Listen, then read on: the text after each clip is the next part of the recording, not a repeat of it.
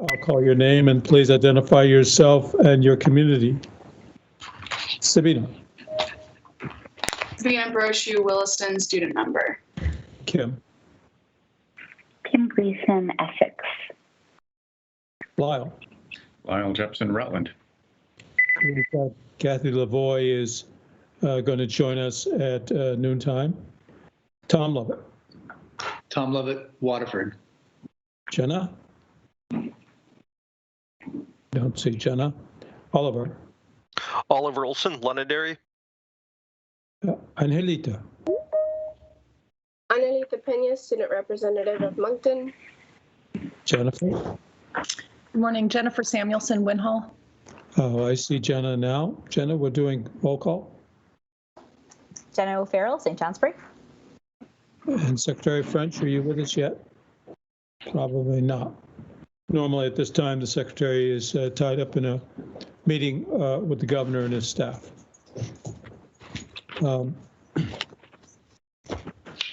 We have one amendment to the agenda, which I've informed you of, and that is that item M, the presentation by the Secretary regarding Kernhattan, will be postponed in its entirety to a special meeting of the board, which will be, we hope, convened before the end of this month. I believe that probably tomorrow, in fact, you will receive a doodle poll asking your availability for a 2.5-hour meeting on such dates as are available. We are first clearing dates with the Secretary, of course, also the attorney for Kernhattan School. We want both to be available. And once we have those dates cleared, and also, of course, the board's attorney in the matter, George Belcher, once those dates are cleared, then you'll receive a doodle poll probably tomorrow. Please do your best to respond promptly to the doodle poll so we can get this meeting scheduled. Of course, it will be a public meeting. We want to give plenty of public notice for the meeting to discuss what we now call item M, the Secretary's recommendations with regard to Kernhattan. The next item on the agenda is item B, which is the consent agenda. There's only one item on the consent agenda, and that is the minutes of our last meeting. Are there any proposed amendments to the agenda? Hearing none, then is there a motion to approve the consent agenda? Kim has moved. Is there a second? I'll second. Tom has seconded. Those in favor of approving the consent agenda, please indicate by saying aye. Aye. Aye. Opposed? The ayes appear to have it. The ayes do have it. You've approved the consent agenda. Thank you. Item C, board amendments, or board announcements, pardon me. Are there announcements by board members of educational matters of interest? Do I see any hands raised? Not. Very good, then we can move on to the student report.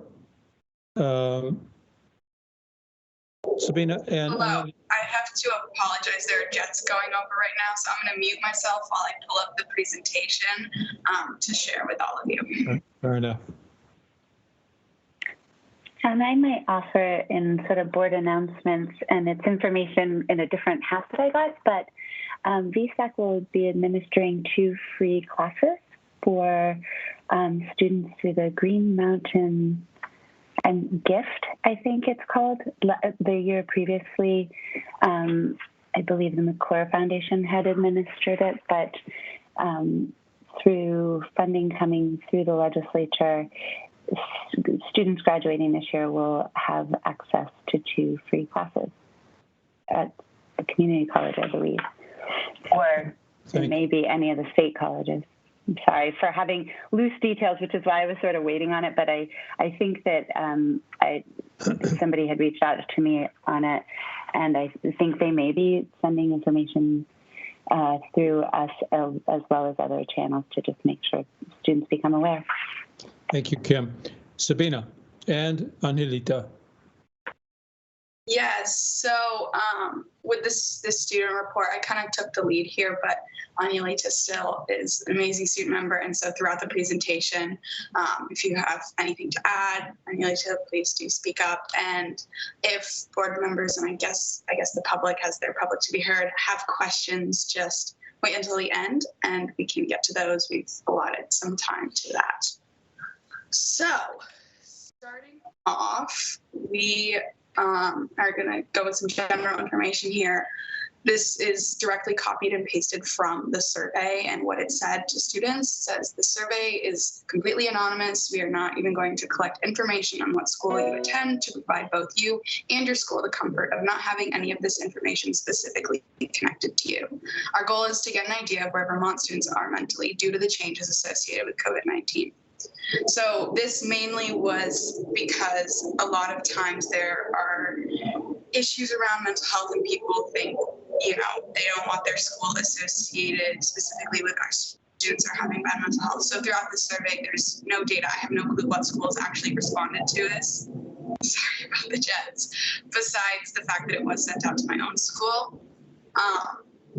But through a family contact, I was able to get in contact with Dr. Sarah Nosek and Anilita, and I had some meetings with her, and she was extremely helpful in putting together questions and making sure that the survey was going to properly capture the data we wanted to capture. So most of the questions you're going to see have been pulled from other surveys that have been sent out and approved by professors at a much higher level than we are at. The way that it was distributed was an email to the entire Vermont Principal Association from Jay Nicholson, and principals were all told about it and given the survey link to send to their students. The responses were collected between March 12th and April 12th. Those are the dates that they're time-stamped with. And we received 593 responses total to the survey. So getting into the good stuff now. The first question we asked was, how are you attending school? And as you can see, a majority of students were hybrid. And so the numbers are broken down more specifically in the corner for you. But it is important to note, I think, that the rest of the questions are going to be presented in this out of 100% format. But it's really important to see that the number of fully remote students is extremely small compared to the hybrid, and same with fully in person. So even though it does look like they're similar numbers, it's simply a percentage. So that way it's easier to see the fully remote, because if you have such a small stack for fully remote and trying to see the different responses within it, it makes it easier. So that is something to take note of throughout this entire presentation, and that the majority of responses are from hybrid students. The next question that we asked was, how much sleep do you get on average each night? And as you can see, a large majority of kids are in a healthy range between, 8 to 7-ish hours. 6 hours is kind of pushing it, but there is a smaller percentage that is getting less than 6 hours. And as high school students, our brains are developing and we need a lot of sleep. Now, obviously, there isn't much we can compare this to pre-COVID and how kids were sleeping before we were in this new hybrid model. But I am sure that there is some correlations you could make. Next question was, how many days a week are you getting outside of your house? This was a question that I kind of felt was important to ask, because for me, at least before hockey season, I wasn't getting out of the house as much as I was during the season, because I had to leave the house every day to go to practice. But on days that you're working asynchronously, you have absolutely no reason to leave the house. You can easily stay in your room, be on your computer doing your homework the whole day. And I think this kind of, it shows that the kids are all over the place, And it is a bit scary to think that there are some kids who aren't leaving the house at all. And and we clarified in this, like simply going for a walk, going to a sports practice, going to the grocery store, simply getting out of the confined walls of your home. The next one was, do you have a trusted adult in your life you feel comfortable talking to about your problems? This was important to ask because one of the best ways to cope with stress and things going on in your life is to simply speak with someone and to feel like you are being heard. The next question is asking peers, so we can compare those two, but it is comforting to know that more than 75% of students feel that they have a trusted adult that they could go to and say, hey, I've got something on my mind. Can you help me out? Or can you just listen to my problems? And no surprise here, more kids actually have a trusted peer simply because it is more comfortable to talk to someone of your own age and feel that they are listening to you and able to help you because you're experiencing a lot of the same things. And again, it is nice to see that a lot of students feel that there is someone there that they can reach out to. But again, there still is that percentage that doesn't feel like that. And that's something that, the country as a whole is struggling with in terms of students and mental health in general. The next few questions are kind of pointing towards where are kids at mentally without saying, are you depressed? Because you can't diagnose yourself. And ultimately, it's not, everyone has mental health and it's a spectrum, and people are going to have their good days and their bad days, and support is the best way to get through anything. So for this question, in the past month, how often have you felt nervous or stressed? And a lot of students felt that most days or every day they were feeling nervous or stressed, which I assume is an increase from what it has been in the past because of the increased stress with COVID and a change in environment. And with any sort of changes, students are having to adapt, and that creates some difficulties. This question was a surprising answer, but at the same time, it shouldn't be, because I personally fall in the most days category myself because I've got lots going on and there's lots to always be worrying about in the world. But it is important that, we do figure out how we can help the students in Vermont. Next one was the same basis, but how often have you struggled to concentrate on tasks? And something that comes with any form of, mental tiredness or any symptoms that would point to needing to reach out to someone and maybe getting help or talking to a friend is the concentration task, because it takes mental toughness to sit for an hour and a half and do a math worksheet. And again, an overwhelming number of students have felt that they have struggled to concentrate on a task at some point. The next question was, how many hours a day do you spend looking at a screen for pleasure? So this is watching TV, calling your friends, scrolling on social media, something that's not required for you to do, something that you just chose to do. Something that I think everyone across the board has seen is that we are looking at screens so much more often now because you're at home and it's the main way we communicate with each other, for example, right now.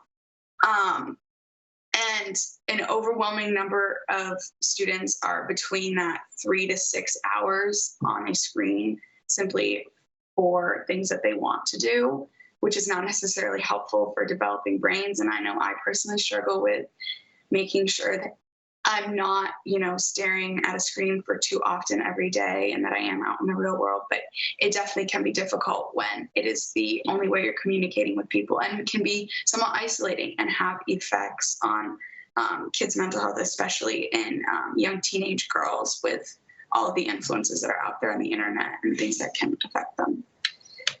The next question was the same, but we were looking at screen usage for school or work-related reasons. So kind of things that are hard to avoid. And reasons that you have to be there, you have to be on a screen, you have to be answering emails or doing your homework. Obviously the fully remote, there are going to be a larger percentage of kids that are going to be on screens more because that's exactly how they're receiving their education. They have no other way of communicating with teachers or peers.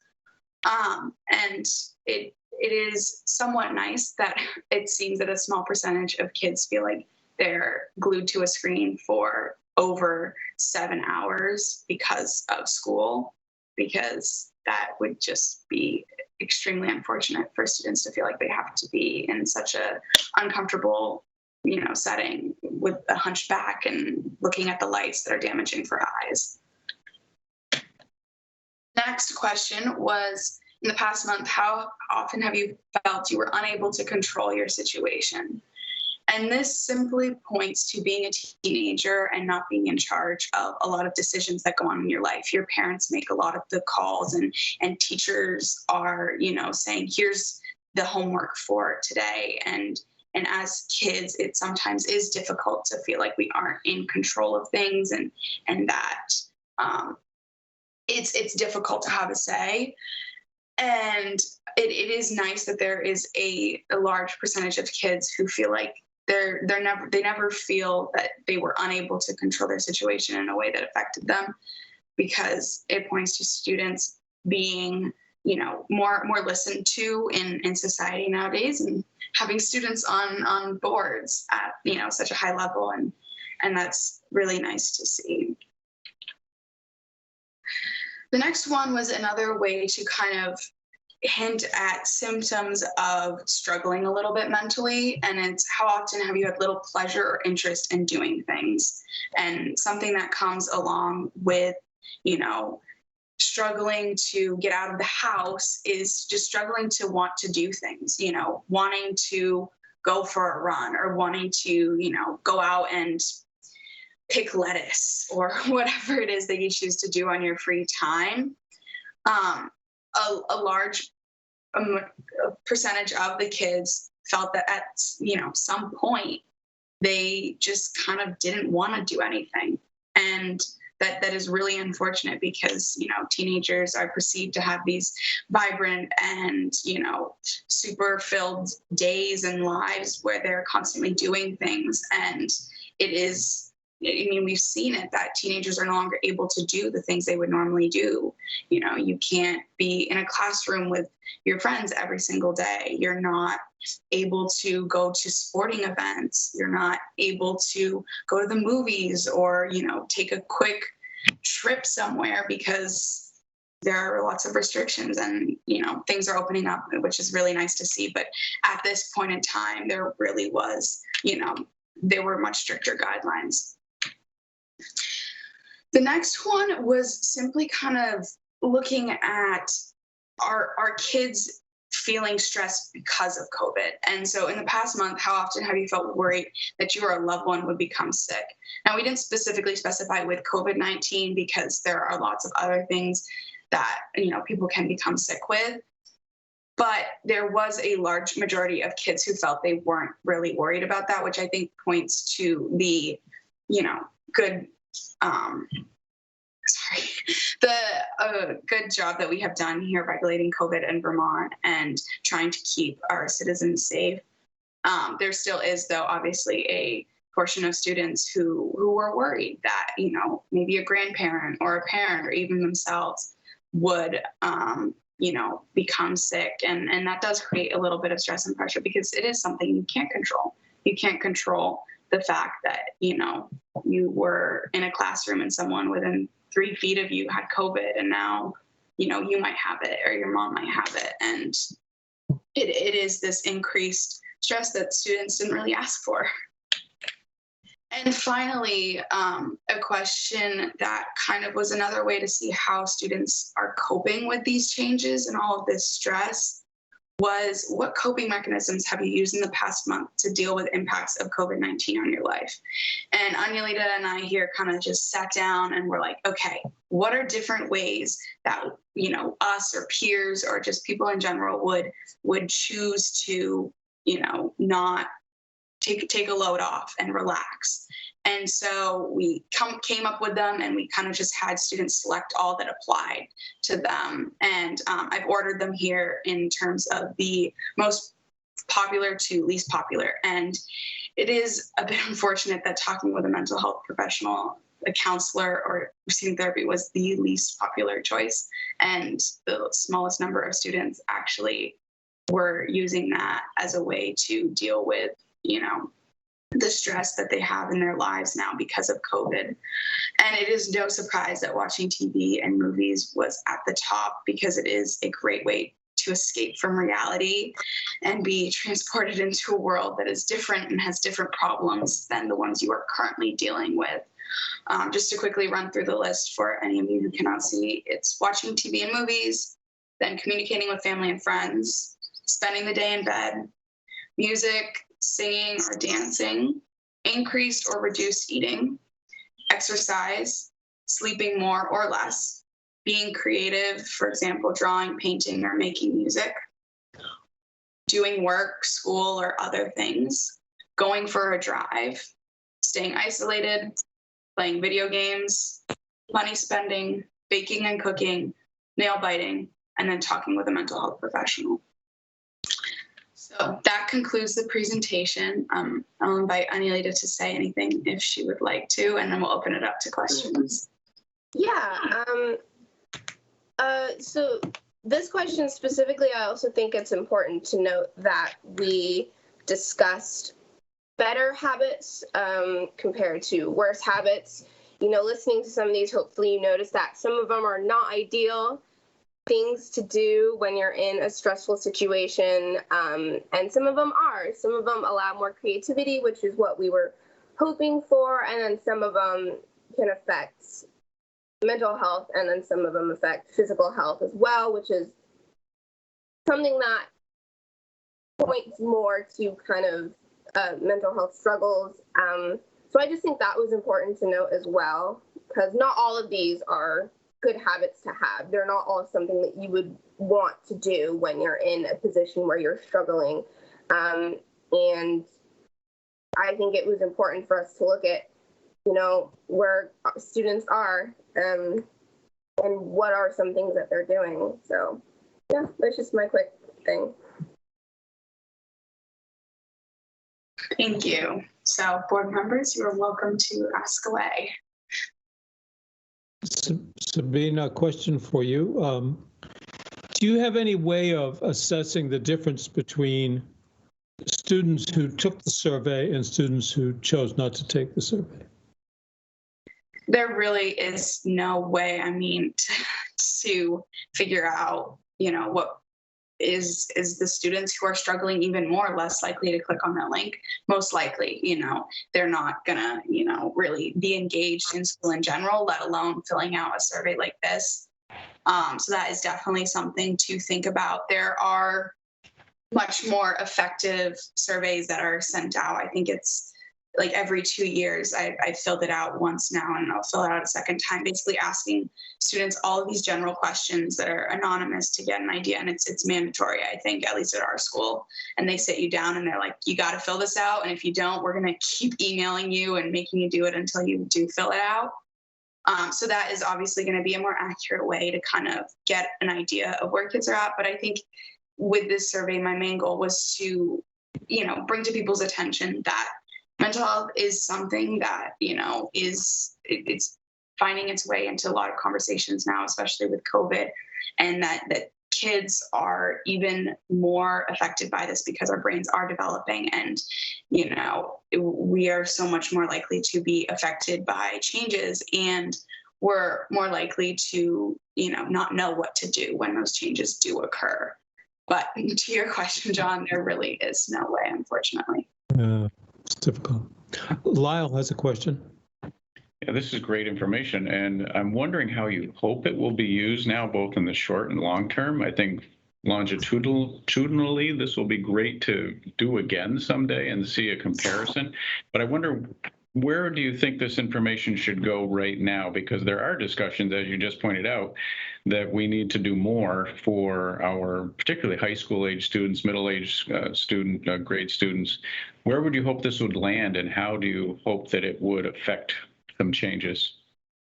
I really hope that it just affects changes amongst starting a conversation, because in a lot of places, people may not be aware of this issue. And then in addition to that, I mean, at our school, we have maybe 5 counselors, and we have a little over 1,000 kids at our school. And so for someone who doesn't have, that access to be able to talk to a therapist or, a counselor outside of school, providing those mental health resources and really talking to kids about it. We have a Bring Change to Mind club at our school, which I'm a part of. And, we work to help make mental health, have kids understand it better. And we have the Green Bandana Project, where kids basically learn how to be these peer support people. And, we have a green bandana tied to our backpack, and kids can come up and talk to us and be like, hey, this is stressing me out. And we've basically been trained to say, here are the different resources that are available to students. Based on what they tell you, you can let them know, well, hey, it sounds like maybe you should go talk to Jen, or it sounds like maybe you might want to talk to your friend about what they're doing that's stressing you out. And so, of course, we're not going to be, dealing with super intense situations, and we've been told, here are where you direct certain things. But I think at a statewide level, there are schools who are not at the same level that, say CVU is at, simply because we have more students and more resources. So we are able to kind of be ahead of the curve here and get a jump on the mental health conversation and support. But I really hope that this just is a way for students who may be in smaller areas of the state to kind of be like, okay, so I'm not alone. Like, there are high school kids out there who, are really struggling right now, and kind of maybe feel like there isn't an adult that they could talk to, or, they feel like they're not, in a place where they want to be, and they may not know what to do or who to talk to. And having, increased awareness about this is really the main goal here, so that students are able to get those resources. So will the results be distributed back to the Vermont Principals Association for distribution? Yes, I've talked with Dan French, and he is looking to have me present this to him and the governor, which he's not here, so I'll meet with him at some other point and present this data. But this will definitely be available, and I will put it into a PDF form, so it can be, sent out to all of you and be added to the agenda. So anyone who is interested and saw that this was on the agenda can view it, for sure. Thank you, Sabina. Tom Lovett has a question. This is for both of you. I'm wondering what, if anything, surprised you as you looked over these results, and which of these results, if you were going to guide future discussions, should we drill down further to ask some more questions and investigate it further? I think the question which actually surprised me the most was the number of students who responded that they were fully in person. I think at the time it hadn't really been, I had just assumed most kids were virtual or hybrid. But in terms of actual responses, I think that the question that was kind of just asking how much, sleep and screen usage kids were getting, it was really interesting, because that is a huge indicator of, our kids, getting enough sleep, because that is a huge part of development and having that, good mental health. Because if you're tired and exhausted all the time, you're not able to engage in healthy habits, and you're not able to go for a run and say receive those endorphins because you got 5 hours of sleep the night before, staying up stressing about a project or whatever it may have been. I was going to ask you about the screen time, because it's possible to look at this data and say that 70% of students are on screens for 12 hours between pleasure and school/work. That over half their day is spent in front of a screen. And that's a reality. Like, honestly, that is very true for a lot of kids. You know, it's becoming more and more common amongst kids our age to have, you know, gaming setups and dual monitors where they're able to basically communicate. Like they'll be playing video games with someone, you know, say in China or in, you know, somewhere in the Middle East. I mean, I'm connecting with students from all over the world because of programs I've been involved with.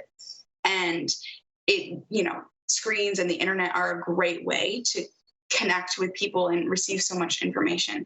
But at the same time, you know, staying up till 3 a.m. every night playing video games or, you know, watching TV is not developmentally healthy for a lot of kids. And, you know, I'm fortunate enough to have parents who are aware of this and then have helped me create healthy screen time habits. But there are a lot of kids who don't necessarily have that role model of healthy habits, or you know, feel like what they're doing is even an issue. You know, acknowledging the fact that spending 12 hours staring at a screen is not healthy is not something that's universally, you know, shared with kids, I feel like.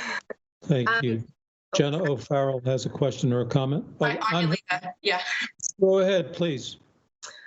So for me, like the most surprising thing, I thought people were going to have more time on their screen. Honestly, I fall under 7 to 8, more than 8 hours for schoolwork alone. I do like 20 plus hours of schoolwork, especially since I take a virtual high school course as well. So I honestly thought there were going to be more hours on a screen. And noting towards staying up really late, I'm one of those people, I'll stay up until 1 a.m. playing video games, but often for me and the people that I communicate with, that's the only time we have time to escape from school. I'll be up until 8 p.m. doing schoolwork, and then I have to eat dinner, and then it's just, okay, I need a break, I need to do something, and I'm not going to only have that 1 hour that I have left in the day to get that all off my shoulders. That's not enough time. And I think if we can find a way to build a healthier schedule for students to manage the schoolwork that they have, because all my classes have been like, you should have 6+ hours for the week. And that stacks up. That when you have 5-6 courses, that all stacks up to a lot of work. And often it's at night that's the only time that we have, to relax. So yeah, I think the screen time is one of the more important ones that we should be looking at, because it can affect students, especially being on a screen for work. Just work that much can be pretty effective in someone's day and time. Thank you, Annalita. By the way, my dog would like to meet your cat. Jenna, you have a comment or question? I do. On the slide number 13, I was wondering if you both have some recommendations around school-based solutions or initiatives that may engage kids differently. I think adding more school counselors or adding more therapists is definitely an adult solution. But if kids don't access them, or like you have only 5 for 1,000 kids, right? The ratio is pretty high for access. So knowing that teenagers are social and there's a connectedness that brings folks together in working through the issues, have you had any thoughts around some recommendations other than adding more mental health counselors to schools? This might seem really childish, but I think 100% that high schoolers should have recess. I cannot tell you how nice it is to go outside and do schoolwork, or just we all feel so much more amazing when we stop class and have 5 minutes to walk around the building. And that's our 5 minutes to socialize with each other, and our 5 minutes to stretch our legs, and just, even when it's really cold outside and we go out, sure, we're complaining about the fact that it's cold, but we just love the fresh air and the fact that we're not sitting at a desk writing and looking at a screen. So I honestly think high schoolers should have a recess, even if it's only 10 minutes in the day. Just at some point, I think that we need a break, and we don't have that time. We don't have that designated time to kind of have that break that we need. Interesting. Yeah, I think another thing that is going to be, huge, at least for students who maybe before were very social, myself included, with all of the COVID restrictions, we weren't able to have school-wide events and kind of really connect as a community. So those next year will really help out with the students who are more social and, love being in a gym with all of their classmates, doing whatever it may be. But then for those students who don't necessarily enjoy that, I have noticed, posters are always up in our schools, little 8x11, here's this club and here's what they're doing. And Bring Change to Mind has put together these posters where there's a QR code and you can scan it and it brings you to this website that has all of these resources. So all a kid has to do is hold up their phone and they're taken to a website that has information and places for, them to, hey, you can call this number and, it's a mental health helpline or whatever it is that you need that help with. And I think for a lot of kids who may feel like, they don't want to go to that counselor and they don't want to reach out, it's something that takes minimal effort on their part.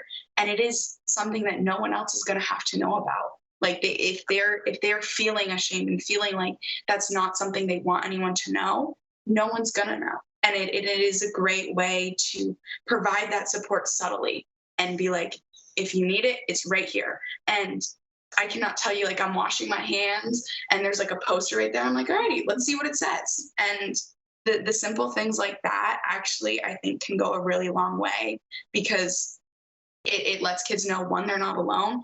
And two, here's how you can get help without feeling like, it's a lot of pressure on you. And, now you have to talk to a counselor who you're going to see in the hallway and, a lot of these things that run through teenagers' minds. Thank you. And Jennifer Samuelson has a comment or question. Yeah. Well, first of all, I just really want to thank you both for putting this together. I know there was probably an awful lot of time that went into the preparation, but also an awful lot of time crunching the data and putting this together in a really, visible format. So thank you. One of the things that struck me as we were going through these slides, and it was kind of more at the beginning of the presentation when you got into the bar graphs, the mental health of the kids who are 100% at home really seemed to be striking to me. For instance, I think there was, the number of students who had a trusted adult was actually lower for the kids who were fully remote than it was for the other categories. Well, okay, so I see that I'm wrong. But fully in person maybe had fewer trusted adults. But I guess my point is, I think there are many good things that have come out of, for some kids being fully remote. I think some kids really prefer learning in that environment.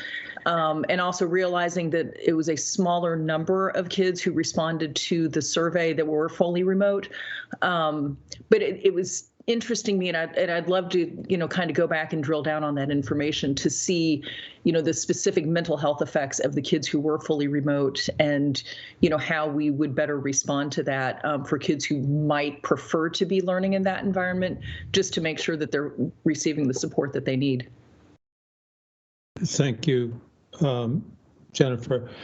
Along that line, Sabina and Anelita, I attempted, as you were presenting this, to sort of profile the characteristics of the different groups, and I only had the ability to profile one of them, which was the fully remote group, which Jennifer was just speaking about. And if I have it right, and I may not, it seemed like there seemed to be some strengths among the fully remotes that perhaps were counterintuitive for me. It appeared that they scored better than others on the question of experiencing little pleasure or interest. That is to say, My recollection is, there you go.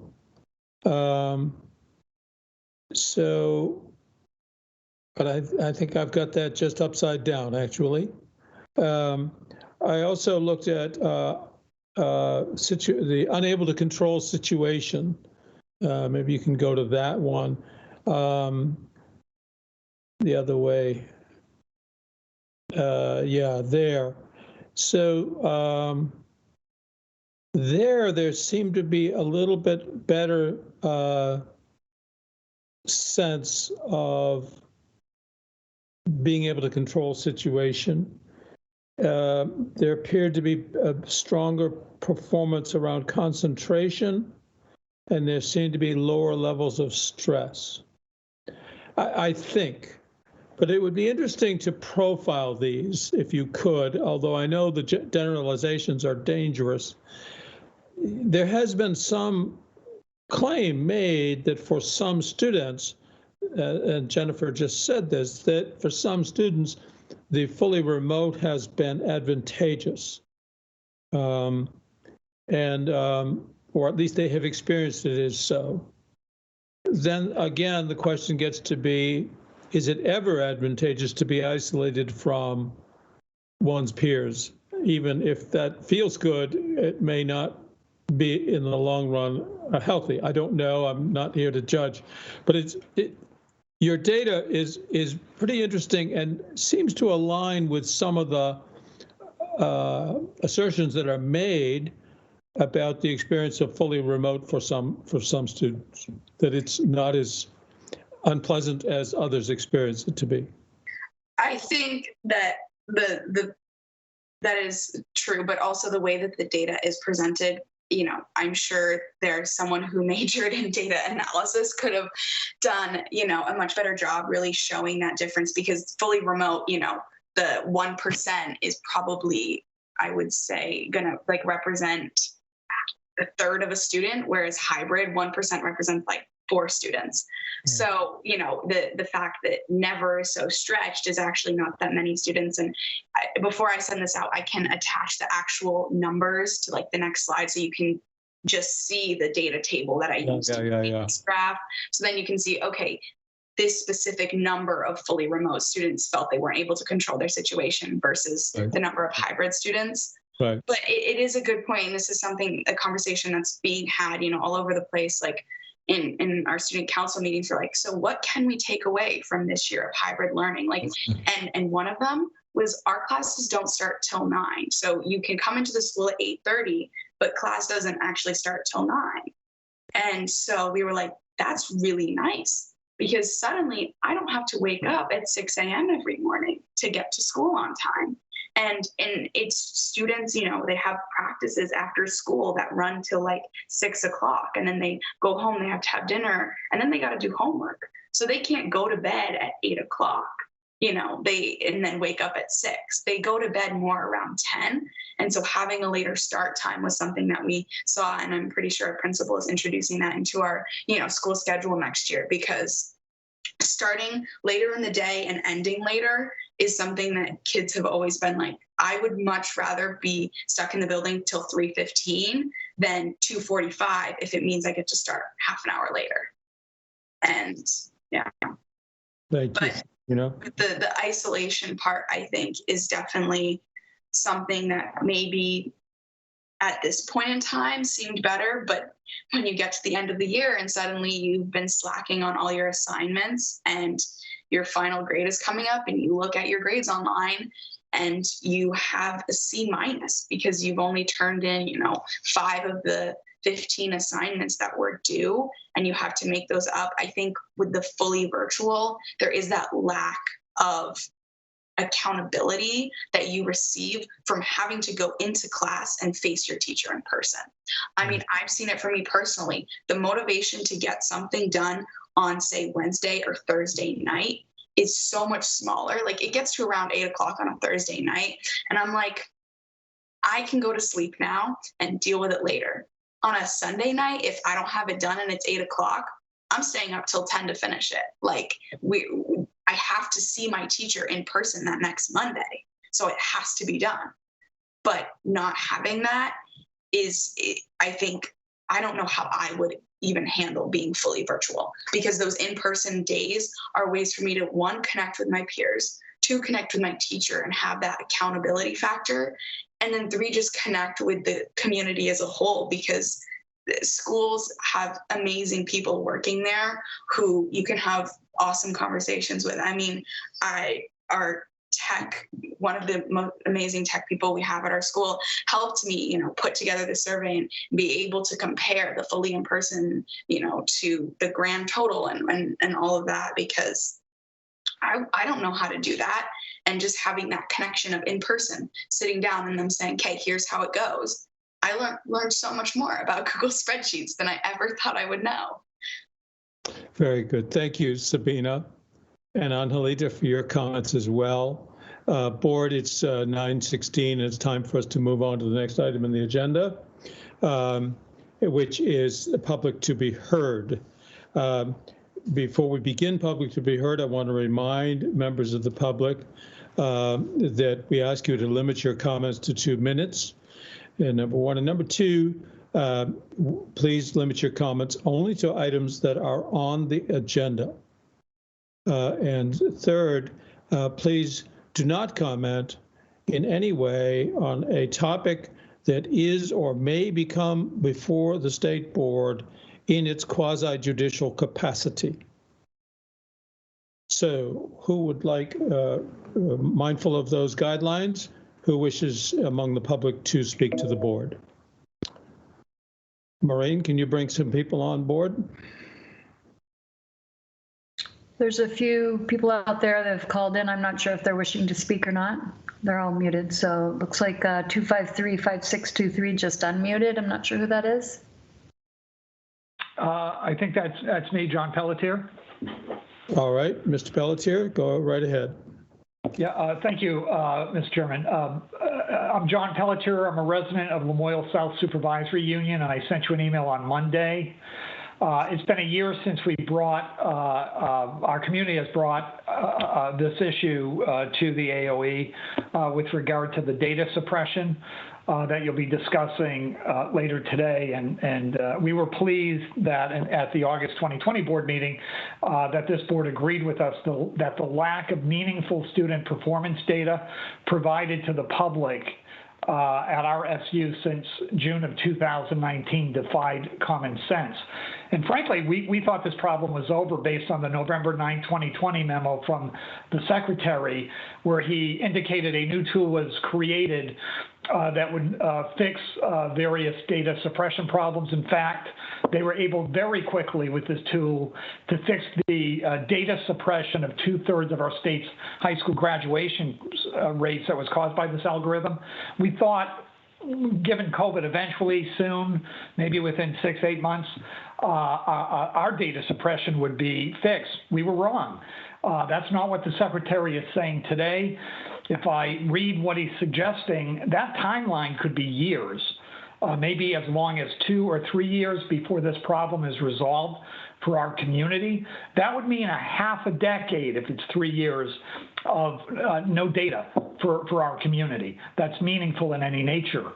To be clear, we have had no meaningful public data on how our schools are performing to the public since the 2000 SBAC data was available. We have no idea how our schools are performing, and it looks like we will have no idea how much educational harm has occurred in our schools due to COVID when the 2021 SBAC data is released next spring. As you know, the secretary has stated that the Vermont's ESSA plan was never approved by your board, the governor, or the state legislature. He has admitted that this plan violates this board's current regulations and policies. This isn't a policy coherence issue, which he mentioned at the last board meeting. This is a giant compliance failure. Section 111 of ESSA requires Vermont to create and file with the federal government a state plan that was developed by the Agency of Education, and this is a quote, with timely and meaningful consultation with the governor, members of the state legislature, with this board, and parents. This level of consultation has never occurred, certainly with parents. I'm very disappointed with the Secretary's lack of urgency Mr. Pelletier. with regard to these material compliance violations. And I would ask that something be done much quicker than what seems to be indicated in that memo. Thank you for your service. Thank you, Mr. Pelletier. Maureen, are there others who wish to speak? Well, let's see here. I have a 2531448. I have a 508-230-2700. Any of the other members of the public wish to speak? Now is your time, please.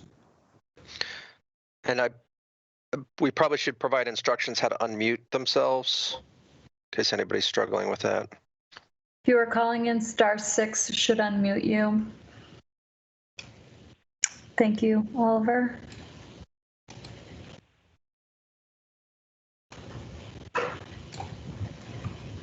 Any members of the public who wish to speak, please unmute yourself, *6, and speak up, please.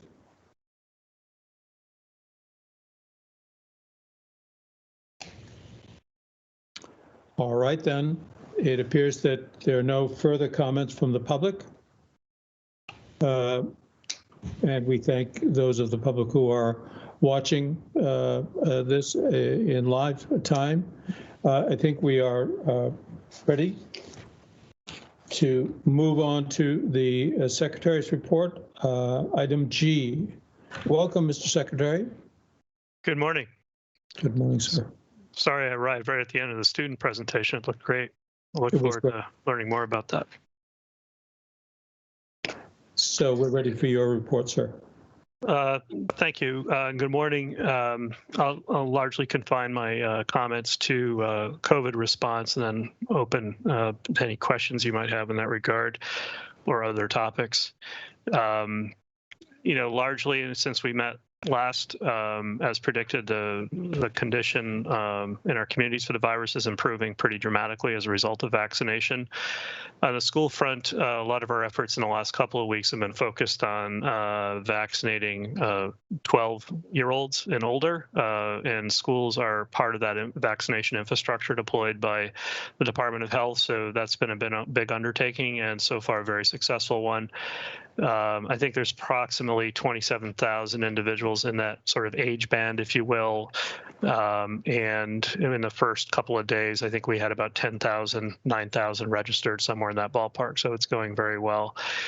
In terms of school year, we saw some new guidance from the CDC recently around masking, and that resulted in a change in masking at the state level. We're continuing to follow the school guidance around masking and so forth, as the CDC guidance specifically carved out schools for separate guidance. So we're still operating in those conditions, largely because a large number of our student population clientele is unvaccinated at this point. So that continues to play out. Schools are very much involved in planning for the summer. The summer has been a big initiative. You might have heard about Summer Matters, a large initiative we're launching at the state level to expand access to summer programming, which we think is critical as part of the emergency response and education, the recovery work, and so forth. And other than that, I've been very busy with the legislature in the last couple of weeks, in particular focusing on how to organize the federal dollars for the emergency response and education for the next several years. And those negotiations, if you will, have been going very well. And my impression is the legislature is winding down this week. Why don't I leave it there? I'd be happy to answer any specific questions you might have. So board members, we're not going to talk right yet about data suppression. That'll come up at item H. But if you have other questions or comments for the Secretary, please go ahead now.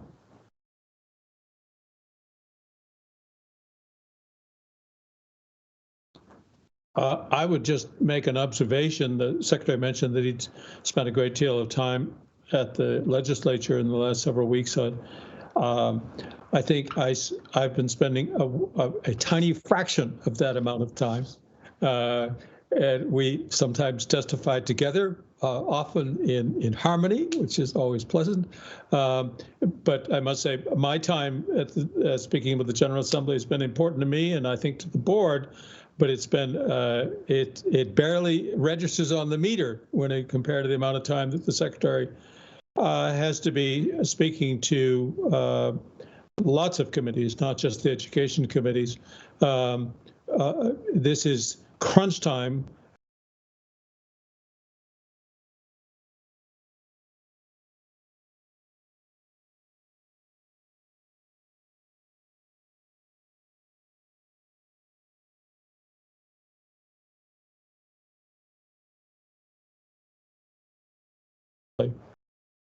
Appreciate that. It is, I just observe. I mean, this year is very interesting with everything being done remote. And as you know, you get down to these last several months and weeks. There's a lot of political conflict, and not in a negative way. I mean, it just needs to be resolved, and that's really what collaboration is all about: is working through our respective roles and working through those responsibilities. But I had occasion, I think, to speak to both committees yesterday, and I observed I just thanked them for their support. Frankly, it's a very challenging moment, and in spite of the conflict, the typical give and take on these issues, I think we're truly blessed to have a very supportive legislature, and they prioritize education, and they've been willing to work through very complex issues, and many of which have been induced not only by the pandemic, but by the federal government standing up some fairly complex programs that need to be administered. Right. I might just observe further that this biennium, there seems to be less contest between the House Committee on Education and the Senate Committee on Education than in prior years.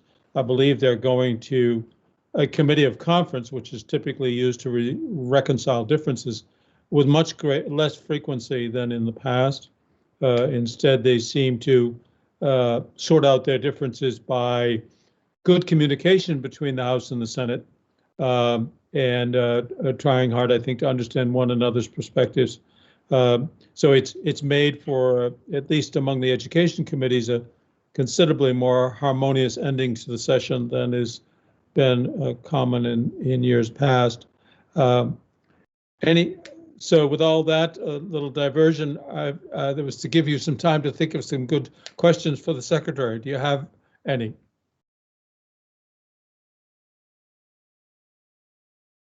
Yes, Kim.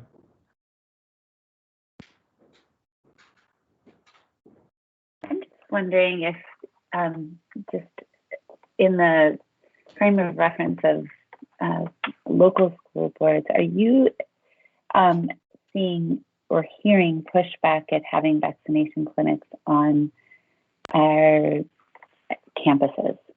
Just philosophically, I've seen a little bit of that come through. Yeah, there was a very little bit initially from your area. I don't remember which school district, but it hasn't been widespread. Actually, it's been the exact opposite. There's been a tremendous amount of enthusiasm. And the only vaccine that's available for younger students is the Pfizer vaccine, which requires pretty significant logistical considerations in terms of storage and so forth. And those logistical considerations have really drive, how Vermont Emergency Management has deployed these vaccination sites. So we've had a tremendous response from schools, but it's really been the logistics saying, okay, we're going to use this school and not that school. We're going to use this community site, this health clinic, this pediatrician's practice to really plug, the gaps in the landscape, if you will. So it's been it's like every other response from a logistical standpoint. They're complex ones because we have a very rural landscape and we have to pull together different resources to make it happen on the ground. But the schools have been exceedingly interested in having clinics. And we've had a tremendous response from pediatrician community and our family practice folks to become involved. There's a lot of, as you can imagine, education that has to go in to help parents make an informed decision about whether they want to have their children vaccinated or not. It's a different scenario than with adults. So that's required a lot of communication and logistics, publication of information and so forth. Thank you, Mr. Secretary. Other comments or questions for the Secretary? Then hearing none, we can turn to item H, which is the Secretary will speak to us about the state report card and data suppression. Secretary French.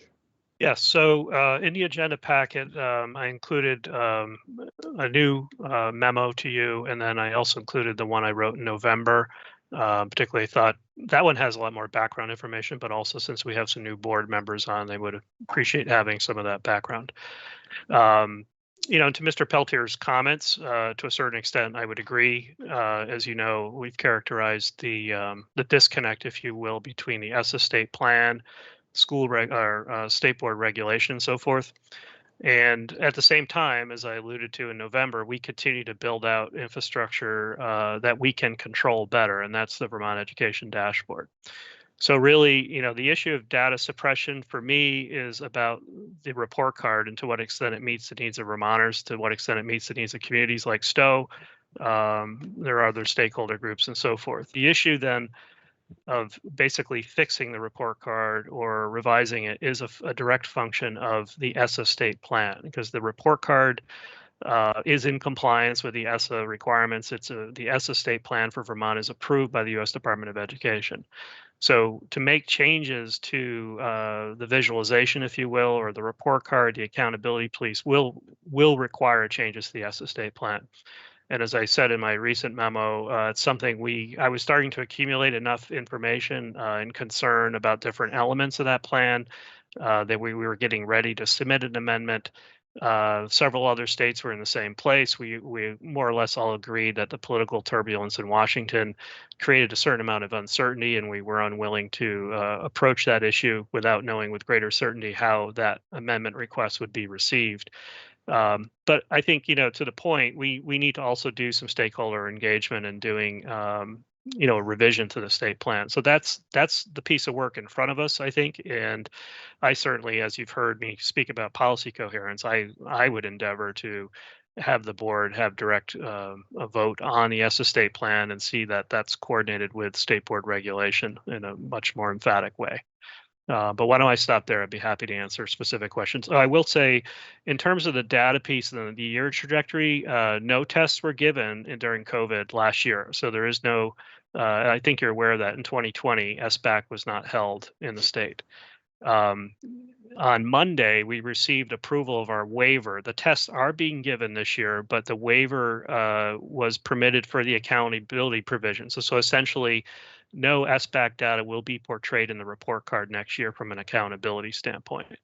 We're still sort of working through that with the U.S. Department of Education. We have some other assurances around data that have to be made as a result of that waiver.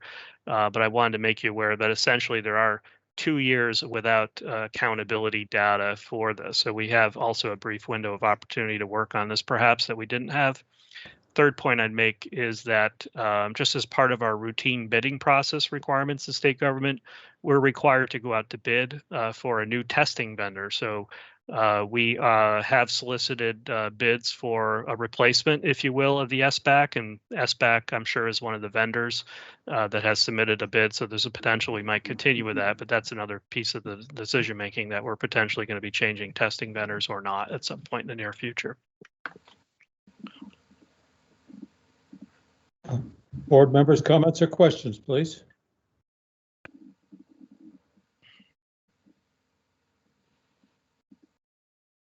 Mr. Breyer, would you be so kind as to turn off your video? And also, please be sure that you are muted. Thank you. Tom. Yes, thank you. Secretary French, I noticed in your memo you mentioned that you have shut down the development of the school climate survey and those pieces. I wonder what the timeline is for reintroducing that so that it's so that the state plan and accountability measures do more than just the SBAC testing.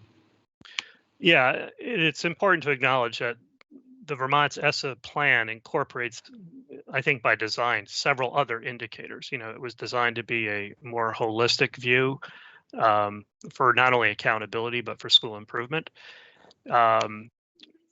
When I became secretary in 2018, many of these data systems were in flight, and the ESSA plan was in flight. And I had to make some decisions around what was doable.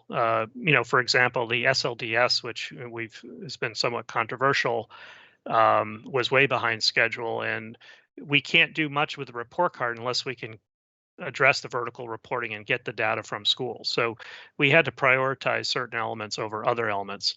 And it became clear that there was no sort of broader scope project schedule, if you will, of bringing on all the different elements and how we were going to go about doing that. And we really had capacity issues just to deploy things like the SLDS. So I had to make some decisions around sort of narrowing the scope of the data model, if you will, the complete model as envisioned under ESSA. We have moved forward with other areas, and mainly my decision-making line there is what data did we already have or feel realistically that we could collect? So like the financial information, the teacher quality information, those elements have been brought online at each iteration of the report card. But things like the school quality or the school climate survey, which would require a brand new data collection, a brand new survey, I put a hold on those issues so that we could focus on the areas that we already know how to collect and arrange and visualize. Thank you. Lyle Jepson, comment or question? Yes, thank you, Dan. And I apologize, this could be a roll your eyes question because you'll see how naive I am. As a general member of the public, when I hear data suppression, I think one of two things. One is that we have data that we're not reporting, or that we are not collecting data that maybe we should be collecting. Could you better define data suppression for me so I know exactly what we're talking about? Yeah, and I'll answer that in this practical context of accountability. So the starting with No Child Left Behind Act, which was where this really came from, I think, in the state board's regulation. We under No Child Left Behind Act, we had to stand up an accountability framework, and you might be familiar with the phrase annual yearly progress, AYP. So every school was put on a trajectory so that in 2014. Every student would be proficient in every school. And every school had a sort of a trajectory, and they had to make quote unquote adequate yearly progress. So as we started to lay those charts out as required by No Child Left Behind Act, at some point we had to make some decisions about what we call end size, and this was done on a school by school basis. So at what point is a school too small to have measurable objectives? That the data essentially is so small, it can be personally identifiable, certainly, but also becomes highly volatile from a prediction of improvement. So we had to establish as a state a cutoff, and we did that in our regulation at an end size of 11, I believe, was in No Child Left Behind Act. As that played out, as if you didn't know, Vermont was one of the few states that didn't get a waiver from No Child Left Behind Act. So we wrote out that law to the bitter end and basically labeled all our schools as failing schools in 2014, even though we continued to perform fairly well on NAEP and other indicators. But we had to kind of go through that exercise to the end. Along that way, and this predated Secretary Holcomb, I think Commissioner Villaseca, I remember him, this conversation emerging in his tenure around a concern that because we had adopted this end size of 11, that we were suppressing the information from too many schools, meaning that we had set that cutoff.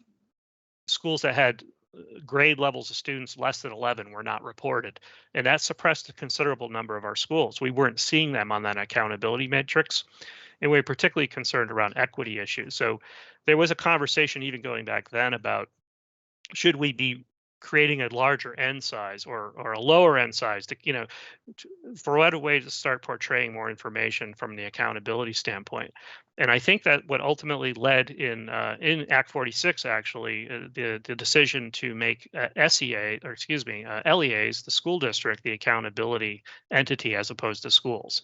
So as I allude to in my memo, that is a critical piece from my perspective. We shifted in Vermont largely in response to this end problem, shifted accountability from the school level to the district level. So essentially, Under ESSA, we speak about school district accountability, not school accountability. And the idea was, well, we're going to have bigger N sizes, therefore we'll be able to report more data. But what's playing out now that we can see inside this new data model in the report card, now that we have 2 years of data in it, is that those underlying issues of small schools and small grade sizes can contribute to data being suppressed in a larger entity, what we now call, I'm not sure we have this established as a term of art, but cascading suppression. So there, I would argue, unanticipated consequences that weren't fully acknowledged by writing in the ESSA plan, not fully acknowledged by designing the report card until we put some data in it and actually operationalized it and saw the effects. And that's where a lot of the criticism is directed now, because now that we can see the patterns, we're not satisfied with that. So we have this perennial issue of small N sizes, if you will, that in the past led to the suppression of individual schools to such a large extent that we were concerned. We therefore expanded the idea of going to districts, the idea that we'd see more accountability and particularly patterns of unequal access to opportunity. But there's unanticipated consequences on the back end. And actually, like in our equity index, that's a function of our new ESSA state plan, we still see suppression issues happening in an area like free and reduced lunch could contribute to an equity index being suppressed because of that particular indicator. So it's, if that's helpful, but the issue we've been struggling with as a state is we have a lot of very small schools, and how can we translate that into a meaningful accountability framework? That's very helpful. Thank you. Thank you. Next is Jennifer has a comment or question. Yeah, Dan, thank you so much for talking about this. So ESSA is looking at school district accountability, but the state report card is looking at school accountability. Do I understand that correctly? No, I think to the extent the federal law allows states to define the entity that is accountability. I mean, and you need to understand, I think outside of New England or even northern New England, the idea of a school district is the LEA. I mean, you know, school districts are large entities. You know, I'll use Maryland as an example. It has 24 school districts. You know, Vermont has, as you know, through Act 46 now has far fewer, but we still have 150 some odd. And we previously, under the way No Child Left Behind Act operated, it was all based on school accountability. So under ESSA, we had to sort of make some decisions on how to define that accountability. And we decided, you know, we have these things called supervisory unions that are unique in northern New England that contain actually multiple school districts, in many cases, multiple very small school districts. So we decided as a Vermont way to sort of translate that over to say supervisory districts will be the LEA for accountability purposes. And we did that in Act 46, but that's in our state plan as well. So in terms of your question about the report card, our compliance requirement to the federal government is around supervisory unions or supervisory districts being the entity for accountability. But then the report card allows you to dig down into layers. So you can go into the school layer, but that's where some of the suppression issues occur. Okay, yeah, because I got on the Vermont annual snapshot and noticed, you know, not just with my own area in Vermont, but with other areas as well, that a lot of those screens, when you click on them, it's just NA. There's not the data that's available. So is that because of COVID and, you know, no SBAC scores, or?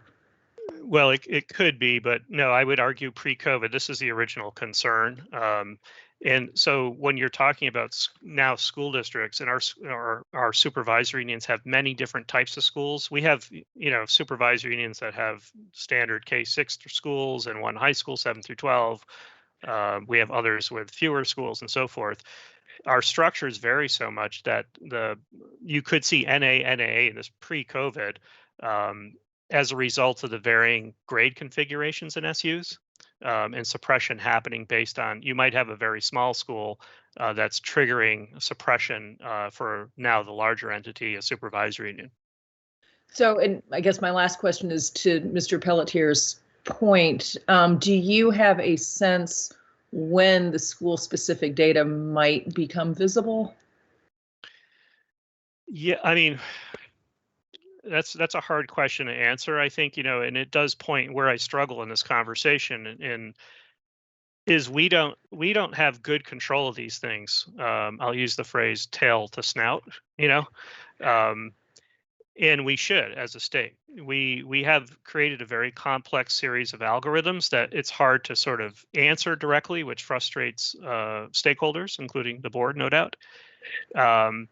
And I would just point again to the Vermont Education Dashboard product that we're building, not to highlight that so much, but to show it as an example of something we can control, because we know where the data is coming from. We know the algorithms that are in the table, and we control the visualization. It's very easy for us to manipulate that through something like it's created in Power BI, a Microsoft product. Whereas in the report card, we have so many different layers that are involved, it's really hard for me to definitively answer your question. And that's part of the frustration. It should not be, for such a small state in particular, these questions should not be complex ones that require significant research to answer. Okay, thank you. Next questioner is Kimberly. Kim? Hi, thank you. So one of the things that I just wanted to echo was the interest in the school climate surveys, particularly in the wake of this pandemic. I think that there is value to that, and I appreciate the constraints on the priorities and time. But I know that otherwise we are going to, certainly districts individually are going to do the best they can to resource probably and ferret out that climate information. I think there's also value in it as we think about unifying districts and post Act 46. I think my other question, or I guess maybe thing to point out, is that SBAC data, on the ground as a school district and board member who sees a lot of data, SBAC data is almost the least impactful data point we see as board members in evaluating outcomes for our students. So while it is the data piece that is sort of missing or suppressed at this level for the report card, in terms of impacting future investments or the real-time impact on students and instruction, SBAC data comes out too far after the fact for that.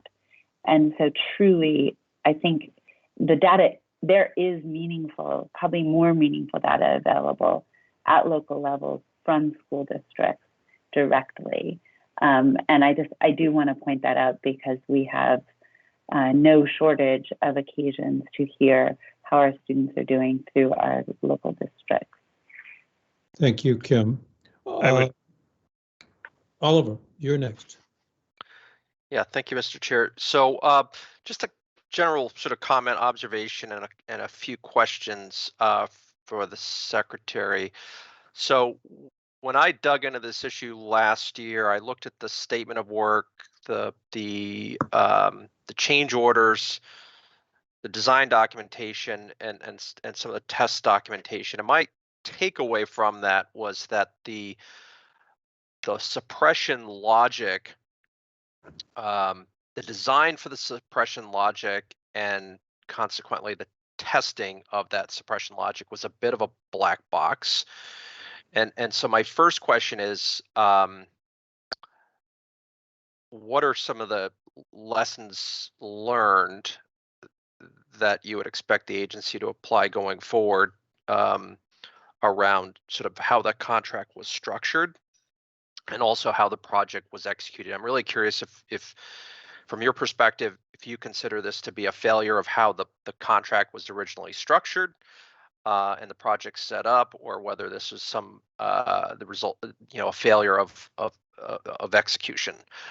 So that's sort of my first question, looking at what happened and how we're going to sort of prevent this from happening again.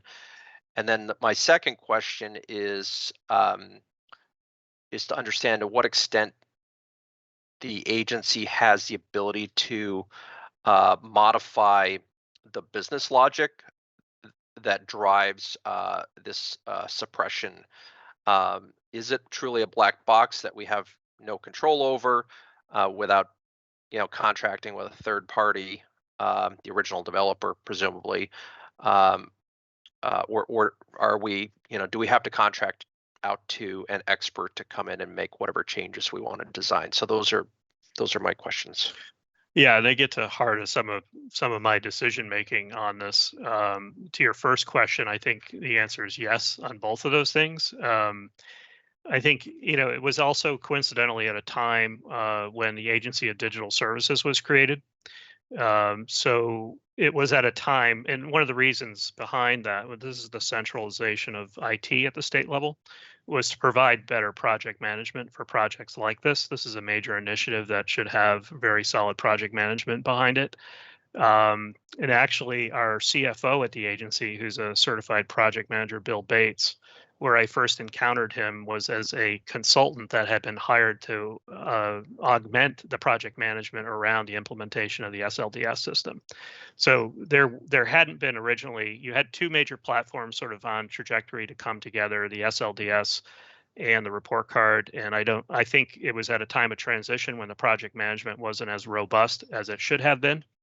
I think also internally inside the agency, the data teams were distributed out among the various divisions, so there was not a holistic understanding of all the work that was being put upon the agency relative to data and delivering on these systems. So like the issue of the school climate survey was emerging from different places and not necessarily connected to the financial parts of the agency and so forth. So there was a lot of disconnect going on. So yes to all of the above. I think we're in a totally different place. We have different person in charge from ADS. We have much more robust project management inside the agency. We have a division inside the agency dedicated to data, led by some very talented data scientists. And we've spent a lot of time wrapping our arms around all the work, scoping out all the projects, and really have well-documented business rules and so forth inside the agency on how to deliver. And that's where it leads us to things like consideration. Well, what can be done? What can be scheduled? What can't be scheduled? And it allows us to talk with legislators and other stakeholders more emphatically to say, okay, if you want us to do these 4 new things, here's the project board. How do we fit this in? What do you want us to stop doing? Because these other things will require additional capacity. In terms of your question, I around the black box issue and where do we go from here, I think that's what I tried to address a bit in this most recent memo to you. I don't think it's a worthwhile investment, and that's essentially where I guess the difference between where I was last year, where I am now on this. I was still kind of skeptical a bit about the complexity of the report card as a project. Was willing to give it a fair shake, if you will, until we had a sufficient data in it, at least 2 sets of data to see how the model was behaving. I was always somewhat skeptical that it was overly complex of a model for a state of our size, particularly as I spent some time. I used to have in my office a list of report cards from other rural states, and I'd say, well, look what this state has in terms of report card. It's far simpler and easy to manage. And we would have to invest additional resources to unpack the algorithms and get that changed. And firstly, we'd have to decide for ourselves as a state, what those changes should be. But then we certainly would have to contract out someone to redesign this system. I do not think that is a good use of state resources. I think we need to spend some time on revising our SOT plan and having that conversation. But I would suggest that part of the design criteria that was not there before, that should be there now, is that we should be able to control the entire system from data collection through the arrangement to visualization. And that means we have to create a far simpler tool, if you will, in terms of report card than what we have now. And I think, those tools are out there and we've gained a lot of fluency in using things like Power BI. So we continue to, build out the Vermont Education Dashboard. As I mentioned, I would suspect that something like that would become a good replacement for the report card at some point, and we'd be able to speak more directly to any suppression issues or other arrangement issues that might emerge from stakeholder feedback. Thank you. Tom Lovett.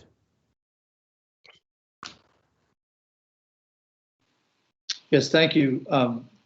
Thank you, Dan. I'd like to double down on Kim's comments about the importance of school climate as parents or grandparents look at where to send students to schools. I know that that's really as important as academic performance is the climate within the school. And also to Jennifer's comment about the need for school specific data, because whereas I know that there's a move to consolidate some of these things at the district or SU level, a lot of the changes that make a difference in a student's experience happen at the school level. And so it is a school climate survey that I think every school is different that way. My question, though, goes to the ESSA plan, and I'm wondering if you have a timeline or a work plan for how we begin to revise that and what and how the board can be involved in that going forward. Yeah, let me just sort of comment again on, I think school climate survey is a critical piece of data that it can be used to improve schools at the local level. I've used them as superintendent, and typically the commercial products that are available in this regard look at 3 sets of data, and it's really the triangulation between those 3 sets of data that makes a school climate survey powerful. And that is the student perceptions of the learning environment, the teacher perceptions of the learning environment, and the parent perceptions of the learning environment. And it's the intersection between those three things that the richness of that data emerges. So example, when students perceive a learning environment one way, teachers perceive it a different way, and parents perceive it yet a different way. It's, well, what's that conversation mean? And that was not what was being contemplated as part of the state plan. So that was part of my initial concern as well. It wasn't sort of fully articulated in that regard.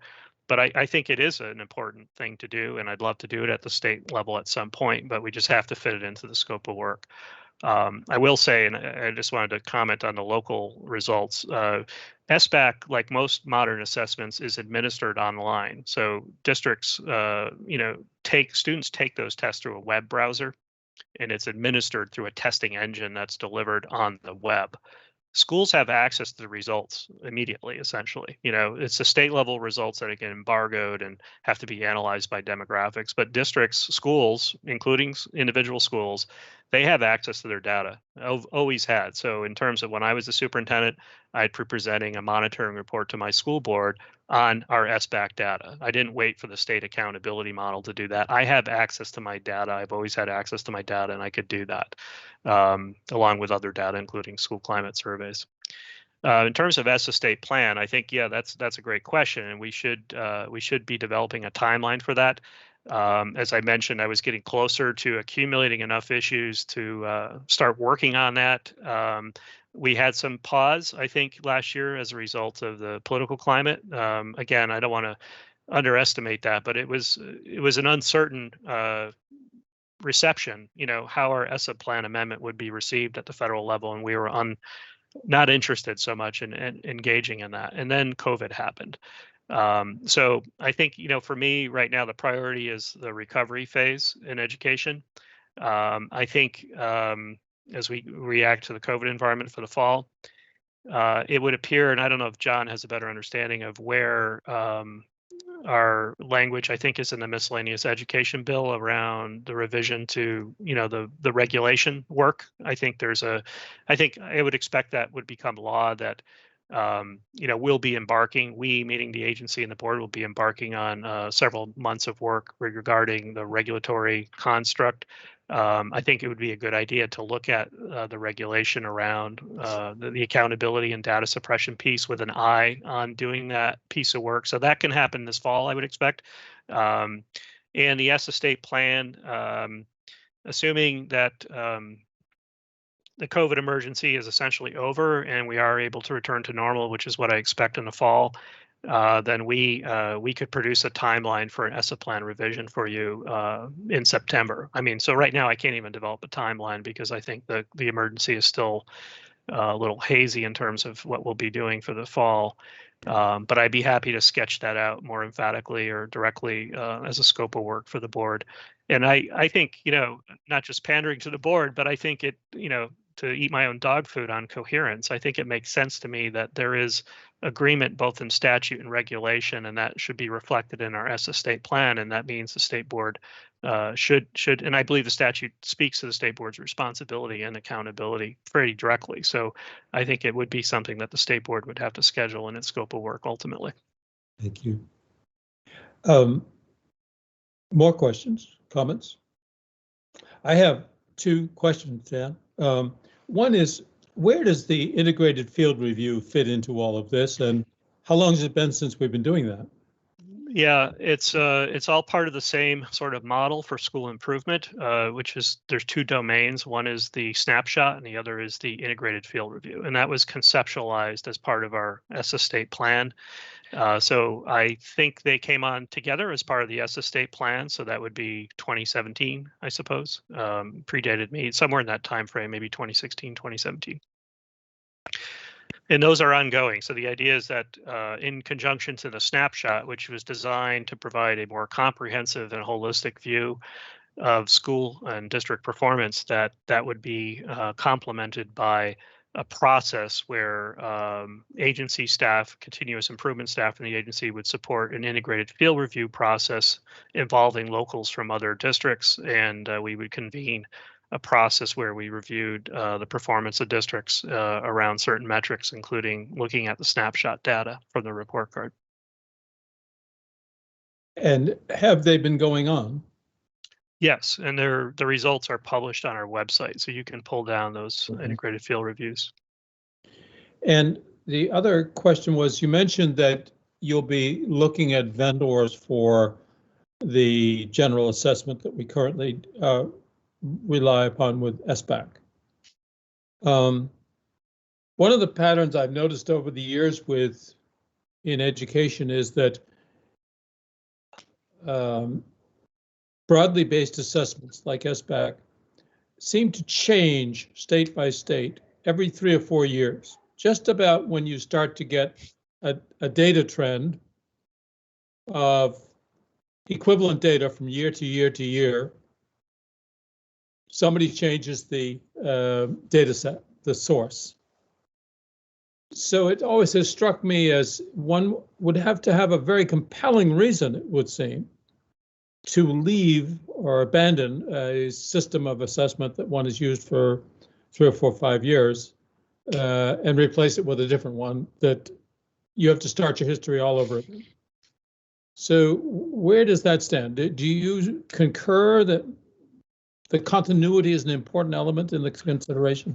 No, absolutely. And, every time, Vermont's made that shift, it's been a result of political decision making at the federal level. It hasn't been, that hasn't been a state thing to say, oh, we're going to change our test for the fun of it. So, we had NSREs, I don't remember what the NSRE stands for anymore. Norm reference, I forget, but that was the original test, and that went away in favor of NECAP because we had to have state level standards in the test as a requirement. So we partnered with other New England states to develop NECAP.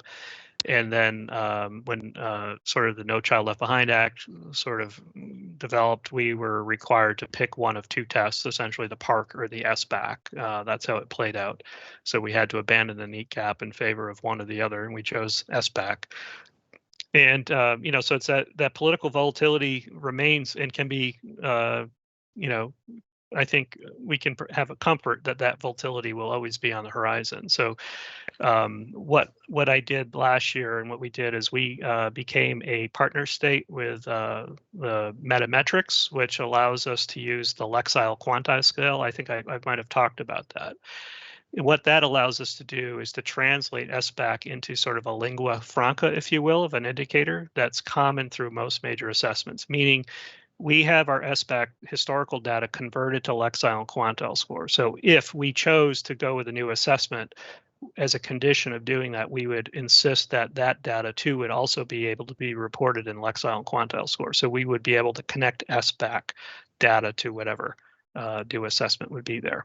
And our interest in doing the Lexile quantile was really about that issue, but also about the fact that we don't have any K through 3 data at the state level. And that's an important piece of the particularly from a literacy perspective, of the puzzle. And a lot of districts do have commercial benchmark assessments in the K through 3 level and use that data quite, to Kim's point about what's actionable data. Those benchmark assessments usually happen 3 times a year. They're being used by teachers to make instructional decisions and often are reported up to the boards. Almost all of those benchmark assessments report their data or can report their data in Lexile quantile score. So by embarking on this sort of state level partnership with Metametrics, we also have the potential to connect the K through 3 benchmark data with the SBAC data. So school districts would be able to see a continuum of performance on an individual student basis across K through 12. And that's where a lot of states find the Lexile quantile partnership useful. So we embarked on that a year or so ago, pre-pandemic, but part of the strategy there was also to insulate us from the volatility that might emerge from changes in the assessment technology. The assessment technology is a key variable, not so much the political variable right now. A lot of states have left the SBAC consortium. We're still about maybe 12 of us, 15 of us in that consortium. But there's been a lot of changes in assessment technology, and that'll be part of the consideration going forward. But we did, I think, have addressed, our hope is to address the connectivity piece that will have continuity in our data regardless. Thank you. The chair wishes to award a gold star to the secretary for the use of the term lingua franca. Oh, I just love it. Thank you. Other questions or comments for the secretary about this general topic?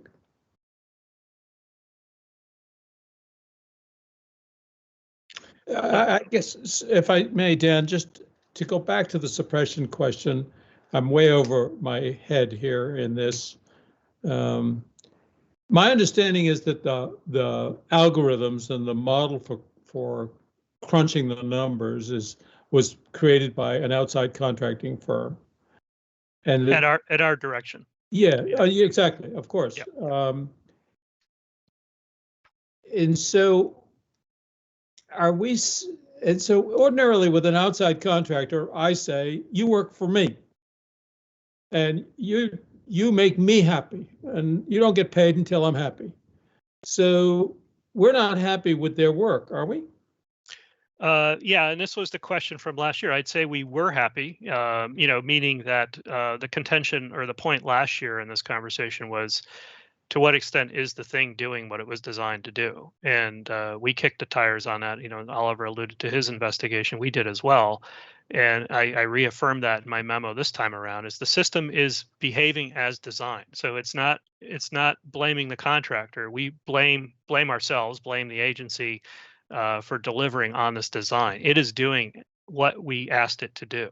Including the cascading suppression. Yeah, I would say in fairness to that, it's hard to understand that would happen until actually data is pumped through the model. And that speaks to the complexity of the model. We should have been able to predict that with a simpler model, but we really are unable to see those effects.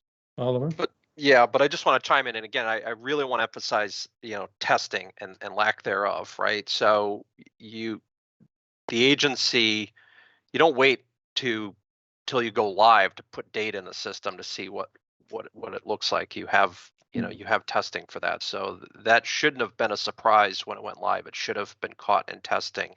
And that was one of my key findings, that the testing was very, very weak on this system.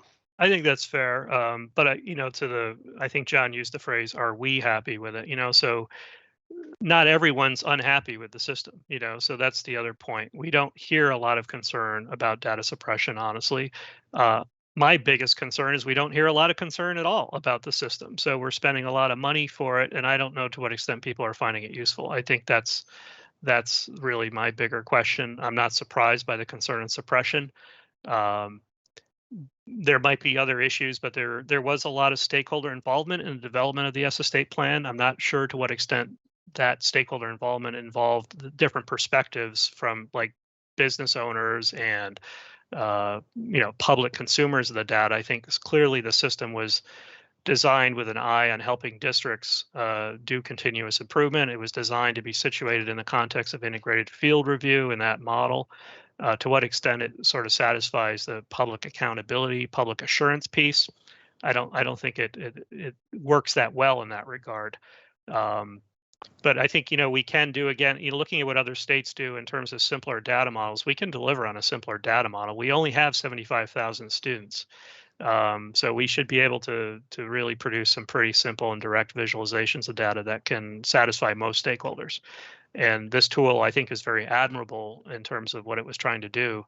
But I think it's overly complex for the size of our state, and it's difficult to manage, and it's costly. Just another question. You would think after all this time I would have mastered this stuff, but I have not. I'm still confused between the dashboard and the snapshot. And then you mentioned that the IFRs, the integrated field reviews, are, yeah, I think, separately reported. I think as perhaps Jennifer did, I went and looked, clicked on the link you gave us and went back to the snapshot. I've looked at it before and just looked at the results of the snapshot for a bunch of different LEAs or schools, I'm sorry, and for some supervisory unions. And, frankly, it's really unimpressive. I'm sorry to say, I just don't feel like if I were a layperson, which I am, I don't see how this tells me very much, even allowing for the fact that you haven't been able to do anything in the school year 2021 because of COVID results and SBAC. I understand that. But for example, the terms, the measures of safe and healthy schools and investment priorities, somehow it seems kind of lame. I hate to be so judgmental, but this doesn't seem like a very powerful tool for a resident of a town to sort of be able to say, how's my school doing? Am I being fair? Yeah, I think so. I mean, again, there's different perspectives on it. From my perspective as a superintendent who'd be trying to utilize data to improve a system, I wouldn't find that overly useful either. I think, just to answer the question, and part of the challenge here, there should be, conceptually, there should be one place to go on the agency's website for data, right? And you should be able to, in modern tools, pull down a spreadsheet ultimately if you wanted the data to do something on your own with it. So just sort of the brief history lesson again, we used to have an accountability site that was the adequate yearly progress. And the dashboard the report card is essentially the new version of that. We always had on the back end, we had some data tables that were coming from an old Oracle database that were there. If you really wanted to dig into things, you could find attendance information and so forth. And that's where the Vermont Education Dashboard originates. So from sort of that older legacy product, we're abandoning that old Oracle platform and working with some of those raw data tables. But now with the visualization tools, we can start to do some arrangements and visualizations of those data that are much more useful. So that essentially that modernized back end starts to be competing essentially with the report card in terms of its utility. And that's where I think a lot of states have gone, is to say, look, we can build out this stuff now with the tools that are there, and the visualization tools are so easy to use. We can put out something more than a table on a website. We can actually produce some nice graphs and charts and do some arrangements that are probably going to be useful to 90% of the people, and always provide that option in the corner to download an Excel spreadsheet if you want to play with the data at home. And the report card in particular kind of goes a whole nother layer on visualization. It's trying to do some stuff on really complying with our ESSA model in terms of how we want people to look at the interrelationship among these different variables and some judgment as to what's good or bad. To use your point on the investment piece, my understanding of that domain in particular was around a concern that school districts perhaps weren't spending enough, or some school districts weren't making adequate investments if they particularly had students in significant need. So this domain, if you will, was going to tell us, to what extent districts were making those investments. When I read the sort of the widget or the meter on the report card, it doesn't really tell me a lot in that regard. There's a judgment being made, like, is this district making an investment or not? I'd really have to dig into the detail and know a lot more, And I would just, 10, 15 years ago, we used to do a comparability spreadsheet that was very easy. We call them the town report sheets because the agency used to produce these reports that put your school in a cohort of like-sized schools. So, I was the principal of a K-12 school. I would get a town report handout from the agency that showed Canaan School is a pre-K-12 school in a peer group of other pre-K through 12 schools in the state, and how we compared spending wise, how we compared population wise. And that's like, I would hand that out at town meeting and say, this is useful information. People understood it, and then the people themselves could judge whether this was a good use of funding or not, as opposed to going to the website and having the state judge whether it's a good use of funding or not. But that gets again to the S estate plan. We were very ambitious in its design. It's admirable in many respects, but I think it's from a practical standpoint, it doesn't hold up, and it's not. I'm increasingly concluding that it's not justifiable either from a complexity standpoint and an expense standpoint. So I would just, to Tom's prompt, I think fairly you should expect me to produce a timeline to revise the S estate plan, and I'm gonna do that, assuming I can get through. We understand what the fall's like, but I'd say September. I'll come back to this topic and try to present you with an idea. Good, thank you. I think, board, we need to leave it there. It's 10:15, now 10:16, time for a break. This was a very good discussion. I'm glad that we had the extra time for it. I think for those of us who are still struggling to understand all of this, was very helpful, Dan, and clearly you're very, very strong and conversant in this area. So I thank you, board members and Dan, for this discussion. We'll take a break and come back at, I think, 10:30 to resume where we'll hear presentations about post-secondary schools. So thank you. Be back at 10:30, please. All right. And we're starting with the question of post-secondary school approval. Is that right? That's right. I've got a presentation that we can just go over to kind of give you an overview, really high level, of what the post-secondary approval process looks like and the rules around it, if that's helpful. Thank you. Do you want me to go ahead and start right in? Please do. Okay. Well, it's nice to see everyone. I'm Cassandra Ryan, and at the Agency of Education, I am the Director of Regulatory Compliance. One of the programs that sits on my team is the post-secondary approval process. So it's a process that is completely determined by your state board rules and, of course, our statute. So I'll dive right into a presentation here, if I can get it up on the screen.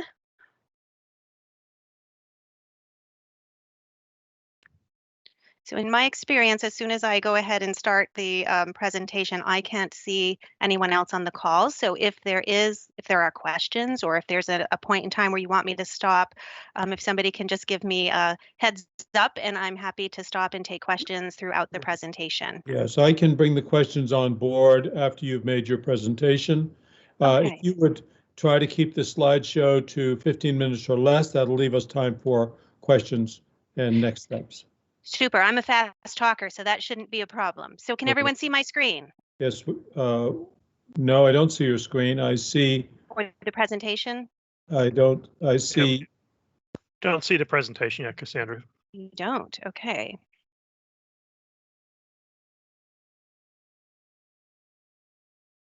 We see that you have the screen, but we don't see your presentation.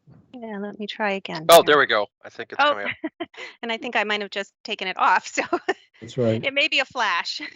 You're sharing your screen, but it's showing your Teams window, not the document. Interesting. Okay, so I'm so sorry. It's all right. We'll take it off and we will try again.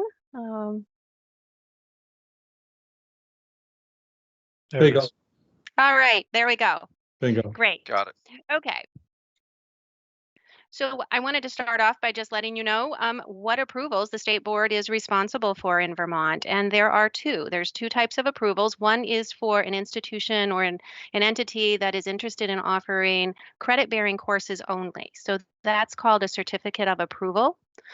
So again, if an entity is in receipt of a certificate of approval from the Vermont State Board, they are only allowed to offer credit-bearing courses.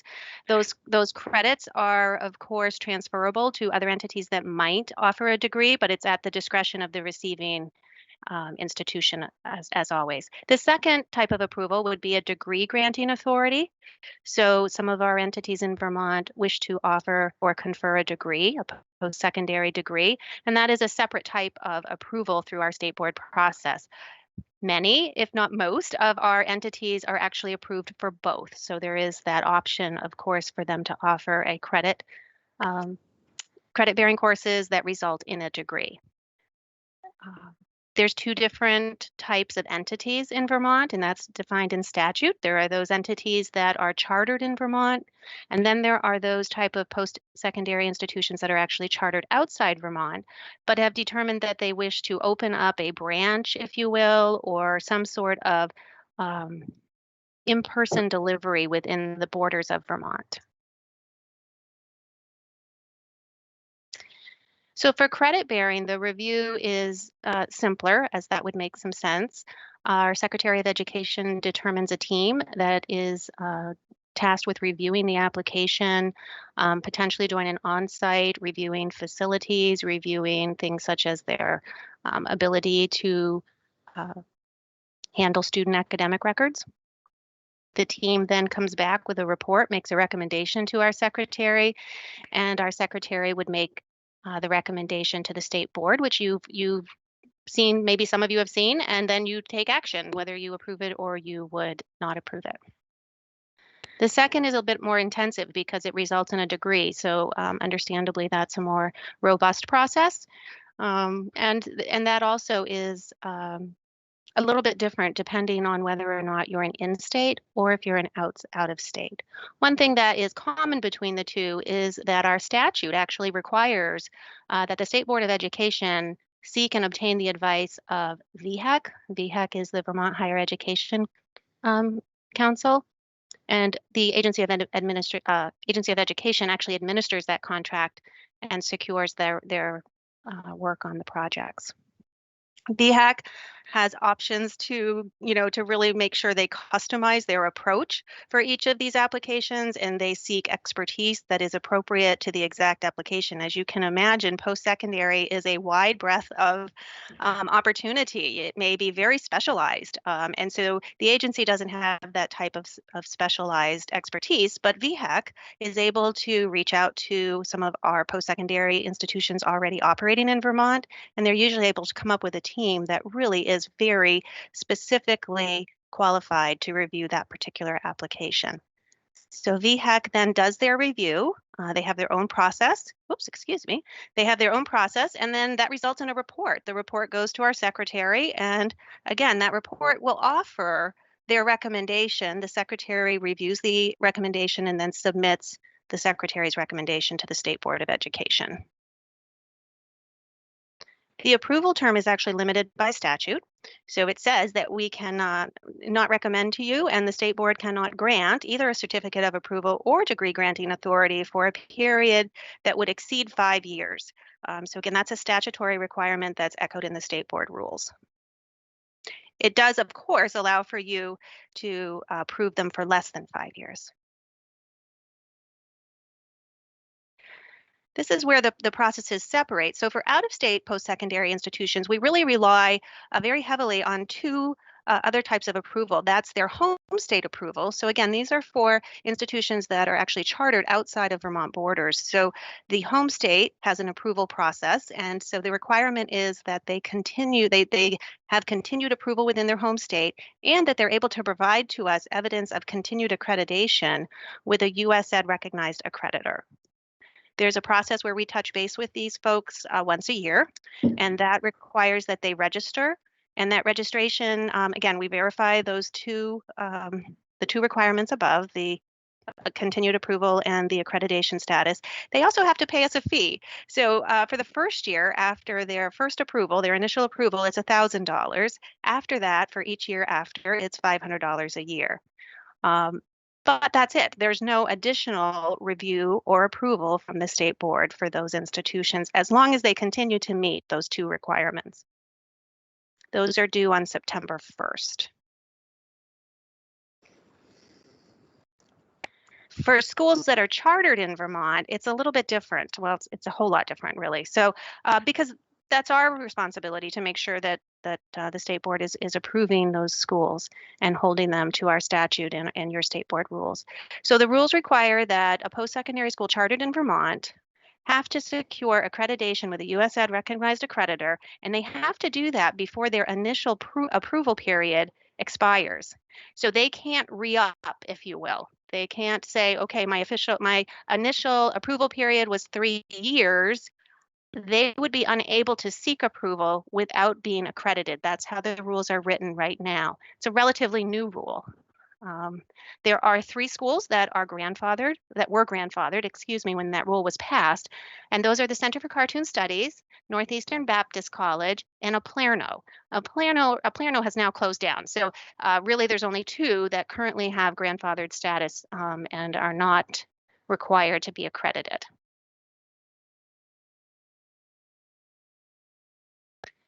Right now, we're not seeing post-secondary institutions wanting to come to Vermont. And there's some reasons for that. And I think I'll go into those now if that's okay. One of the problems is that most accreditors aren't even going to look at an institution until they've been in operation for a little bit. The average is about 2 to 5 years. They may be able to actually start the accreditation process, but they really can't get too deep into it until they've had some students in a body of work for the accreditor to review. So I did reach out to NECHI, which probably many of you are familiar with. That's the New England Commission of Higher Education. They're one of the regional accreditors across the country, and they're considered to be a high bar. They actually require that the institution graduate its first class before it can be considered. So, an institution is not able to admit students before they have the state board's approval, and NECHI will not look at them until they've graduated their first class. A representative from NECHI estimated that an accreditation process on a fast track would be 6 years. So that puts them outside of that maximum 5-year statutory approval limit. Just a bit of a chicken and the egg. Yes. Just a question here. Sure. Does not the same circumstance apply to out-of-state schools? They also can't be renewed until they have been accredited, and their accreditation also is a maximum of 5 years. So do they not face the same chicken and egg problem? They don't, because the renewal process in statute is actually different for those out-of-state post-secondary institutions, Chair Carroll. So they don't come back before the board. So their renewal is simply the fact that they maintain their approval in their home state and they continue their status as an accredited institution with an accreditor that is recognized by USAID.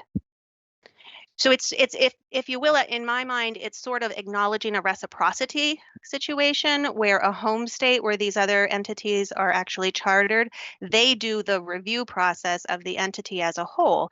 And as long as they continue to meet their state's approval, as well as the review of their accreditor, then Vermont recognizes that to allow them to continue operation. And is that required annually? Yes, the registration is due each year, September 1st. So, but how is it that a school, let's say, has been in existence out of state for 4 years and show evidence of continued accreditation status with a USED recognized auditor when it's only been in school in business for 3 years out of state? How can it show that evidence? Great question. So as part of its initial approval, they have to actually be accredited already. So you wouldn't have a brand new entity chartered out of state that had not been reviewed by its home state and already accredited. So you wouldn't have an institution, let's just give a hypothetical here, that opens its doors tomorrow in New Hampshire and then applies over to Vermont. It wouldn't work that way because we would need them to be approved by their home state and we would need them to be accredited before you even would review their initial application. They would have had to have been established probably for at Yes. least 5 or 6 years. They would have to have been established long enough to have, to have accreditation by a USAID recognized accreditor. Now, there's a varying degrees of requirements for USAID recognized accreditors. So I know we often talk about NECHI because that is our regional, quite high bar accreditor. But there are, frankly, less high bar accreditors on the USAID list that might offer an accredited status in less than 5 years. Yeah, but that's not necessarily the bar that that we want our institutions in Vermont to be goaling for. So if you want to do business in Vermont, the way it's set up now, it's easier to start your school in another state and then get accredited here.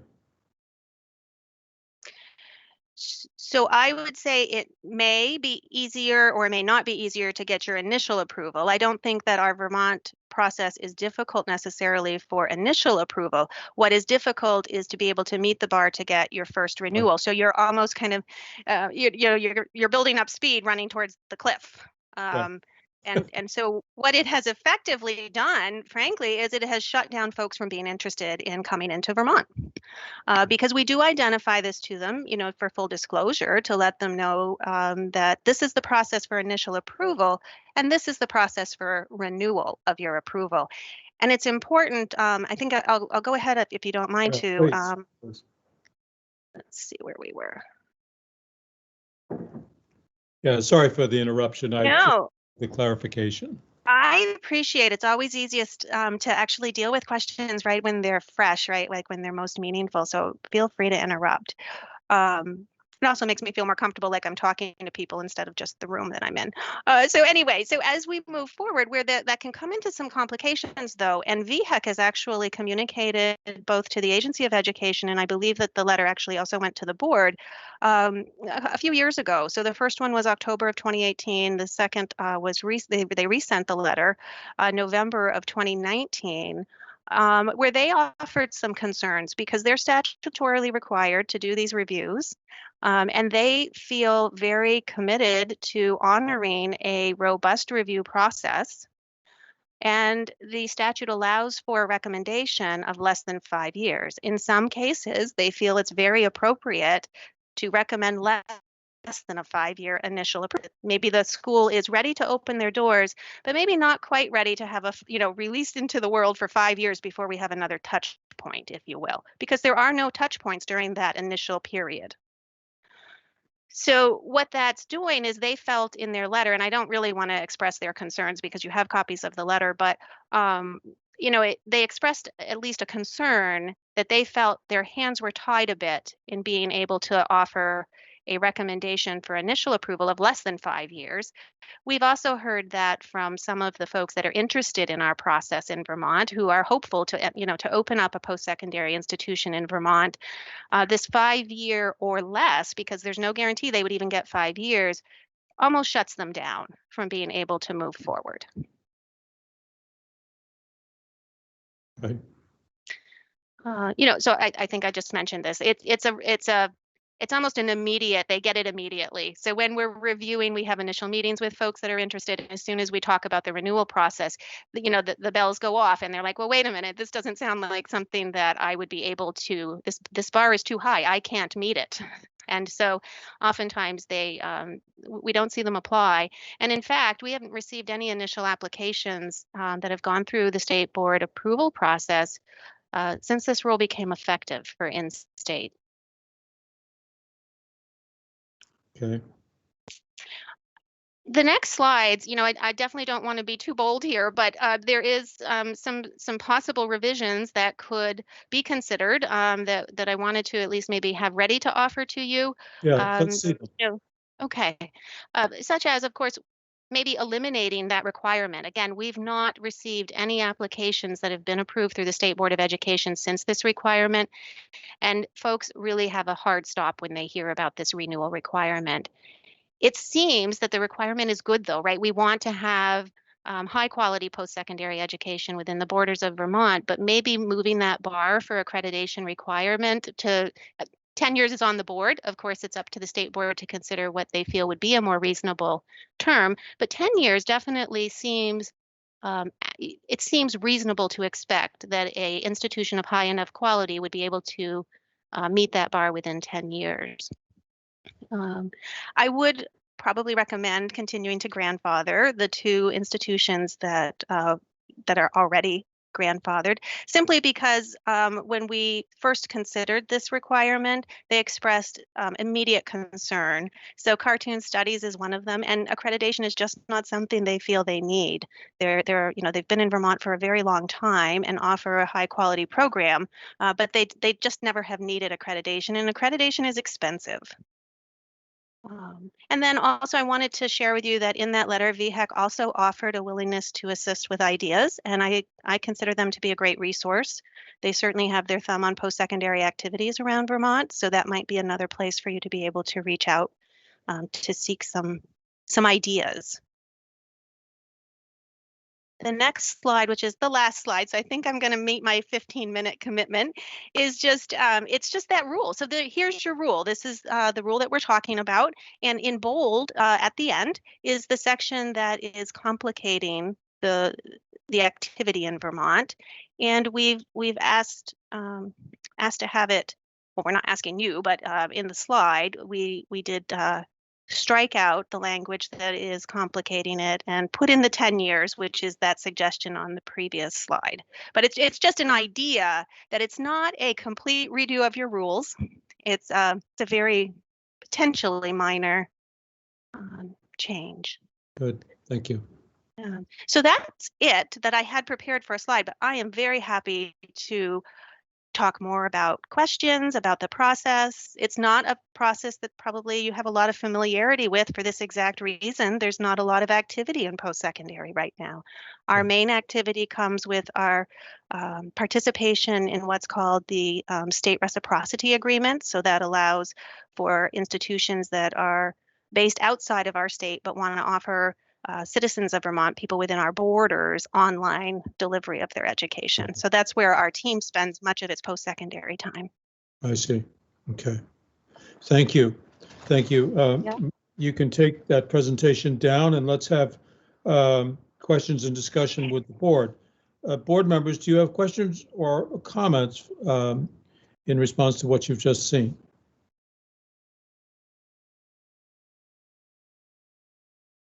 Yes, Tom.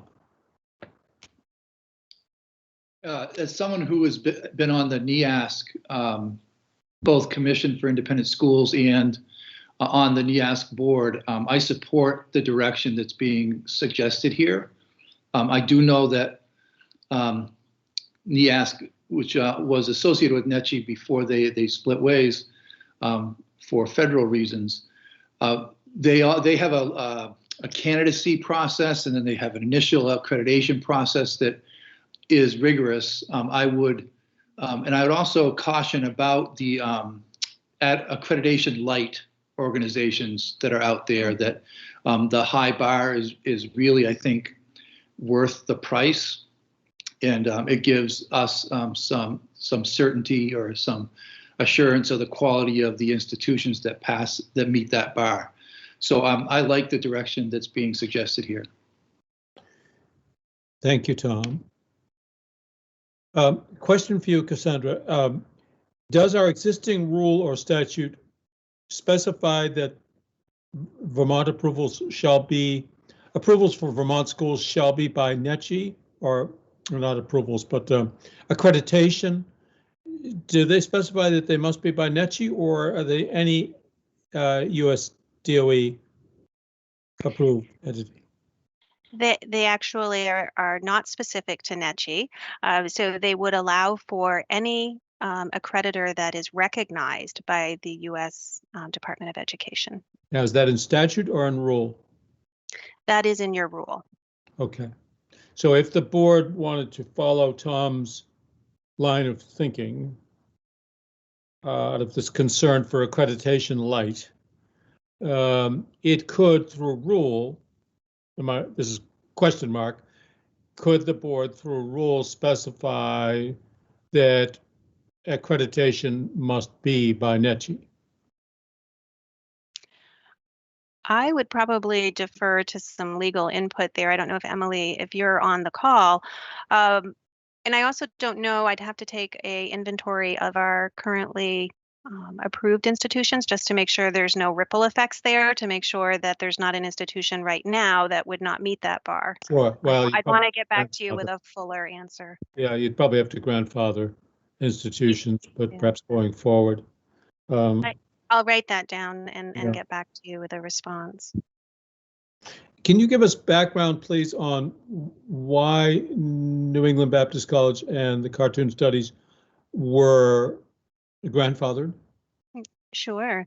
So at the time, previous to that rule a few years back, there was no requirement for accreditation, and we had you had approved entities that that I guess you could say that they had invested in Vermont. They had invested in creating their entity within the borders of Vermont, not under the understanding that they needed to seek accreditation. And again, Cartoon Studies expressed immediate concern that accreditation just wasn't part of their post-secondary plan. They did not feel they needed it. And again, it's expensive. It's pretty intensive. And so I think the decision at that time, I won't speak for the board members at that time, but I believe that's what they used as their consideration, was that those entities had already been approved and that maybe it would be viewed as changing the rules of approval after they had already made a significant investment in property and. And do you have any insight as to NEBC's perspective on this? I do not. No, I do not. I'm sorry. And so when another state grants a sort of reciprocal approval to these two institutions in Vermont, are they made aware that these two institutions are not subject to Vermont's accreditation requirements? We wouldn't necessarily be involved in that process. Each state acts independent of one another. If one of these institutions were to actually open up a physical location. So first of all, most states that I'm aware of really do use that physical presence as a trigger for their approval process within their state. That's fairly recent, I guess, in the world of post-secondary education. But with the online presence that most of our post-secondary schools have now, folks really do use that physical presence as a trigger. So it would have to, if you wanted, for instance, to get approval in Massachusetts, you'd have to go through their intensive process, which may or may not recognize the Vermont State Board of Approval. That's up to the state of Massachusetts. Okay, thank you. Yes. Lyle Jepson has a question. Sure, maybe this is getting too granular, but is there a stipulation in the application for approval around sustainability of programming and duplication of programming? Kind of thinking about the situation we're in higher education right now, is that even a factor? It's not reflected in the current application process.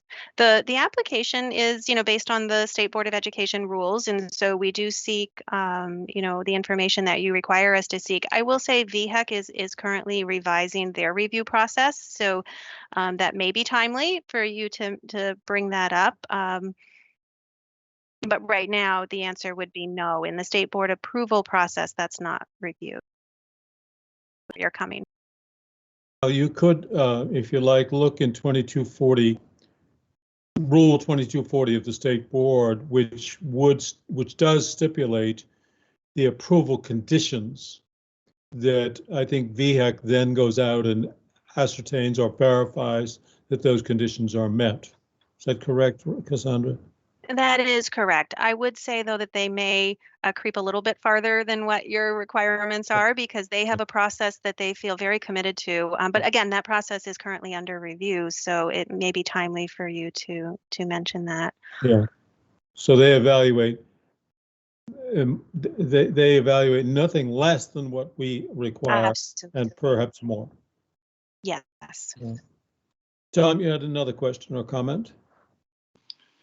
I think it's in Oliver's material for an upcoming agenda item, but there was either a recommendation or a requirement that we take a look at that list of accrediting agencies and set a kind of rubric to evaluate the quality of those agencies so that we might pare those down and have a discussion about what we mean by a reputable accrediting agency. And so I think that this conversation should be tied to that one as well.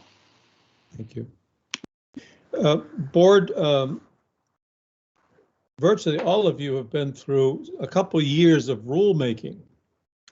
And so you have an appreciation for what an arduous and lengthy process it is. It is minimally an 11-month process, 2 or 3 months for the board to come to a conclusion about what it wants for rule changes, and then an 8-month APA process to formally institutionalize them. And as you know, with 1300 and 2360, it was about an 18 to 24-month process because there were so many stakeholders and so forth. So thinking about changing our rules, which is what this would take to address the concerns that are being raised in the specific case of the Greenway, proposed Greenway College, but in general, VHEC has urged us to look at and revise our rules to accommodate this kind of chicken and egg problem that Oliver characterized. If you start from scratch, it'll be about a year from now before the revised rules can go into effect. I just want to observe that there is a locomotive going by called the 2220 revisions, which you are about to approve and kick into gear today, later in our agenda. And the APA process, the last stage of work on 2220 revisions, will begin not later than 30 June of this year, as required by statute.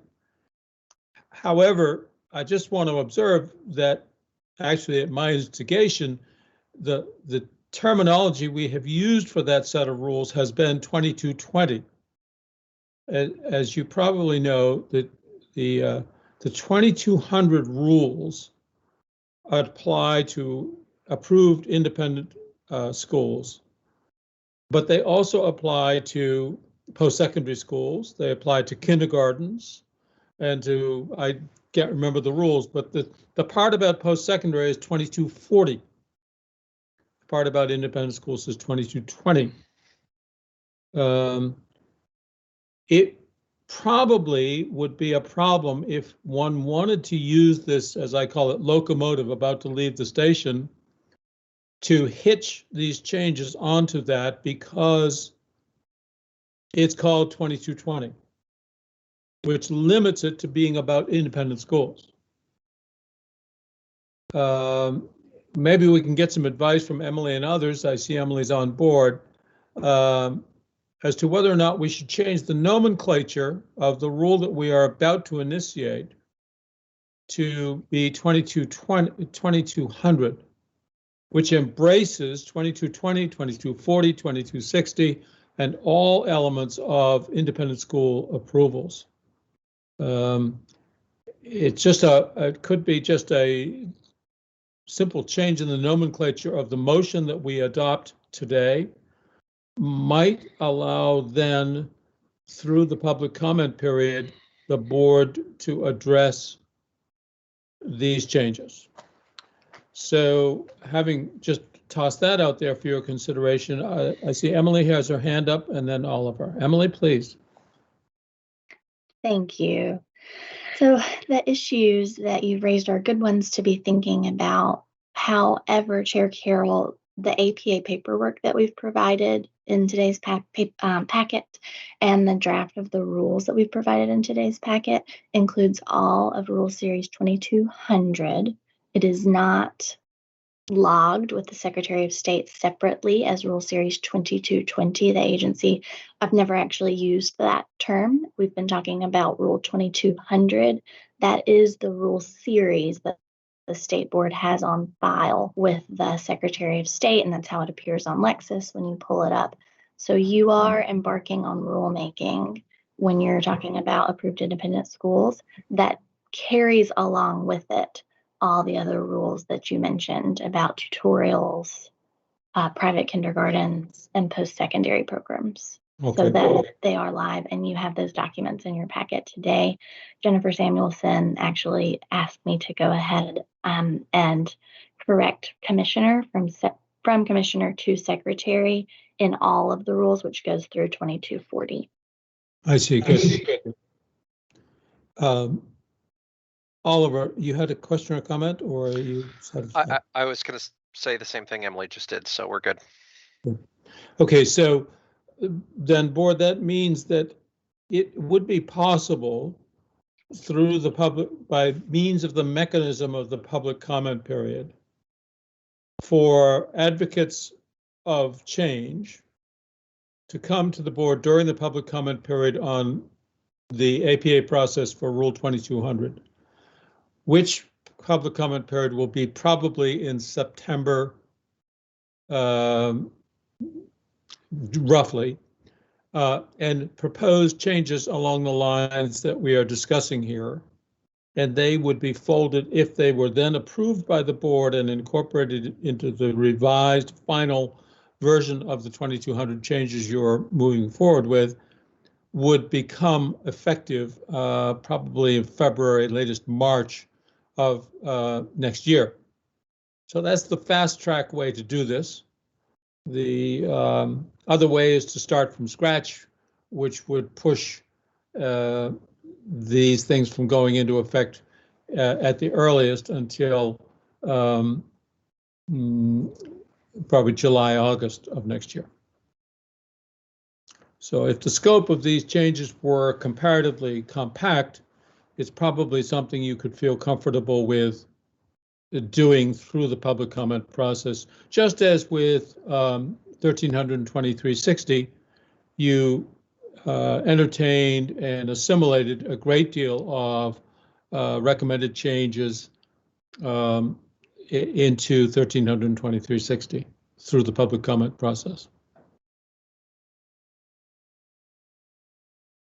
Further comment or question? All right then. I think, thank you very much, Cassandra, for this presentation. Yes. And we can now switch gears, and you will speak to us about item H, I believe, or have I think it or maybe J? Going backwards. J, pardon me. Thank you. Yes. J, yes. So, of course, this is regarding the closure of NECI, New England Culinary Institute. In the fall of last year, 2020, the agency was notified by NECI that they would be closing their doors in Vermont. That kicks in a process at the agency to work with the institution and the institution's accreditor to make sure that the student academic records are both protected and available to the students who need access to those files. So as part of our statute, Title 16, Section 175, there is a requirement that the State Board of Education be made aware of the closure, that the institution prepare the records and deliver the records to, it says person, or institution designated by the State Board of Education. Sometimes that can be problematic if nobody kind of raises their hands or wishes to take custody of the records. In this case, it's not.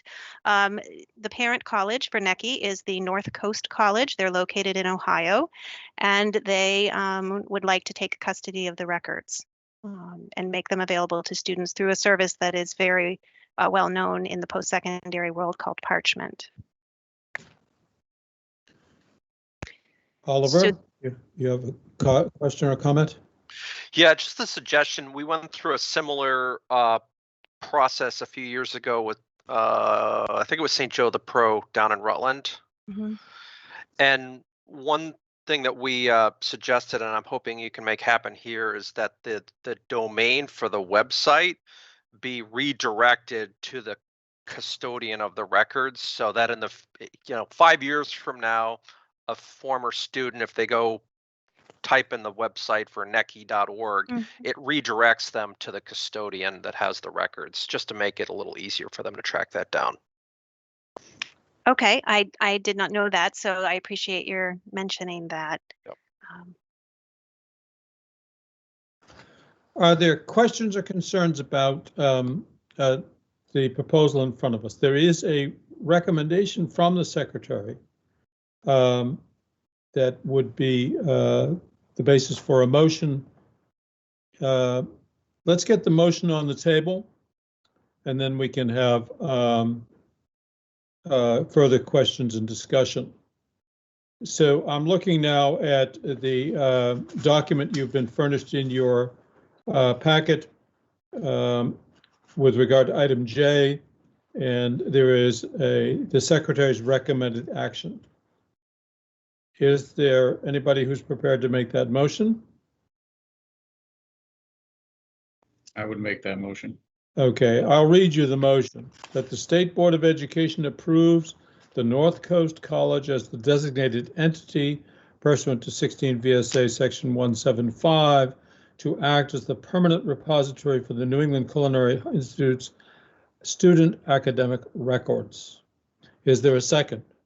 I'll second. It's been moved and seconded. Now, is there discussion?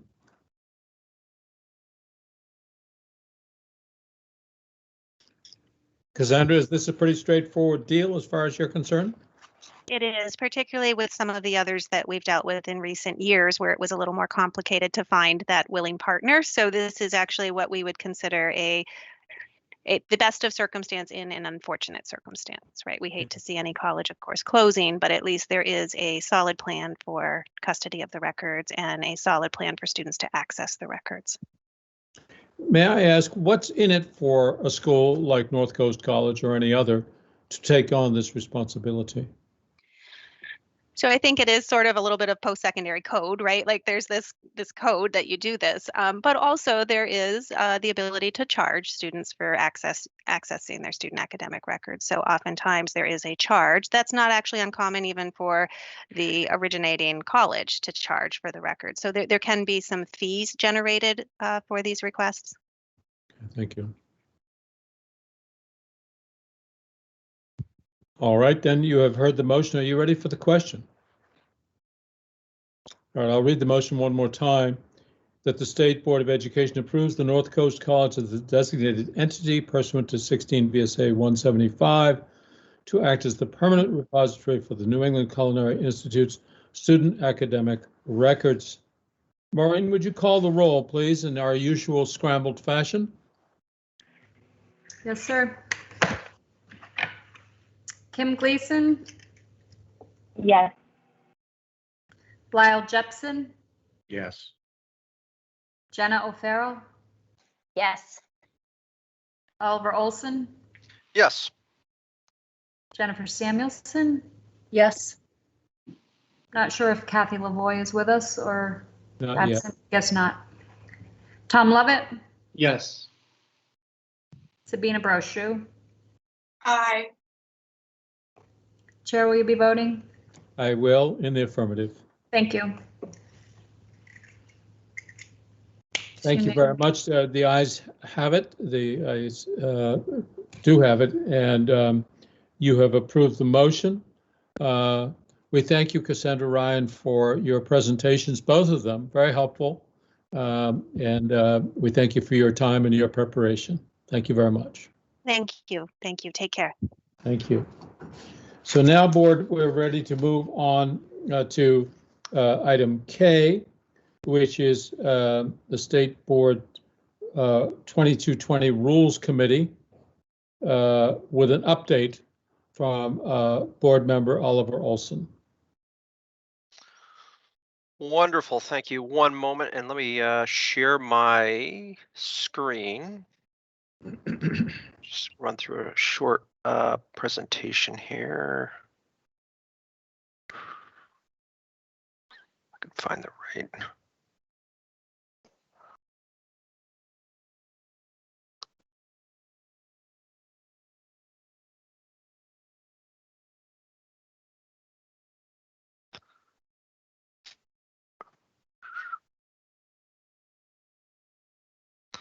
Alrighty, can you see my screen? Yes, we do. Oh, wonderful. Put in a presentation mode here. Okay, great. So just going to run through a few slides here to provide the full board with an update on where our committee is headed right now. So I'm going to start with sort of high level direction and a little, just some background recap. As you may recall, we sort of looked at our work in two phases. So phase one, we looked at some changes that we could quickly tack on to the 173 rulemaking process, and there are changes that are in the package that will be formally moving into rulemaking under that 173 process. And then we agreed that there would be a larger set of changes that we would look to move forward under what we were calling our phase two piece of work. So where we've landed as a committee, as far as this is a high level direction, this is sort of visionary at this point. There's sort of four elements to it. So the first is we're looking to revoke Rule Series 7000 and replace with process and standards that the state board would use to approve third-party accreditation agencies for purposes of accrediting independent K through 12 schools. A bit of a reminder, Rule Series 7000 is a bit of an interesting animal. It's very, I would say, ancient. It includes a resuscitation of sort of existing statute and other sorts of things in a really quite frankly, in an unnecessary and unhelpful way. But importantly, it also provides a list of third-party accrediting agencies that the board currently recognizes, at least in theory. So what we're looking to do is completely remove that, revoke that, and replace it instead with a set of standards and a process that the SB would use to consider the recognition of these accrediting agencies. So the idea is that, say, a NEASC or something akin to a NEASC, they would come before the board, they would apply, they would go through an application process to be considered for recognition. And we would already have a set of standards that we would expect that accreditor to meet. And we would use that to sort of guide our decision as to whether we want to formally recognize them. So that's the first piece of where we're going. The second is that once we have sort of these accrediting agencies in place, the AOE and the state board would rely on these approved accreditation agencies to conduct the review of programs for K through 12 independent schools. Potentially with an exception for initial approvals, again, to avoid the kind of chicken and egg situation that we just went through with the post-secondary institutions. But the idea is we really want to shift the bulk of the review, particularly as it relates to sort of the educational program, the governance of the institution, to a third-party accrediting agency that does this day in and day out. And then the third piece is that, recognizing that these accrediting agencies are looking, very, the focus of their reviews are really on the educational program, the governance of the institution. We need to recognize that there are Vermont-specific standards, regulations, things that we, as a board, as a state, would like to hold these schools accountable to.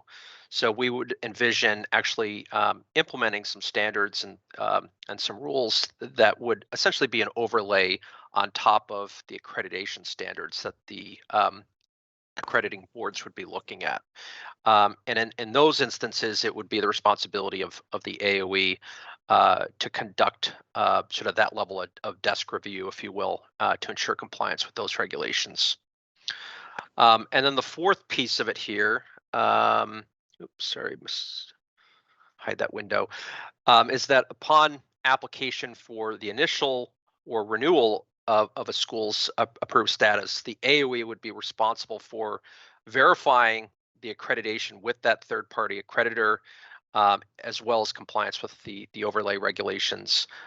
They would also request any supplemental information, for example, regarding any warning notices from the accreditor, and provide the SBE with a recommendation similar to the way that works today. So let me pause before I go any further on sort of this high-level direction, where we're going as a committee, and see if there are any questions or comments on this.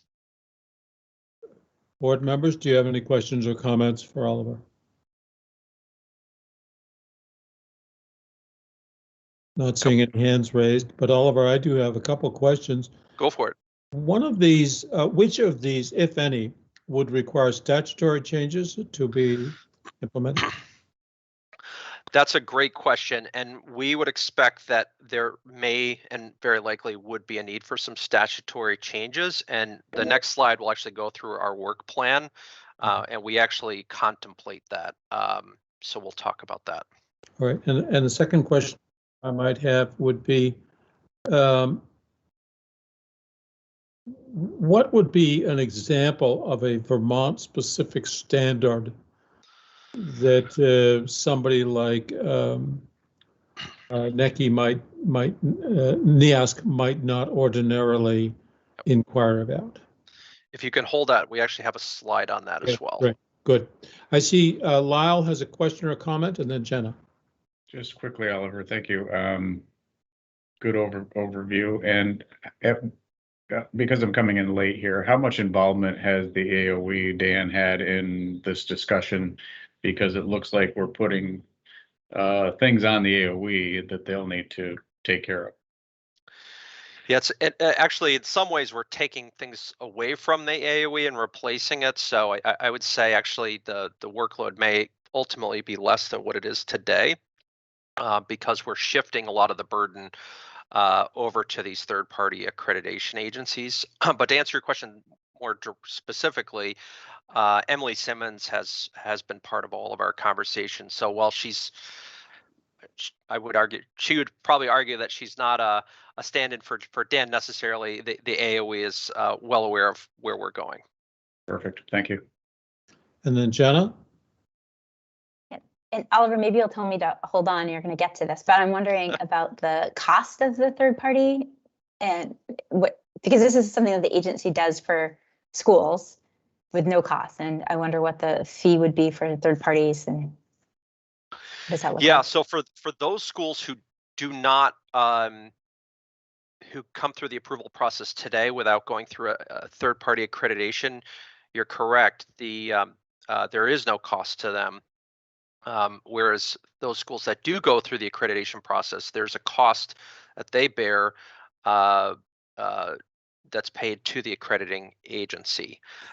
So this would increase the cost burden on schools, and the committee is well aware of that, and it has had some discussion, and has actually had one of the things that prompted this is we had a great presentation from a prospective accrediting agency that tends to focus on elementary schools and some of the smaller schools, and have a lower price point that we feel, based on the numbers that we saw, would be, would not be overly burdensome to any school. And just to that point, the quality and the richness of the NEASC review and approval and accreditation process is miles beyond anything that the agency presently does. They tend to send, there's a lot of pre-work that happens, and then they tend to send a visiting committee of educators for the better part of a week, and then there's a lot of follow-up. It's a very rich process that most schools feel is immensely helpful to keeping themselves focused on their mission.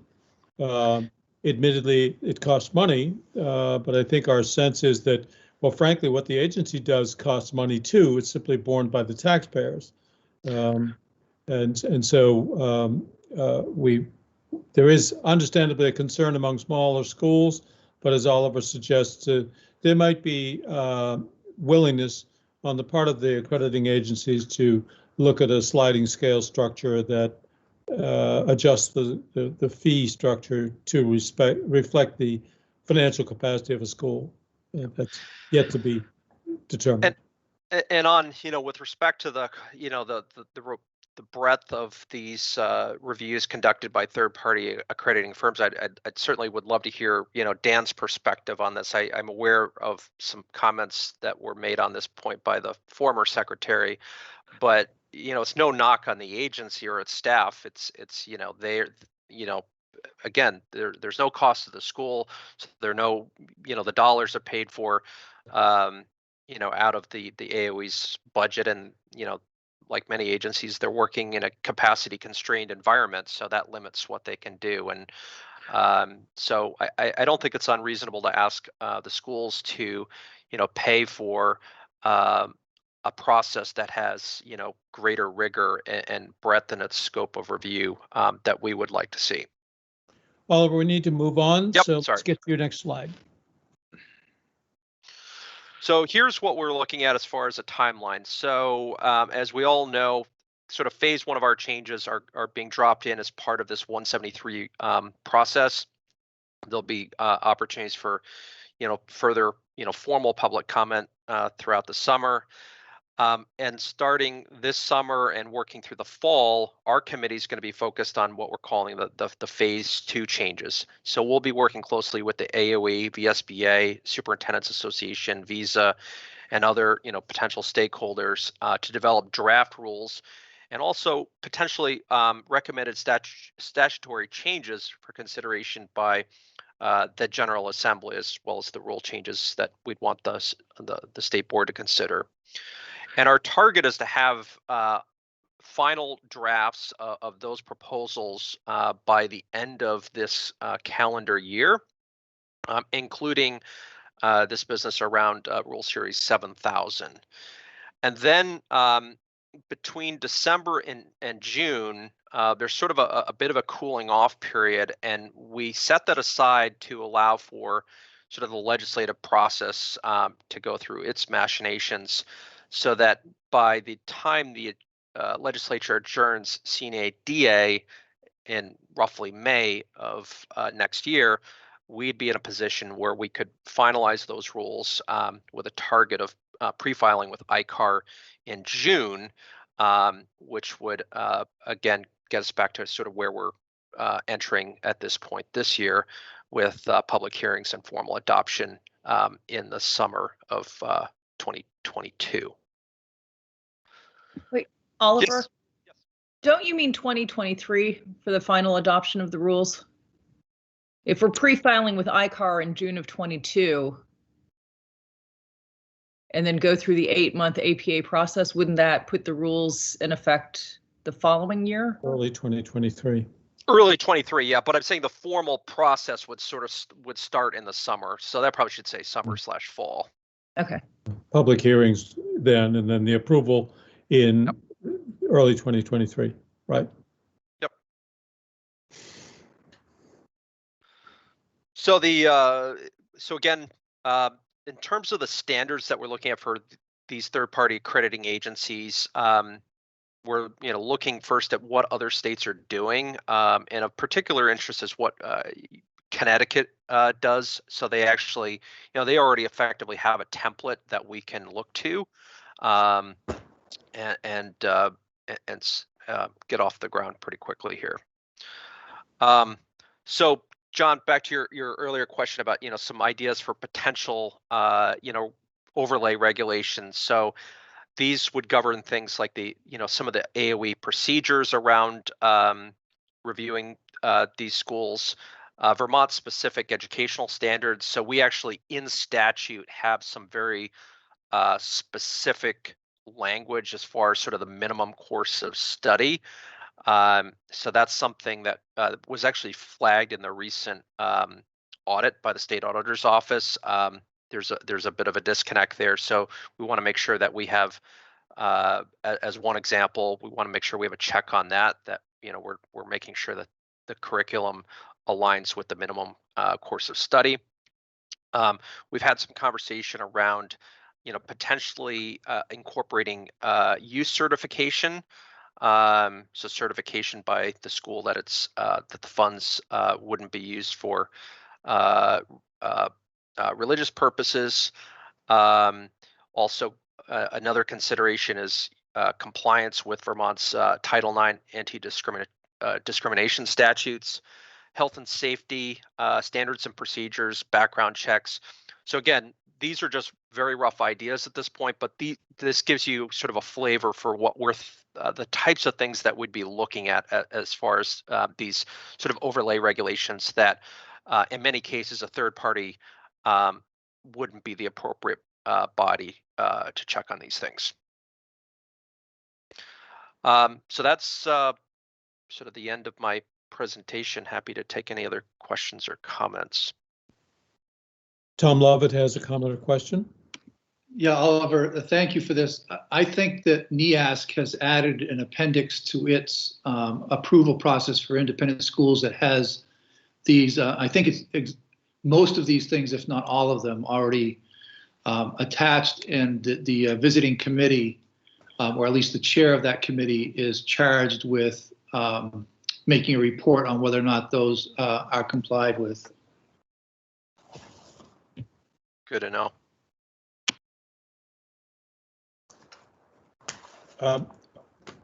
Other questions or comments? Oliver, this is a question. Is there any utility in addressing the linkage between overseeing educational component of an institution and its residential component?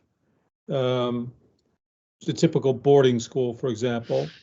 We know that NEASC has a component of their evaluation that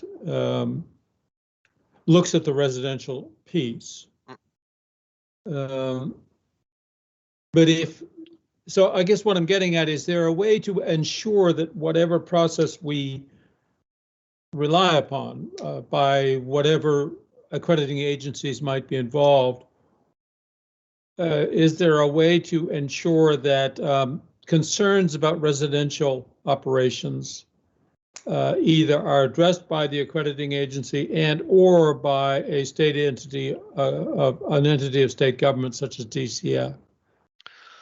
So there's a two-part answer to that. One is, just as a reminder, in our phase 1 changes for schools that have a residential component, we have actually made proposed changes as part of the 173 process that would require a school seeking approval to be accredited by one of these third-party accrediting, such as NEASC. And they have, NEASC is a good example. NEASC has, very robust standards around residential accommodation. In addition to that, though, those types of things would be, I would expect we may have sort of additional requirements sort of under this category of overlay regulations that would fall into, sort of the health and safety standards and procedures and things of that nature. Okay, thank you. Other questions or comments? Seeing none, then we'll conclude that discussion. Thank you very much, Oliver, and your committee for that presentation. I'm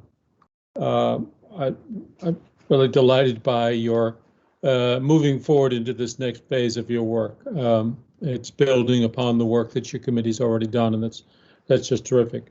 Next item on our agenda is item L, which is with regard to the Integrated Act 173 and related revisions of Rule 2220. And the Vice Chair will preside over this part of the agenda. Jennifer? All right, thank you. So just to bring us all up to date, we've had 3 different subcommittees involving Act 173. So we've had the Act 173 Working Group, which has been chaired by Megan Roy. We've had the rate setting group, which was basically led by Emily Simmons and Mill Moore with a bunch of other stakeholders who were involved in that process.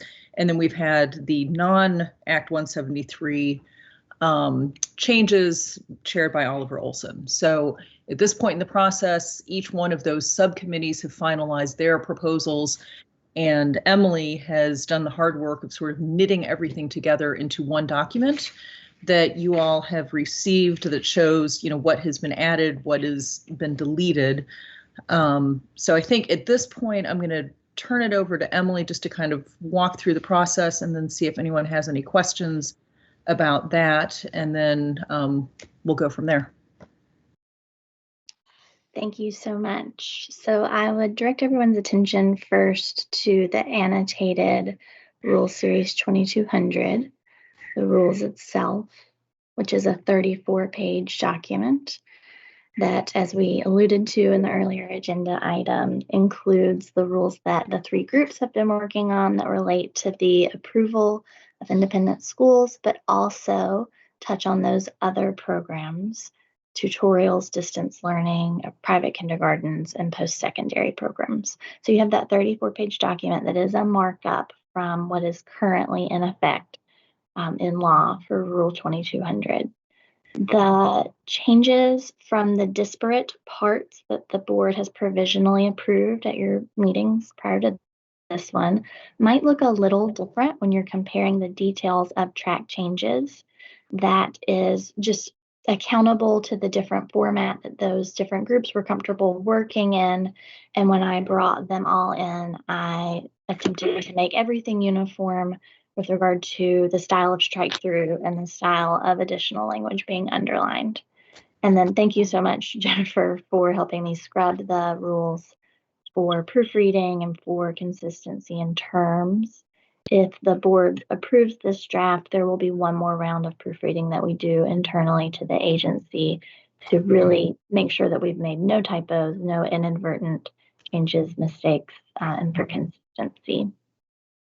So to go over the content for you, I had a couple of places I wanted to point out that I thought might be of special interest to you, or that are big changes from our current rule, or where most of the substantive changes are happening. So the first place that you'll notice changes, and that I recommend everybody read in detail, of course, is the definitions section. The major change that will probably get the most headlines in the field is using a new term to refer to that subset of approved independent schools that only enroll students who are placed there by their LEA. We've used different terms over the years. We've used special purpose independent schools, special ed only independent schools. After a stakeholder process with the Act 173 sub-working group home rulemaking, we settled on the term therapeutic independent schools. That's not a perfect term either. It has specific meanings within the mental health context, but we've talked through those changes and believe that there's no overlap or inadvertent confusion, and it will really help us within the agency and the field to have a shorter and more straightforward term, which is therapeutic schools, for those schools that are not general enrollment approved independent schools. The next place I wanted to let you know that a lot of important things are happening is on page 10. That's an important rule that governs the procedures for enrolling publicly funded students into approved independent schools. That was where most of the really hard work and negotiation took place back in November, December with the Act 173's subgroup on rulemaking, and everyone was pleased with the procedure and the clarity that's brought to the enrollment process with that draft rule. And again, a place where I expect you'll get public comment. Then you'll see on page 16 that the rule you're most recently aware of, rate setting, is plugged right in. It's all new language, and so you'll see a lot of strike through of the current language associated with that rule. And then I just added to my list to point out to you, going backward, and I apologize, on page 8, Oliver alluded to the change regarding programs that are approved independent schools that operate a residential component. The additional language appears under the approval section, which is on page 8 of this document.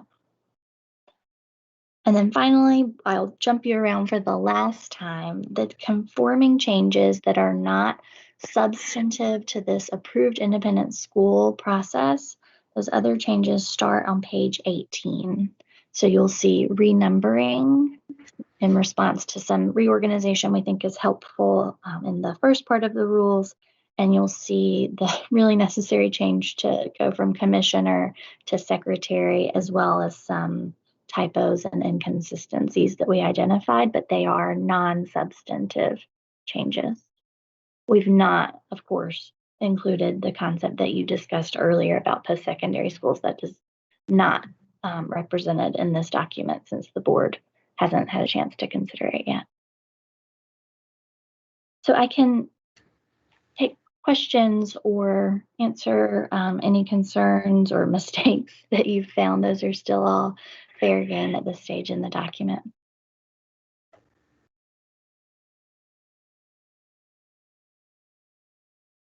And then Jennifer, up to you. Judy is here, I'm here. We thought as far as just logic, it might make sense to talk about the timeline next and then the APA paperwork third. Does that make sense? Sure. Should we move to approve the proposed revisions before moving on to the timeline? Or does it really matter? You can. It does not matter. It won't be a problem at all if you go ahead and take the vote on the annotated rules. Okay. So if there are no other comments about the version that Emily has put together, I would entertain a motion that the State Board accept the changes to Rule Series 2200 that have been recommended to it by the various Act 173 subcommittees as presented today, and adopt them as the board's proposed revisions of SBE Rule Series 2200. So moved. Thank you. Is there a second? Second. All right. Any further discussion? Okay, hearing none. Maureen, would you please call the roll? Yes.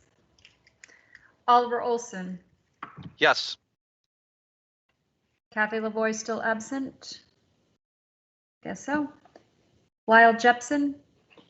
Yes. Sabina Brochu. Aye. Kim Gleason. Yes. John Carroll. Aye. Jenna O'Farrell. Yes. Tom Lovett. Yes. Chair Samuelson be voting? Yes, in the affirmative. It's 8-0. All right, so the motion has passed. Then the next step in the process is to talk about the timeline. And to that, I'm indebted yet again to Emily and to Judy Cutler, who helped me put this together. So basically, I mean, I think what makes sense to know at this point is we have, sorry, I lost my train of thought. We've accepted the proposed revisions. We have a June 30th deadline. After some discussion, we decided that although we could pre-file with ICAR as early as tomorrow, given the logistics of what that sets in motion with the 8-month APA timeline, that would put most of the public comment happening over the summer and, you know, just a little bit in the fall, which we felt was probably problematic.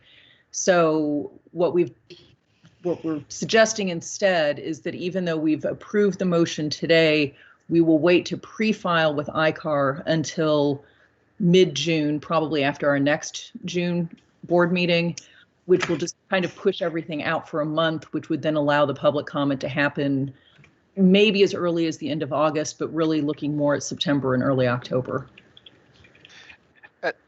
And the objective there is to make it easier for members of the public to comment, since a lot of people will be on holiday vacation, right? Correct. Yes. So I don't know if anyone has any questions with regard to the timeline.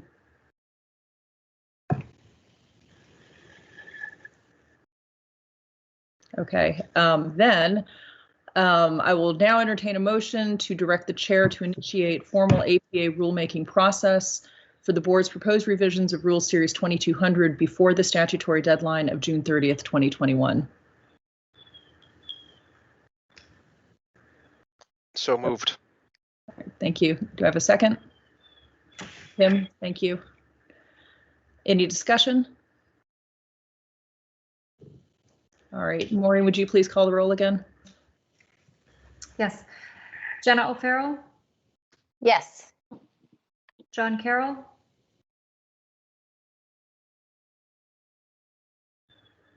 John Carroll. Oh, you're You're muted. I'm sorry, I wasn't looking up. Sorry, I'm so unused to being unmuted.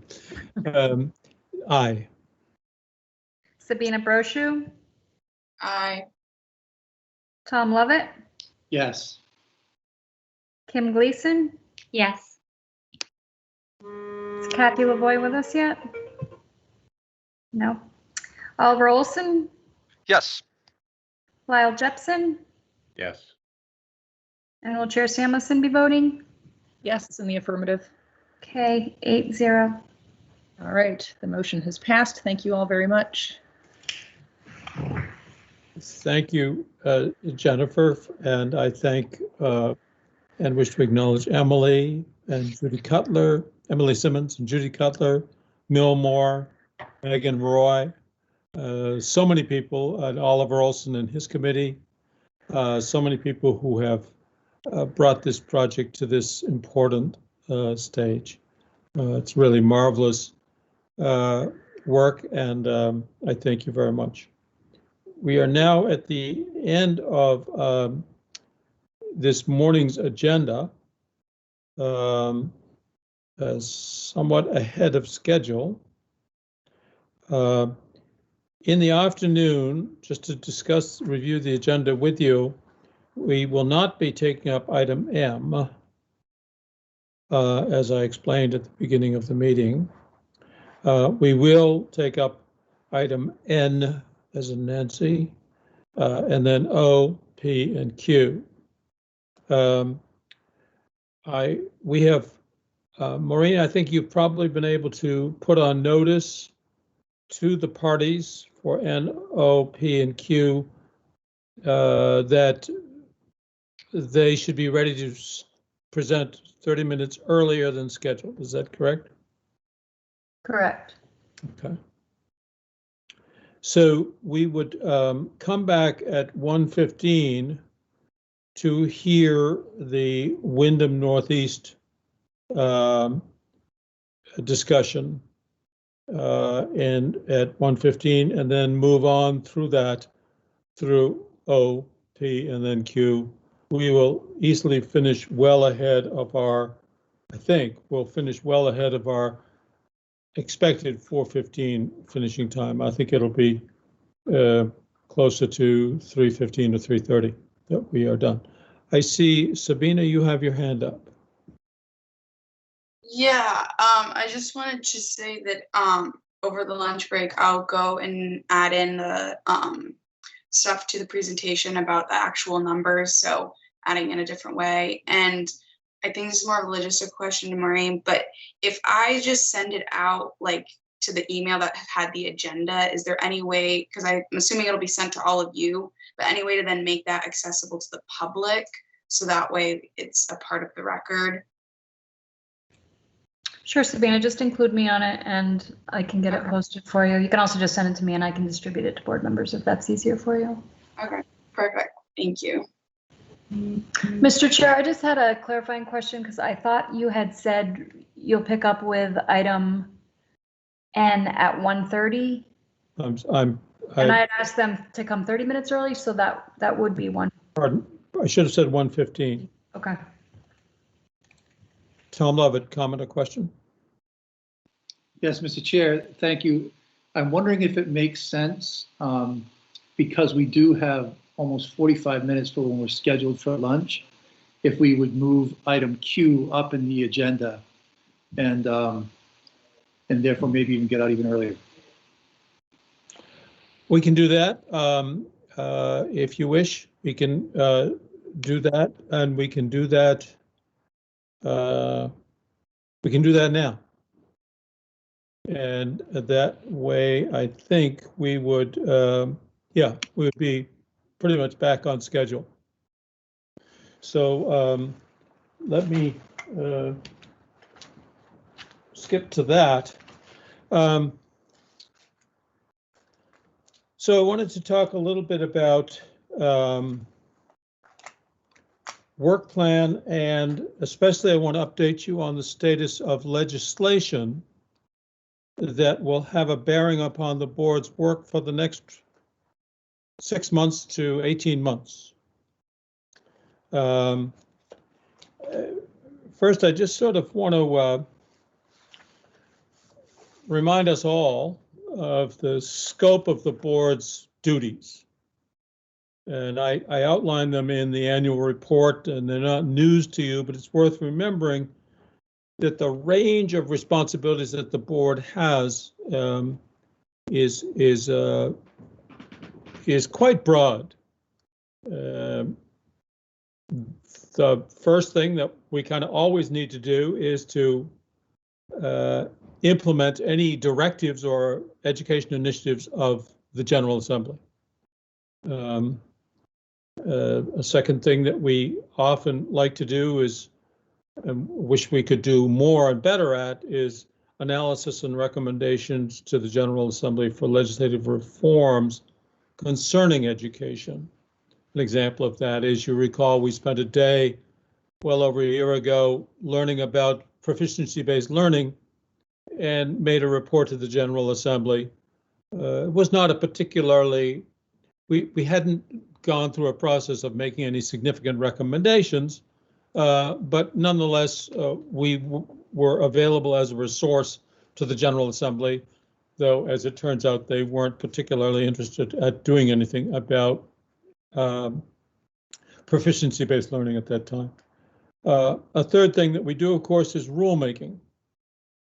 And we know that rulemaking is a very demanding and time-consuming enterprise, and it plays a vital role in translating the policy that's articulated by the General Assembly into actionable practice for the people who actually do education, which is the folks, the 10,000 educators in our communities.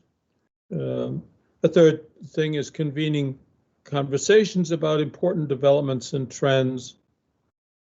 A conversation that we might have and help facilitate is something alluded to by Sabina and Angelita, which is what has come out of our experience with COVID-19 and hybrid learning and home-based learning and so forth. What out of that might we learn from and carry forward into the future? It's a conversation we sort of tried to have, you'll recall, about a year ago, but educators at that time were so overwhelmed with the new responsibilities associated with the COVID that they frankly had no ability to be thinking about a year hence. They were just trying to get through tomorrow. And then finally, a duty that is thrust upon us is adjudicating the rights and interests of Vermonters who wish to appeal decisions of local school boards or of the secretary. So that's the range of stuff that we do or wish to do. So that's just, when we think about what's ahead for the board, and we certainly were thinking on those lines today when we talked with Oliver about changes to 2200, when we talked with Cassandra about changes to 2400, and with Dan about the ESSA plan and so forth. There's a lot to do. And now I want to turn to recent legislation, which creates more to do. I'll start with H426. Let me just begin by saying that these are three bills which are very close to passage. They've either been passed by one side or passed by both sides, but changes have been made. I've reviewed the calendar and the journal of the legislature last night, and I can see that these three bills are right on the cusp of being approved pretty much as they exist now, pretty much with the language that one can see in the calendar. There appears to be real consensus. As I mentioned earlier, the House and Senate committees on education seem to be negotiating their differences before they ever have to go to committee of conference. So that what we see here is not in contention. Those contentions have already been sorted out. So H426 is the bill that addresses needs and conditions of public school facilities. It was messaged, House messaged its final approval to the Senate, and it's on the Senate calendar today for action. Now, whether or not they actually get to it on the calendar today, it'll be almost certainly by the end of the week. Calendar is getting pretty full. There's very little committee work going on. Most of it's happening on the floors. There are two parts in H426 that require attention of the State Board in the coming months. Section 3A directs the chair of the State Board to, quote, advise the Secretary of Education on school construction standards. That is to say, the Secretary is directed to seek the advice of the chair of, I think, the School Boards Association and the State Board. And the Secretary is obliged to complete his report on schools construction standards by the 15th of January 2023. But this year's work extended that deadline out by quite a bit. Section 3B directs the State Board to update the capital outlay formula. And even though I went at your urging to the committees and said, please let us off the hook about this. This is not something we know much about. In the end, they let us off only a little bit. They changed it to the extent that they have directed that this agency shall retain consultants on our behalf, and the agency shall work with the board, but we'll have this $100,000 appropriation for consultants is to advise the board in the revision of the so-called capital outlay formula.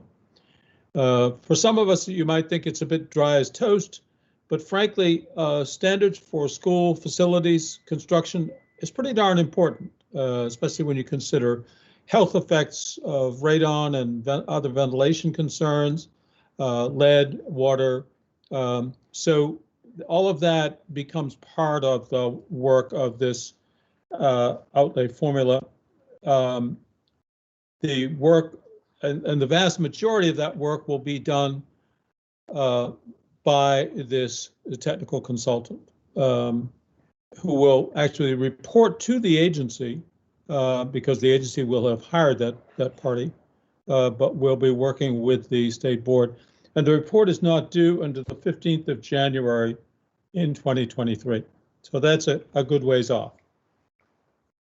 A second bill that's very much ready for final passage, and we know the contours of it, is S13. And this is the bill that concerns the pupil weighting factors report.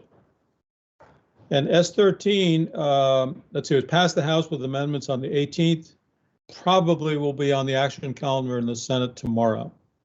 I know it was messaged to the Senate yesterday. It'll almost certainly be on the Senate calendar tomorrow.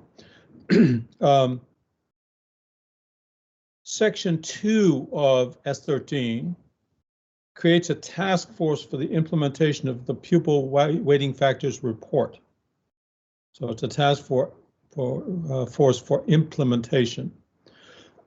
It's kind of a heavy hitters, excuse me for a moment. The task force consists of the chairs of the Senate Committee on Finance, the Senate Committee on Education, the chairs of the House Committees on Ways and Means, and the House Committees on Education. And the heaviest hitter of all is the Secretary of Education, and the chair of the State Board of Education is also a member of this 6-person task force. The chair or his or her designee. In every case, these individuals are entitled to appoint a designee. I've already had a conversation with Senator Hardy, who is now on Senate Finance, and she's hoping that she will be the designee for that committee. Senator Hardy used to be on Senate Education, so she's quite knowledgeable in these areas. Anyway, this group must be convened by the 1st of August by Secretary French, and it must complete its report by the 15th of January, 2022.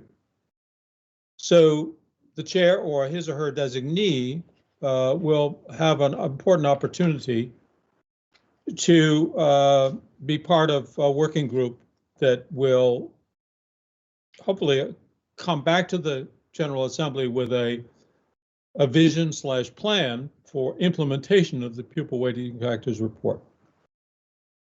I think that'll be very interesting work. And then S115, otherwise known as the Miscellaneous Education Bill, more properly known as the Miscellaneous Changes in Education Laws Bill. Every year or two, there is such a kind of catch-all bill where all kinds of things related to education are combined. On the 14th of May, the Senate concurred in changes by the House, and the Senate added some changes of its own to its own bill. It originated in the Senate, went to the House, they made some changes, came back from the House, the Senate approved those changes and added a few more things at the end. And I guess I would say, to me at least, this is the most important thing that I've seen happen in some time for this board.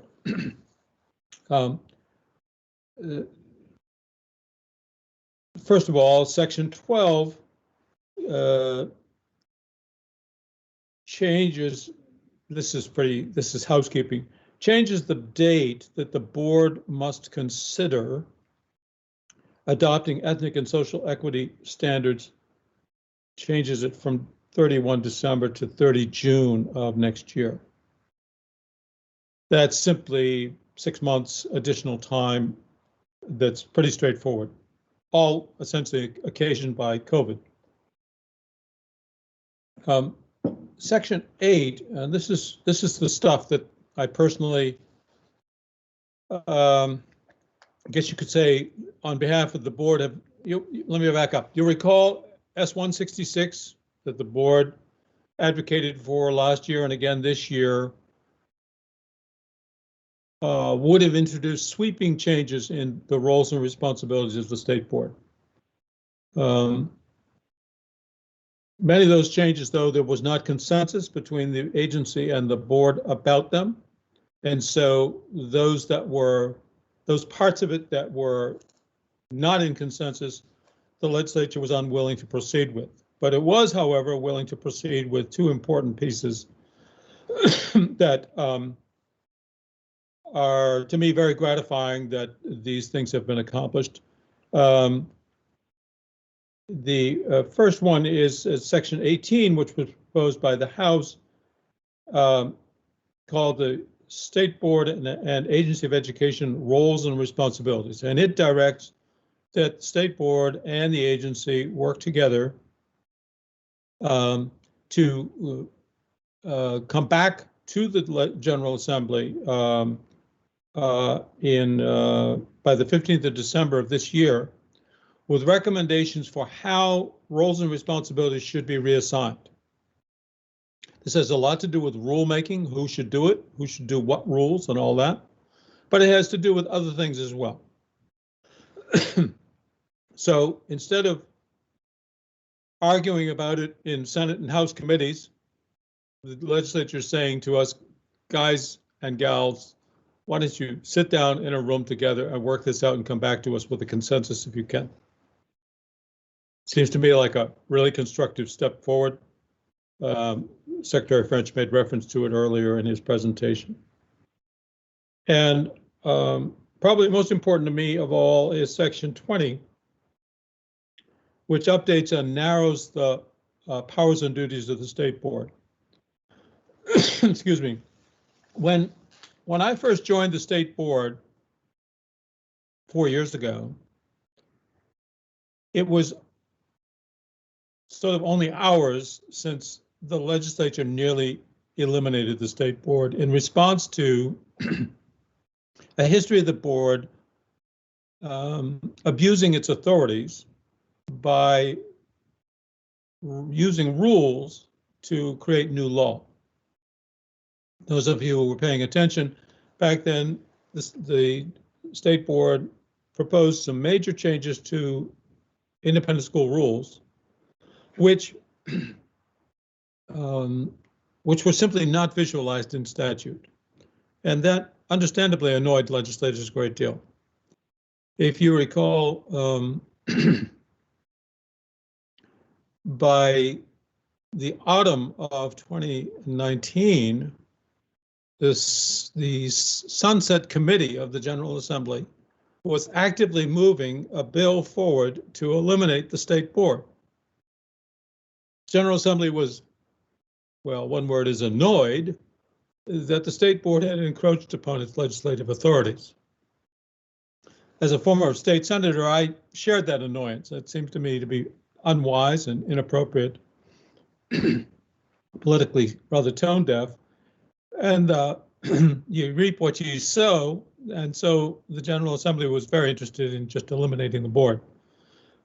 Former member Peter Peltz and I met with that Sunset Committee and told them that we shared their concerns and that we were very eager to reform the state board so as to address this problem.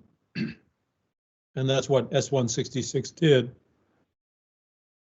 Section 20 takes the first 2 pages of S-166 and incorporates them into statute. Section 20 of S-115. And the net effect of that is to eliminate the language that had been used to justify this kind of overreaching that the board had done. There was one phrase that was slipped in 2012 where it says the board shall establish policy. And the former chair years ago had used that as the kind of political cover to very much establish new policy outside state law. Section 20 removes that language. It directs the board to focus on a strategic vision, not a strategic plan, but strategic vision, which is quite different. It directs the board not to review the agency's budget. It directs the board to execute special assignments of the General Assembly, which we do, reminds us we need to do that. And it specifically says that rules must be within the limitations of legislative intent. Excuse me. Just a second, I'm going to ask my dear wife who's near. Hope you just want to mute. But But it sounds like you need a drink of water.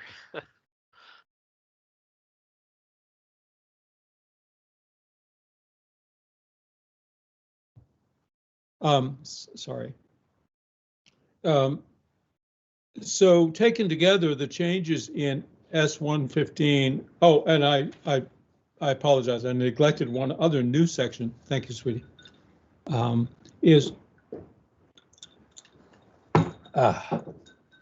is the section 19 directs the governor to broaden the state board's diversity to include and consider gender, race, and ethnicity. You remember that all came up a couple weeks ago.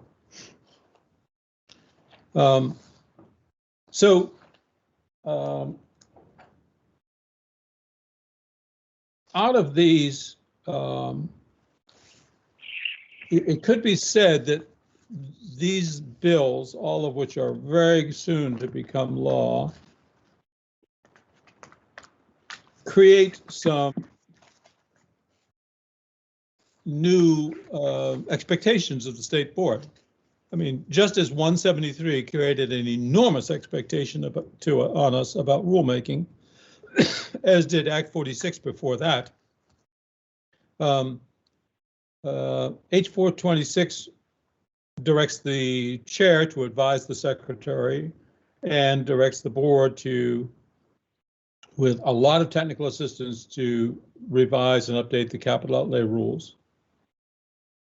S13 directs the chair or a designee to work with 5 other education leaders and policy leaders on the task force with regard to weighting factors.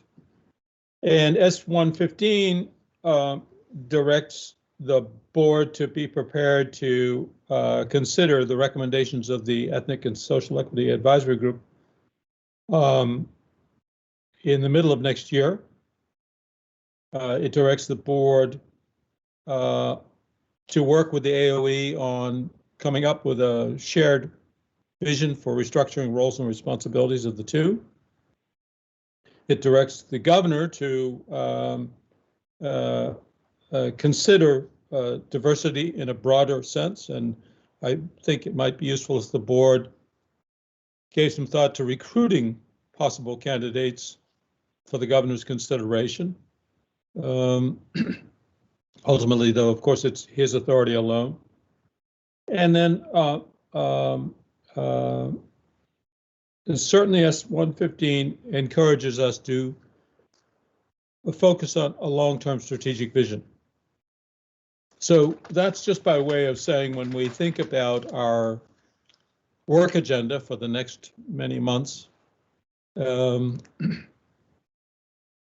statutes being passed today, or laws being passed today, will have a bearing upon what we do for the next year, just as it has in the past and as it should. And now I want to turn to a related, but it'll probably be a surprising topic. I intend to retire from the state board as of the end of June. Now I'm going to get a little emotional. I have really valued the chance to work with you and with so many other really good people. And I've written to Governor Scott this morning. He has, I believe, received my message, in which, as a courtesy, since he appointed me, I feel I need to tell him first, and I am telling you second, that I intend to retire from the board at the end of June of this year. And I use the term retire much more than resign. And you might say, so why already? And the why is twofold. One is, I feel like we've accomplished some of the most important things I set out to accomplish, partly simply saving the board from itself, and reestablishing what I think is a very wholesome and positive and forward-looking relationship with the General Assembly. I mean, it's just no accident that the General Assembly has given us all this work to do, because they have a kind of renewed confidence in you, in this board, that they had lost for some time. And so I think that says a lot about you and the work we've done. Especially, we've shown ourselves to be really determined on Act 173. We've really followed through the directives. You have done terrific work on that, all of you. So there is a sense of completion for me, even though I've only served 4 of the scheduled 6 years. I would point out I'm the longest serving member of the board, and I'm certainly the oldest. And that shows up all the time, I'm sorry to say. But really, what drives this more than anything, frankly, is that I wish to get on with the rest of my life. As you sense, it takes a lot of work to chair this board. And quite frankly, as an older person now, I'm not as fast at it as I used to be. What takes me 20 to 30 hours a week might take a brighter and younger person 10, but that's who I am and who I've become as an older person. And so it's demanding an enormous amount of my time. I could do less, I suppose, but I wouldn't feel conscientious if I did so. And it's taken time away from other important things at this stage of my life. I'm really feeling very emotional, I'm sorry to say, because I'm thinking about my wife and children and grandchildren. And I want to be very clear, our health is good. Nan's health is good. Nan is here cheering me on. We are in good health. I'm 78. I'll be 80 pretty soon. I'm looking forward to all of that, and I expect to live a long, long time. I pray that I do. So this is not about, is he sick or something? I'm not biologically sick. So it's about going on to the next stage of being an almost 80-year-old person. And it's about saying, I see a lot of talent on this board, more than I've ever seen before. And you have what it takes to carry on and go far beyond what I can and might do. And so if I didn't see that, I'd feel quite badly about leaving. But I'm not leaving you in the lurch. I'm leaving behind an organization that is strong and robust and has a lot of talent and a lot of different points of view and is healthy and is exactly what you should be, which is a diverse group of bright women and men who are as dedicated as you can possibly be to this work. So I think I will stop there and say, oh, what about what's next?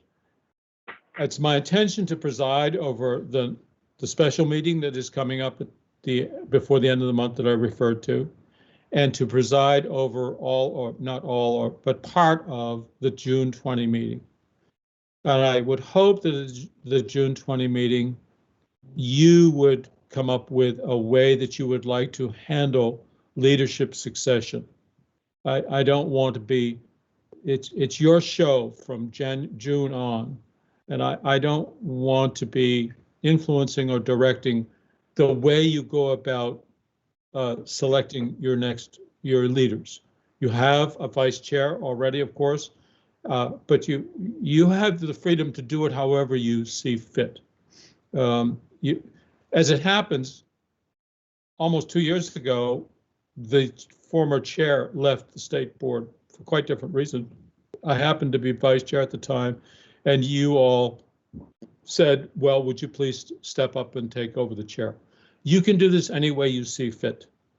So my ask of you would be, as board members, to, among yourselves, decide how best to proceed, and simply tell me what you want to be on the agenda and when in the June meeting. I'll be more than happy to, if you wish to do elections or transitions, I'm happy to preside over that. If you wish me just to pass the baton and sit out the rest of the meeting, I'm happy to do that too. So I'm available to preside. I would intend to preside at the special meeting that we will have with regard to Kern-Hatton, and I'm available to preside as you see fit, as you, I hope, collectively have a consensus about how you want to proceed with leadership transition to be completed not later than the end of the June meeting. Okay. So that's all I have to say. And if you're all right with that, then we could recess for lunch. And we would be scheduled to be back here at 1:15. So you have 58 minutes for lunch, which is a lot. Maybe you can get outdoors and get some fresh air and enjoy the sunshine that I hope you're having as we are. So with that, let us recess until 1:15. Thank you very much.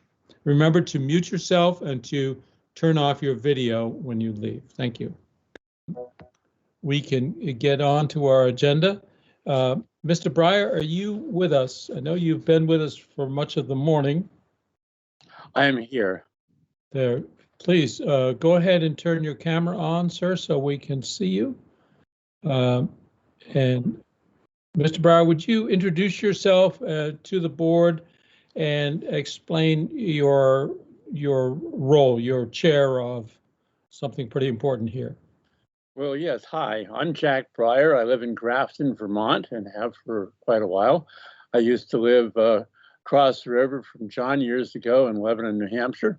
And I am chair of the Windham Northeast Unified Elementary School District here, which up until very recently included the towns of Westminster, Athens, and Grafton. And today I'm here to either give you a presentation, or if you don't feel it's necessary, answer questions about why the remnant Unified School Board and School District should stay intact. So I'm not sure where people are at with this, but I can either give you the 5-minute argument for keeping us together or answer your questions if you don't think you need 5 minutes. Mr. Breyer, I would suggest that you summarize. You sent us a very helpful letter some time ago. Yes. And I'm sure most of us have read it, but I would ask you to summarize the main points of that communication for the board. Right, with your permission. And John, I know that you have a habit of hurrying people along if we're not, if it takes too long. So if you think I need to, I will. How's that? Please. All right. I'm here to focus on what I understand is the relevant sentence governing your discussion today, which is the section that says that the state board shall determine whether it's the best interest of the state, the students, and members remaining in the district for that union to continue to exist. I'm here to represent the communities that will be affected by that decision and to argue that the answer is yes. Prior to your last meeting, members of the Athens and Grafton communities, as you saw, sent you a note. They had been tasked to review governance and fiscal issues raised by Westminster's withdrawal. They sent you a letter. They said, first, is it in the best interest of the state? Without prejudicing any future decisions by our communities, we'd argue the answer is yes. It's consistent with the goals of Act 46. With the union school statutes. It works efficiently. Our district does and will continue to do a good job of educating its students. Together, we're more financially stable than we would be as two tiny districts. We have more predictable taxes. We're part of a successful, stable SU and part of one of the better high school systems in the state. We've functioned many years together as prior to the merger as part of a joint school district. We committed to unification years ago. Back in 2019, we told you that we were, if slowly, moving towards merger. And the reality is that we sold the Athens school building. We're effectively operating one school. Post-merger, even though I tried to find ways to connect Athens and Grafton with Westminster, the geographic realities made that difficult. So effectively, we've been operating as a separate school district in all but name during the entire merger era. So there's no real negative impact on educational quality. I'd argue that our academic achievements on par with the state average, with math scores at or above that, despite the fact that we are rural and poor and have a 60% of our students are eligible for a free and reduced lunch. And we'd like to stay together. Our SU has always been a pro-unification district, or pro-unification SU, even if the district isn't unified. We merged our finance, our transportation well ahead of state mandates. We're currently examining a merger of facilities and maintenance. We're doing all the back office functions together already. The high school that we support is ranked both by niche.com and US News as number 16 in the state, which isn't too shabby considering that we have one of the more challenging demographics in the entire state. We think we're evidence that small schools work. There are other schools, Wardsboro, Halifax, that are ranked among the best in the state. We think we can achieve the same level of excellence. We're intimately connected to neighboring institutions like the Grafton Nature Museum and the Wyndham Foundation. Basically, the entire town is our campus. Parental confidence in our school is strong. While nearly half the students opted for remote instruction at the beginning of the pandemic, all but 6 transferred back to the school, which I think is voting with your feet for what's the best school option for people. We have studied the finances of existing as a 2-town district, and I think, John, you actually might know Hardy Merrill because he used to be the vice president treasurer over at Whitney Blake, and he's a finance guy who I certainly respect, and most people in the state that know him respect. And he concluded that there would be no adverse financial impact, that we would be just as stable as a 2-town district as we were as a 3-town district. It's very clear that our communities want us to stay together. There was some fairly pithy arguments in favor of that in that letter I sent you, and those were the ones that I could print. The other ones were a little bit chippier. So I guess the issue for us is there is no real interest in our communities in separating them. There is no, the only evidence we have about the impact of step is be negative, that it would be, because we are small towns and we know it, and we don't want to destabilize what we already have. And since there's no remedy being sought by our communities, no question about whether we want to separate, we would just ask you all that the idea of dissolution be set aside until such a time as a petition comes before you, which I don't anticipate any time during my tenure. And even though my tenure, I'm trying to make it almost as short as John's trying to make his, I'm trying to get off this board. I really do want to say to you, to beg you all to allow us to proceed as a 2-town district until you see educational evidence that we're failing, and at which point, obviously, you'd be obliged to get involved. But we think that today there's no such evidence, and we humbly ask you to approve our continuing as a 2-town district. Thank you, Mr. Breyer. Board, just let me be very clear for you that we're talking here about a union elementary school district, not to be confused with a supervisory union. This union elementary school district is part of a supervisory union, and for that matter, the withdrawing community, Westminster, which has been part of this union elementary school district but is withdrawing from it, that community also is part of the same supervisory union district. So while in theory the board is entitled to redraw supervisory union district boundaries, supervisory union boundaries, we are entitled to do that under law. That's not the question before us. The question before us simply is shall the two towns that are left in this formerly three-town Union Elementary School District, shall the two towns remain so, or shall somehow this district be reconfigured?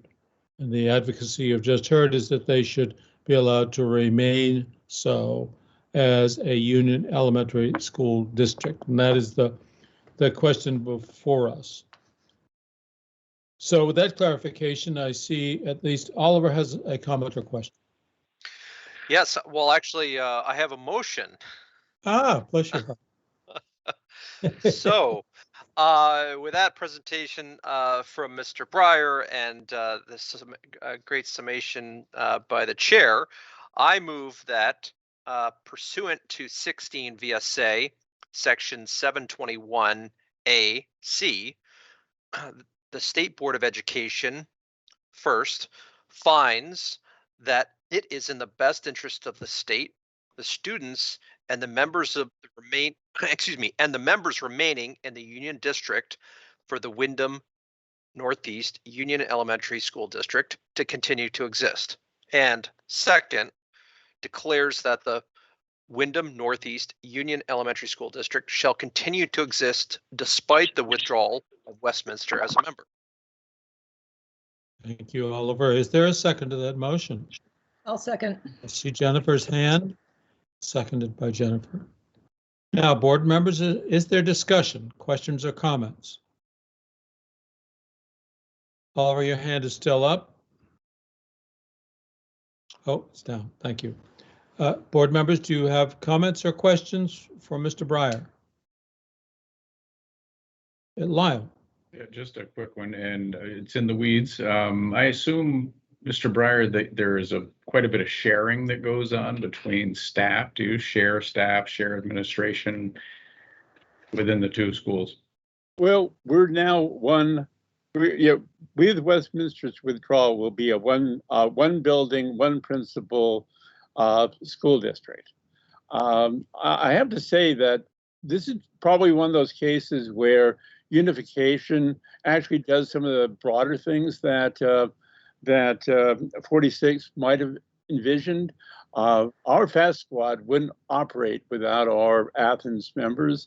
Our library is staffed by both Athens and Grafton folk.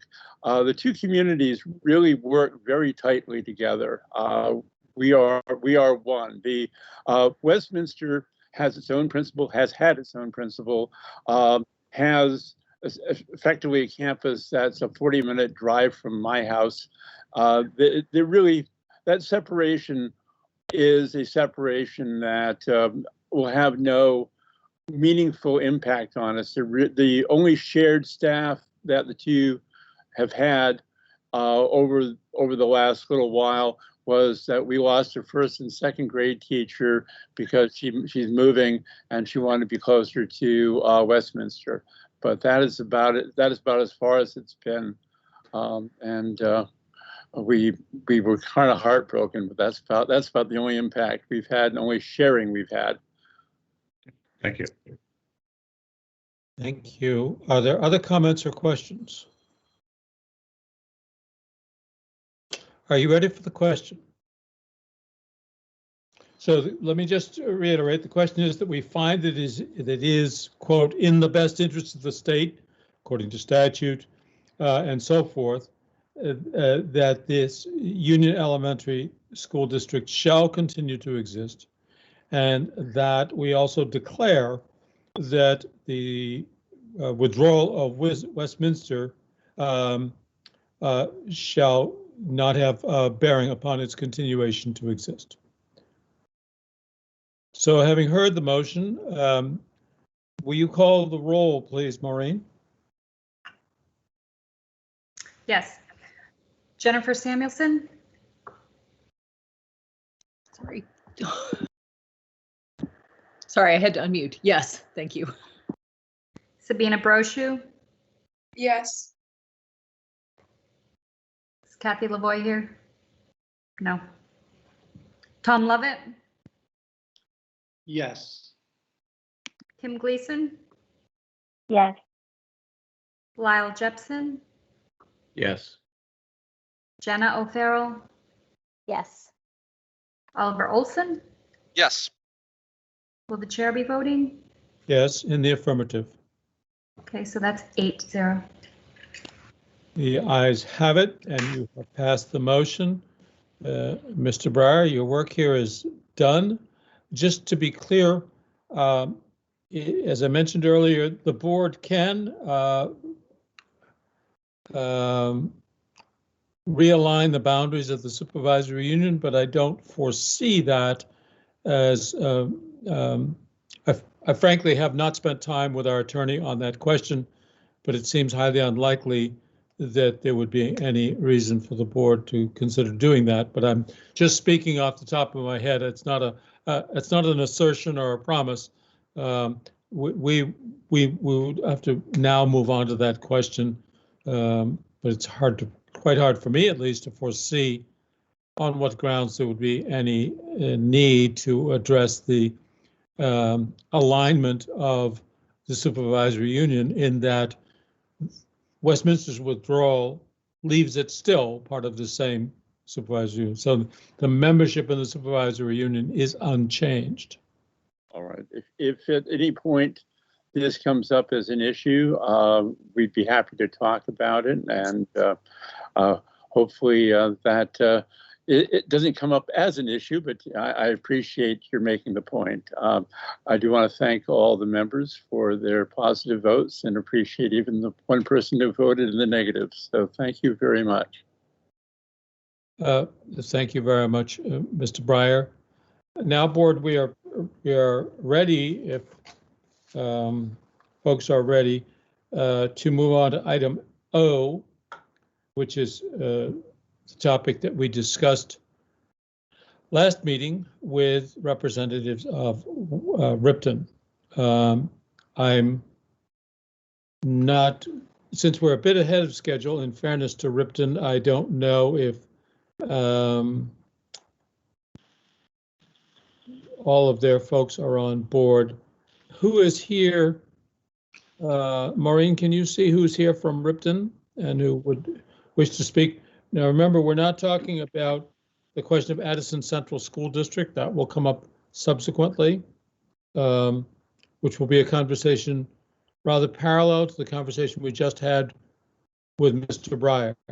This agenda item before us is essentially a continuation of our discussion with the Ripton folks about whether or not they meet the statutory obligations to permit them to be to withdraw. So, Maureen, do we see anybody from Ripton? Mr. Chair, a whole bunch of folks just joined. It might be better to defer to someone from Ripton to see if everyone is here or not. I see that Joanne Doria is here, Lynn Morgan. Yes. I'm going to be the speaker. I'm Molly Witters. We're good to go if you'd like.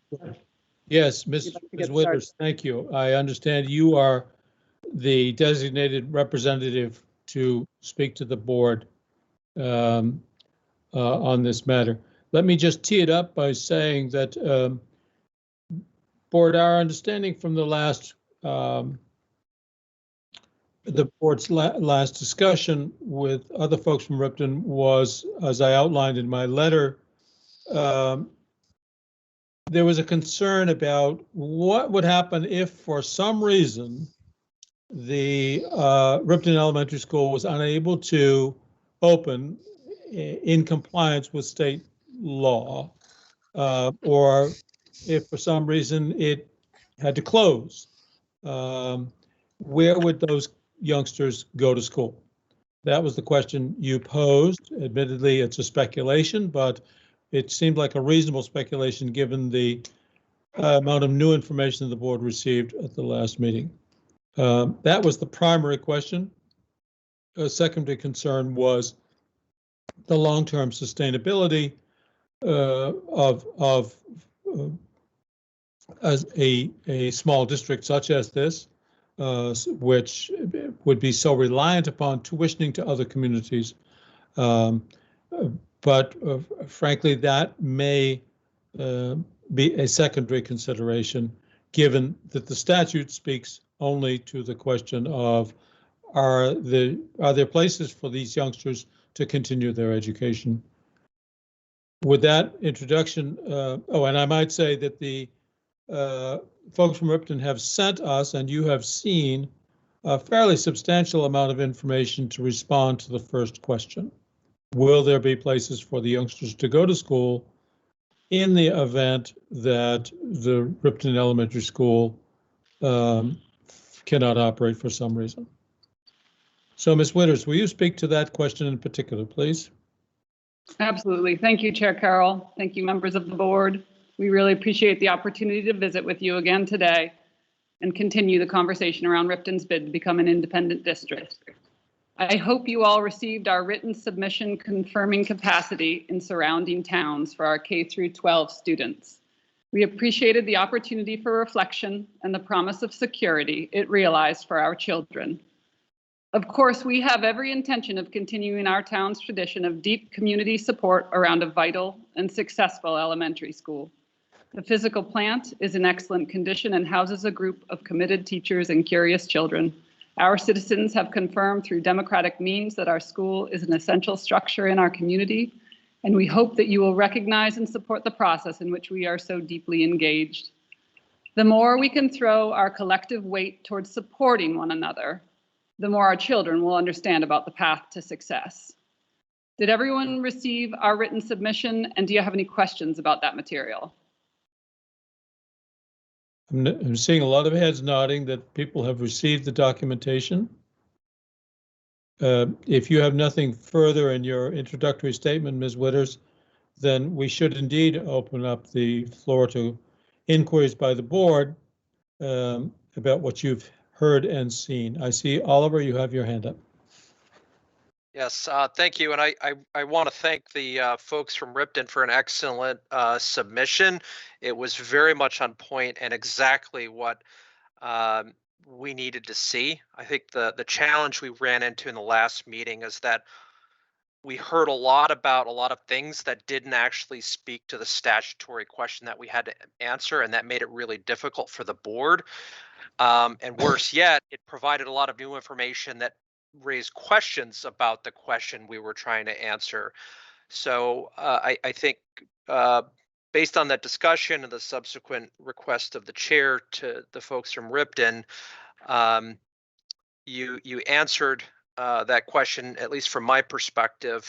You provided the board exactly what we need to do to advance this forward. And I think, at least for purposes of discussion, at this time, I'd like to offer a motion to put that on the table. Thank you. Please do.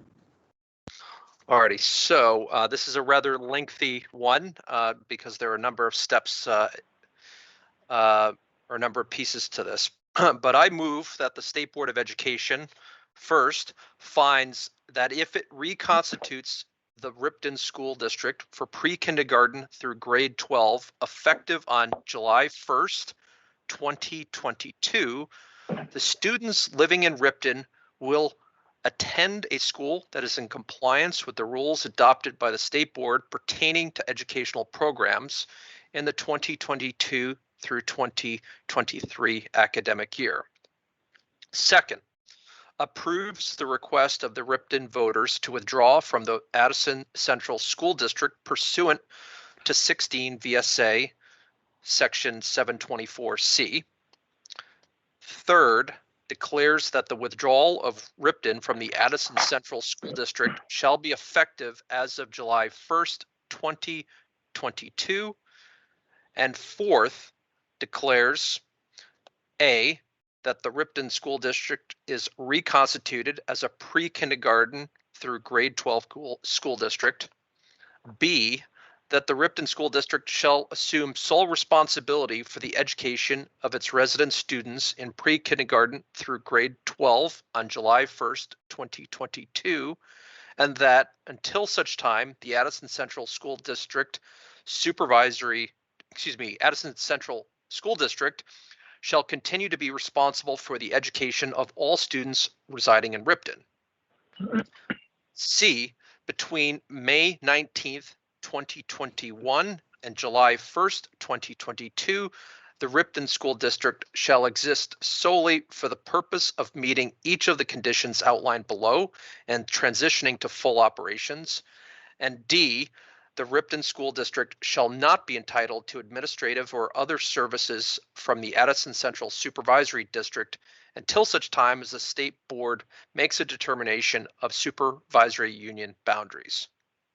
Provided, however, that the approval, the declarations, and the effective dates of July 1st, 2022 in this motion are conditioned on completion of each of the following on or before September 8th, 2021 in a manner satisfactory to the state board. First, election of school board members. The Secretary of State calls a special election at which the Ripton School District voters elect school board members pursuant to 16 VSA Section 424C. Second, negotiation of the financial agreement. The Ripton School Board and the Addison Central School Board negotiate and finalize the proposed financial details of withdrawal pursuant to 16 VSA Section 724C, which somebody needs to mute, Boys are please. morons. Please mute yourself. Please mute yourself. Maureen, somebody on the phone, if you could mute them. I'm looking, but I don't find that person. I think it ends in 08.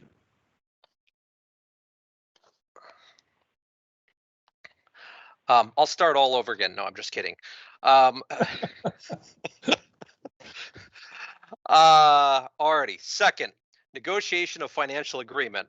The Ripton School Board and the Addison Central School Board negotiate and finalize the proposed financial details of withdrawal pursuant to 16 VSA Section 724C, which proposal is presented to the voters residing in the non-withdrawing towns of the Addison Central School District for approval. Third, approval of financial agreement. The voters residing in each non-withdrawing town within the Addison Central School District vote to approve the negotiated financial agreements pursuant to 16 VSA Section 724C. Fourth, written report to the State Board of Education. The Ripton School Board notifies the State Board in writing no later than September 8th, 2021 of the results of the activity of subdivisions 2 and 3 above. Fifth, attendance at State Board of Education meeting. Members or representatives of the Ripton School Board and the Addison Central School Board appear before the State Board at its regularly scheduled meeting on September 15th, 2021 to answer questions regarding the activity in subdivisions 2 and 3 above, recognizing that the results of the subdivision 3 vote may not be final. Oliver, thank you for that. Thank you very much for that. Is there a second to the motion? I see Tom Lovett's hand, seconded by Tom Lovett. Thank you for that excellent presentation of the motion, Oliver. Are there questions or comments? I see your hand is up, Oliver.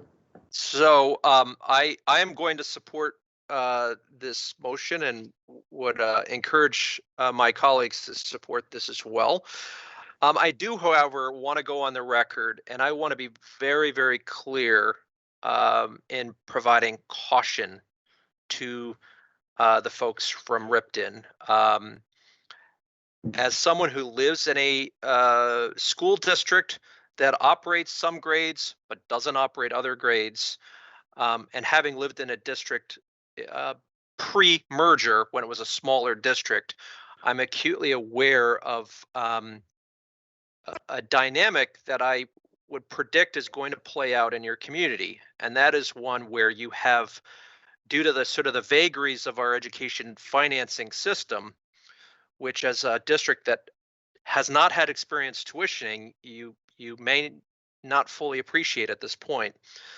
But there there are issues with the funding formula that are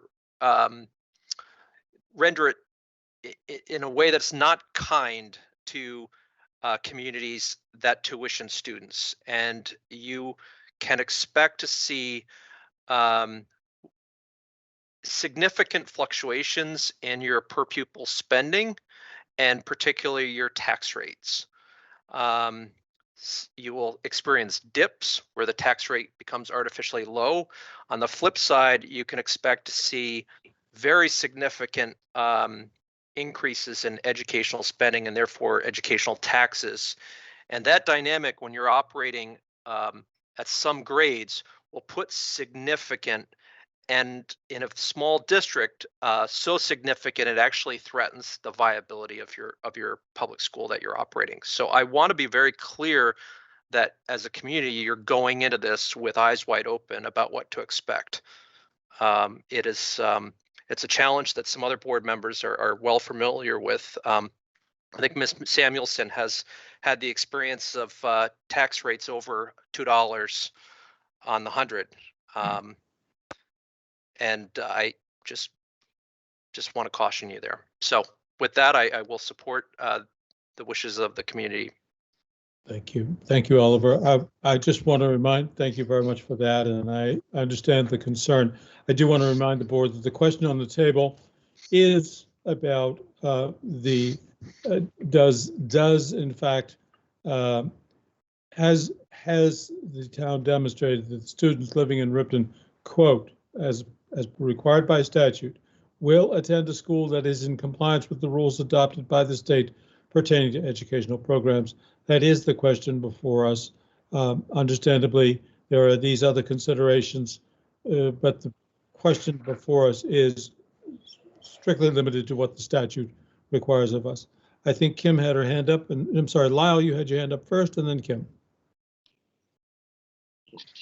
So I don't know that we asked the question about a longitudinal list of or number of students coming up, ages 3, 4, 5. Is that something that you have information on? And that speaks to Oliver's sustainability question in my mind. Ms. Wieters? You're muted, Ms. Wieters.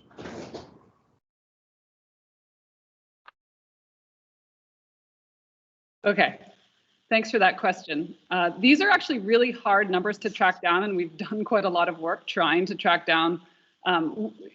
We have a lot of just experiential evidence that there are a bunch of young families in town, but if you go back and look at birth records, that doesn't actually reflect the averages that come through the town. That said, we did a 5-year average over the last 5 years of our student populations and made projections, and it's actually wildly steady for such a small town. No numbers changing more than 5% given year to year in each age group. So there will be ups and downs because we're a small representation, but we know of a lot of young families in town, and in fact, much of our impetus here is to encourage young families to continue to come here. Thank you, Ms. Wieters. Does that address your question, Lyle? Well, it does, and I think I have concerns about sustainability, and I have concerns that could impact quality in the future and equity, and so I have lingering concerns, and I'm not sure that they've been satisfied. Although there are places that the students can go, absolutely, I'm not quite sure that they will go as far as some of the schools that you asked that have openings. I'm not sure that they would actually go there. And so I still have lingering questions in my mind. All right, thank you. Could I respond to that briefly? I do want to assure you, and we appreciate your concerns. I mean, we're really trying to go into this with an open mind. Every time someone brings up a question, it makes us inquire. But we've had a long tradition of a successful small school, and this this isn't our first rodeo as far as that goes. We've had a dedicated school board, many of whom are willing to return in the wings. And so, although our numbers do reflect a size that you don't see as sustainable, our history certainly reflects an ability to do that. And I hope we can keep that in mind, that we come with a long history of that ability and a deep commitment from our town, which, if anything else that a child needs, is a deep community, and we have that here. So I want to assure you, and frankly, you're right, we reached all over the place for those assurances like you requested, but realistically, we got assurances from the ACSD, right? So were our school closed, which is the alternative, our students would be going down the mountain to the ACSD schools, and we got assurances from those schools. Thank you. Kim. Thanks, John.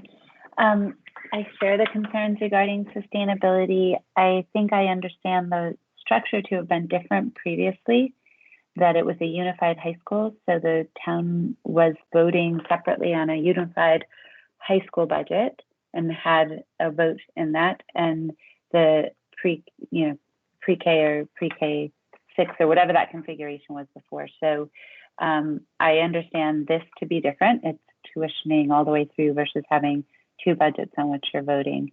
And so that being said, I think the question we're confined to seems to indicate there are places for kids to go. It's definitely, for me, from a sustainability standpoint, begs the question of why. If this is not financially sustainable and they would otherwise go, is this in the best interest of education and equity of opportunity for all students and for Vermont? That we seem to be constrained by being able to consider that broader issue, which I think is very real, and I don't believe that is satisfied.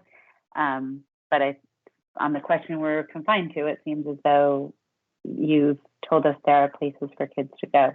A question I have, maybe it's for John or Donna Russo Savage, or someone more knowledgeable on this than I. Those other conditions on it do speak to the financial component of it, and what happens if in coming to the budget or those other components, it truly isn't sustainable and there aren't qualified teachers under contract to be able to carry out the programming prescribed by school quality standards or education quality standards. Like, what happens if any step along that way, those conditions can't be met? Donna Russo Savage, are you on board and able to respond to Kim's question? Yes. The effective date of withdrawal and of reconstitution and the town district's full assumption of responsibilities in the motion that Oliver Olson presented is conditional. So, and it is until more than a year from now. So if there is a problem meeting those conditions, and as a practical matter, it would be very difficult if they aren't able to meet the conditions that you've set in that motion. As a practical matter, it would be very difficult to continue to go through the process and have a budget that is approved in time for a July 1, 2022 start date. My belief is that you would then be trying to determine when that is a reasonable start date. And so perhaps at your September meeting, one of the options might be to push off the start date to July 1, 2023. If it looks as though they just need more time. There isn't anything in law that addresses what happens if they just can't do any of those things. And that's just something that if that becomes the issue before you, we'll have to try to delve into that. Can I just ask one follow-up, John, if it's okay? So if in that discovery process, even the town were to decide differently, do they get to make a different choice to either withdraw their request, or like if if in working through the financials with the tuitioning component of it, it becomes evident that it may not be the path that the community had intended. I just wonder. There's, sorry. Go ahead, Donna. That's okay. I don't know that I have an end to that sentence. I'm just a little bit thinking out loud because we are all raising sustainability questions that may not be fully vetted until that piece, that budget piece. I mean, they can't do their budget, I guess, until we say it's okay to go ahead and try and do that. And it might reveal things that even they hadn't anticipated. Right. So I think that it depends upon when there is nothing in statute that deals with what happens if during this transitional period, the townspeople, or it will then be the elected school board of the town school district, determine that it is not a good idea to be trying to be their own district. I imagine, I don't know how we would deal with that. We probably would need to ask the legislature to weigh in on it. I guess it's possible that they might be able to vote on it again. The townspeople might be able to vote on it again. I think it's clearer in statute what would happen if they don't make this decision until a couple of years from now. If a couple of years from now, after they have been operating, then there is a provision in statute about adding an additional member to a UUSD, and they could go through that statutory process. If it happens during this transitional period, the transitional period itself isn't even contemplated in statute. This was just how we tried to deal with the chicken and egg aspect of the way the statute is written. So yeah, so again, this is going to have to be something that if it occurs, we'll either need to get guidance from the legislature or we'll have to try to work through what makes sense legally. Thank you. Thank you, Donna. Tom Lovett.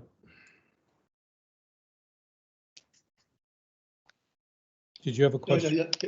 Just a comment. I do appreciate all the concerns about sustainability and living in an area that is like the area that Oliver's in, where some grades are tuition, some aren't. I understand that piece, but I also understand how hard it is to predict enrollment. And I think that the 5-year look back is a legitimate way to do it. I also think there are some schools of a similar size that Ripton is predicting to be, that some are struggling, but some are doing quite well. And I just think to look forward and I think it's wise to raise concerns, but I don't think that that's really the question before us right now. And I think that to try to nail that down is nearly impossible. Thank you, Tom. Oliver, your hand is up.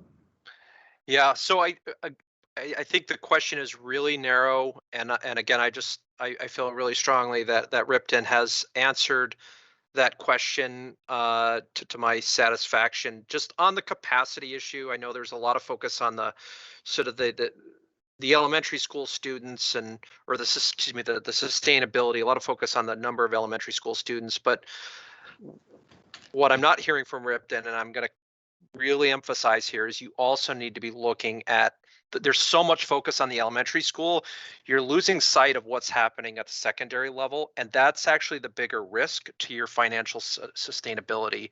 And I go back to several years ago when I served in the House with your former representative, Willem Jewett, and I remember working with him on one of your towns in not Ripton, but another town that tuitions its students. And because of the dynamic I described before, their tax rate went through the roof, and they were coming to the legislature and seeking relief, and no relief was ever given.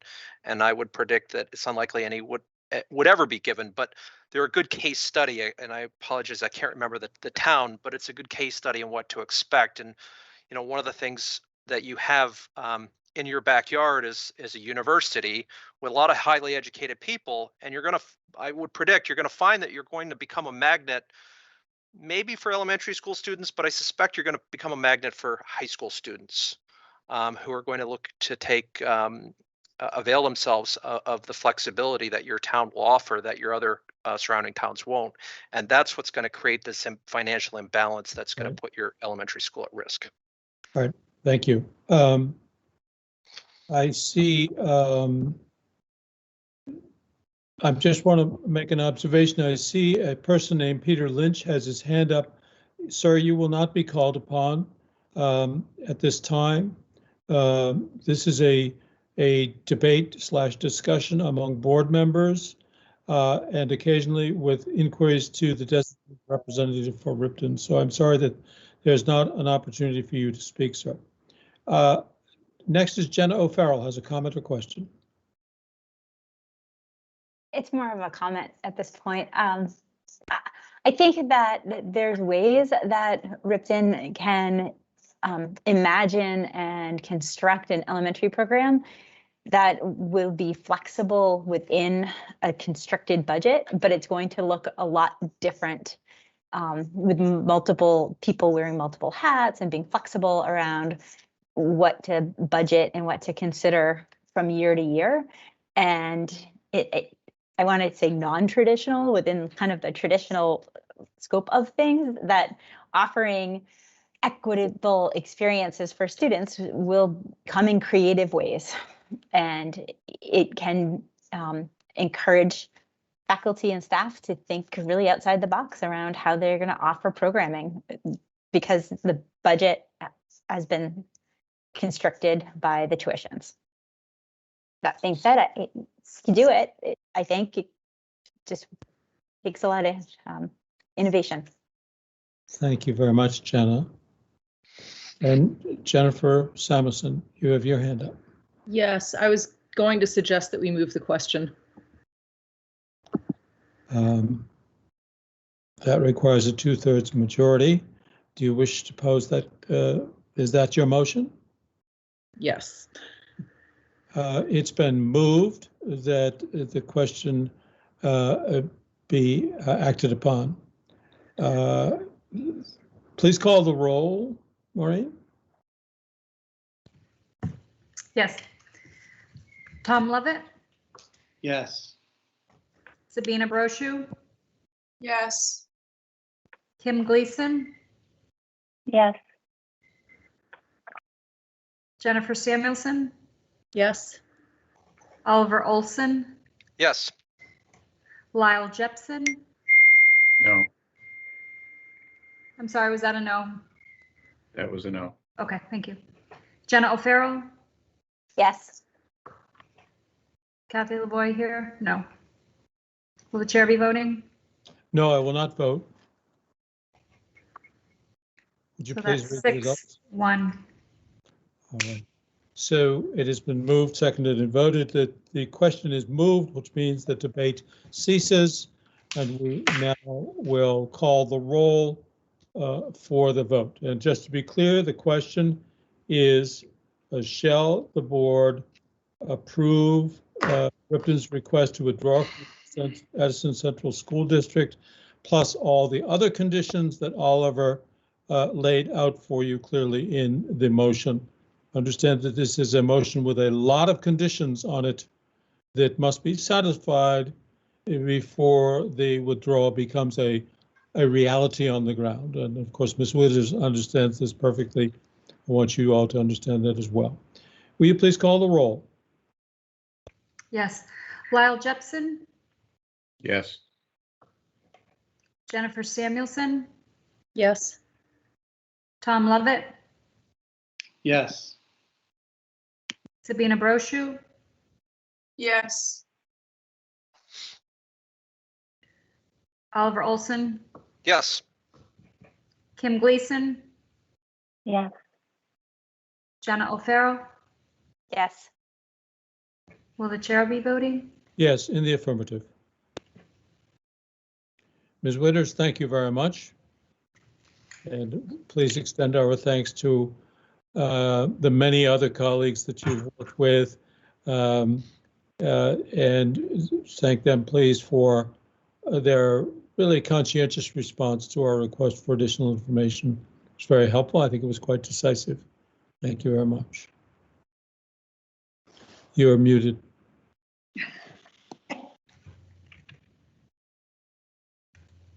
Still can't hear you. Oh, gosh. There, we can hear you now.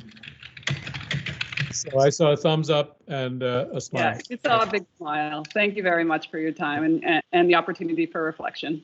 Thank you. Thank you very much. There was a question that came up. Will there be an opportunity for the public to comment? And the answer is the opportunity for public comment took place this morning at around 9 or 9:30, as is our custom. And so there is not at this time an opportunity for general public comment. Lyle, I see you have your hand up. What would you like to say? I do. Would you prefer, I did have a comment about this topic, but if you believe the topic is complete, I don't have to comment. I think we are done with this topic at this time. I'm sorry to say, but I think that that would have to be our proceeding. Now, board members, we are moving on to what would apparently be the last item on our agenda, which is item P. Now this is a little bit now parallel to what we just did with Westminster. As with Westminster, we voted actually last month to endorse their withdrawal. And then the subsequent meeting, we voted to affirm the continued existence, essentially unchanged, of the elementary school district that Westminster was part of. Today's situation is similar but slightly different. We have affirmed the withdrawal of Ripton from its parent district, which is the Addison Central School District. And so the question before the board today is, so shall that district remain similar, the same, or shall it be changed in some way? And I think who is it who wishes to speak on behalf of ACSD to the board? Peter Burrows, ACSD Superintendent. Yes, Mr. Burrows, we're happy to hear from you, and you seem to be the right person to be speaking to us about this. Are you the only presenter, or is there more than one? Chris Leopold, who is ACSD Legal Counsel, is here as well, but I'll be, I think, carrying the presentation. Fine, we're happy to hear from you. Please proceed. Great. Well, thank you. Appreciate coming before the state board here and answering this question. I've prepared a slideshow here, which I sent a few days ago. I'll see if I can share it here with all of you. The road ahead. Yes? You see it? Yes, we do. Okay, great. So the road ahead, here's the question which I'll be speaking to. Let me go into presentation mode here. Whether it's in the best interest of the state, students in the school districts remaining in the Unified Union School District, that the Union District continue to exist. And so I'm going to speak to a little bit about our history, kind of how we became ACSD, where we are currently, and talk a little bit about the road ahead for us and why I believe that we should and need to continue to exist as a Unified Union District. So who we are, student population, ACSD currently K-12 is 1,606 students, pre-K through 12, 1,648. Our budget is around $40 million currently. We have 15 administrators, 187 teachers, 136 support staff.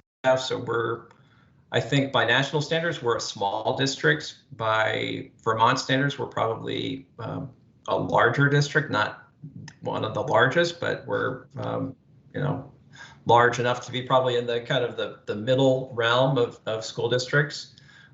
I've provided information here regarding Ripton and Ripton's size in regards to ACSD. Ripton makes up a very small part of the total population, total budget, and total personnel for the school district. Act 46 requirements, I just wanted to share these because I think this is important in terms of considering and looking at ACSD and whether ACSD continues.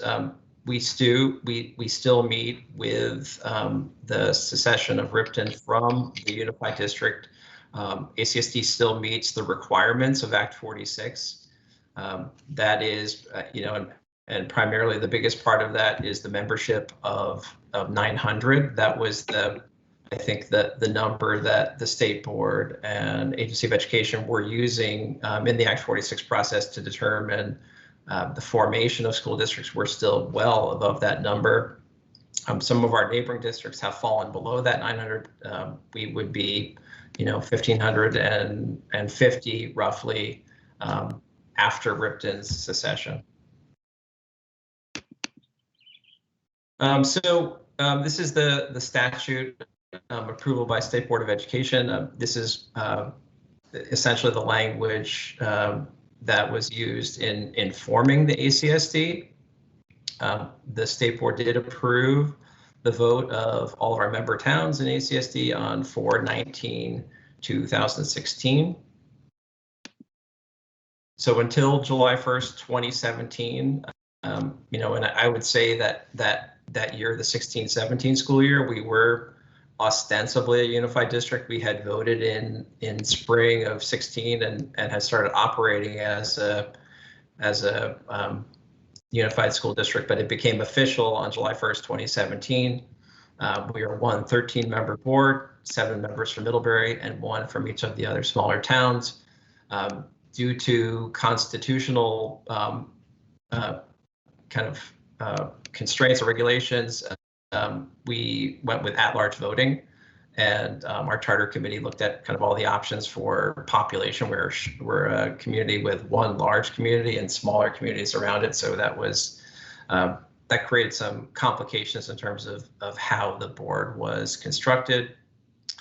Board members are voted from all of our towns, but they don't represent those towns. They represent all students in the district, and that's reflected, I think, in the at-large voting. So what we've accomplished over the last 5 years, I've seen both, and I was superintendent prior to becoming the unified district and now living in a supervisory district. I've seen incredible impact in terms of our operations, in terms of student experience and outcome and systems development. One budget has been a major impact in terms of a focus on equity and resources. Previously, we were constrained by having budgets that didn't allow us to essentially move resources from one school to another. Now we look, as a single board, as a single organization across all of our schools, and can respond to different needs in different schools without having to worry about, an employee only being able to work in one district versus another. So that has been, I think, a major impact of being a unified district. I think in systems development, in terms of how we operate, in terms of how we talk about ourselves, in terms of our culture, we've seen major growth. One of the biggest things that we've done as a school district over the last 6 years has been the adoption of International Baccalaureate, and we're now an International Baccalaureate World District, which is having kind of profound impacts on teaching and learning, on collaboration between teachers, all of those things that we tried to do before as a supervisory union, and we're able to do to some degree, have been accelerated greatly.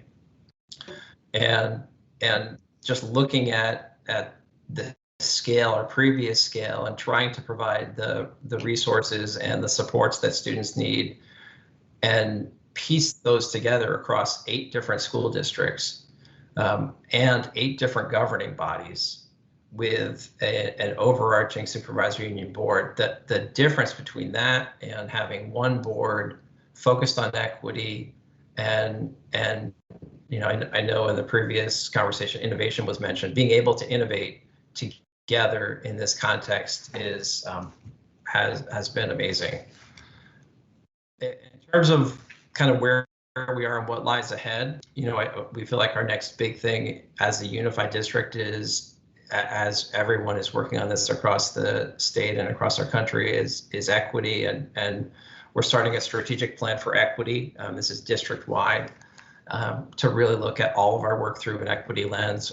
We're also, as I mentioned, an international baccalaureate world district, and we'll be continuing to deepen that work. We're also under significant fiscal pressure, and this current budget, FY22 was the first year as a unified district we were over the excess spending threshold per pupil. That is posing pretty significant challenges, and we realize that facing those challenges separately as individual districts, if we had not become a unified district, would be increasingly more challenging. We feel like together, working across our communities, having hard conversations, we've been having lots of hard conversations. That's what led, I think, in a lot of ways to being here today. But I think we've learned a lot through this process, and we'll continue to focus on what's best for students. And as I mentioned, being a unified district, I think will help us to get through both the triumphs of what we're experiencing now and the challenges as we see the educational landscape continue to change. We see things shifting pretty significantly with the weighting study, Act 173, and other changes in our ed funding formula that will require us as a district with a singular vision to do what's best for students.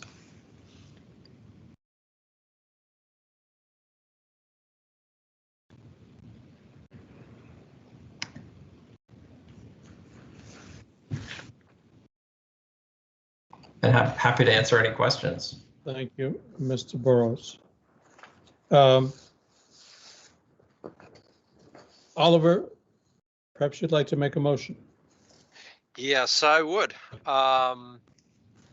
So I move that pursuant to 16 VSA section 724C M, that the State Board of Education first finds that it is in the best interest of the state, the students, and the school districts remaining in the Unified Union School District that the Addison Central School District continue to exist. And second, declares that the Addison Central School District shall continue to exist despite the withdrawal of Ripton as a member.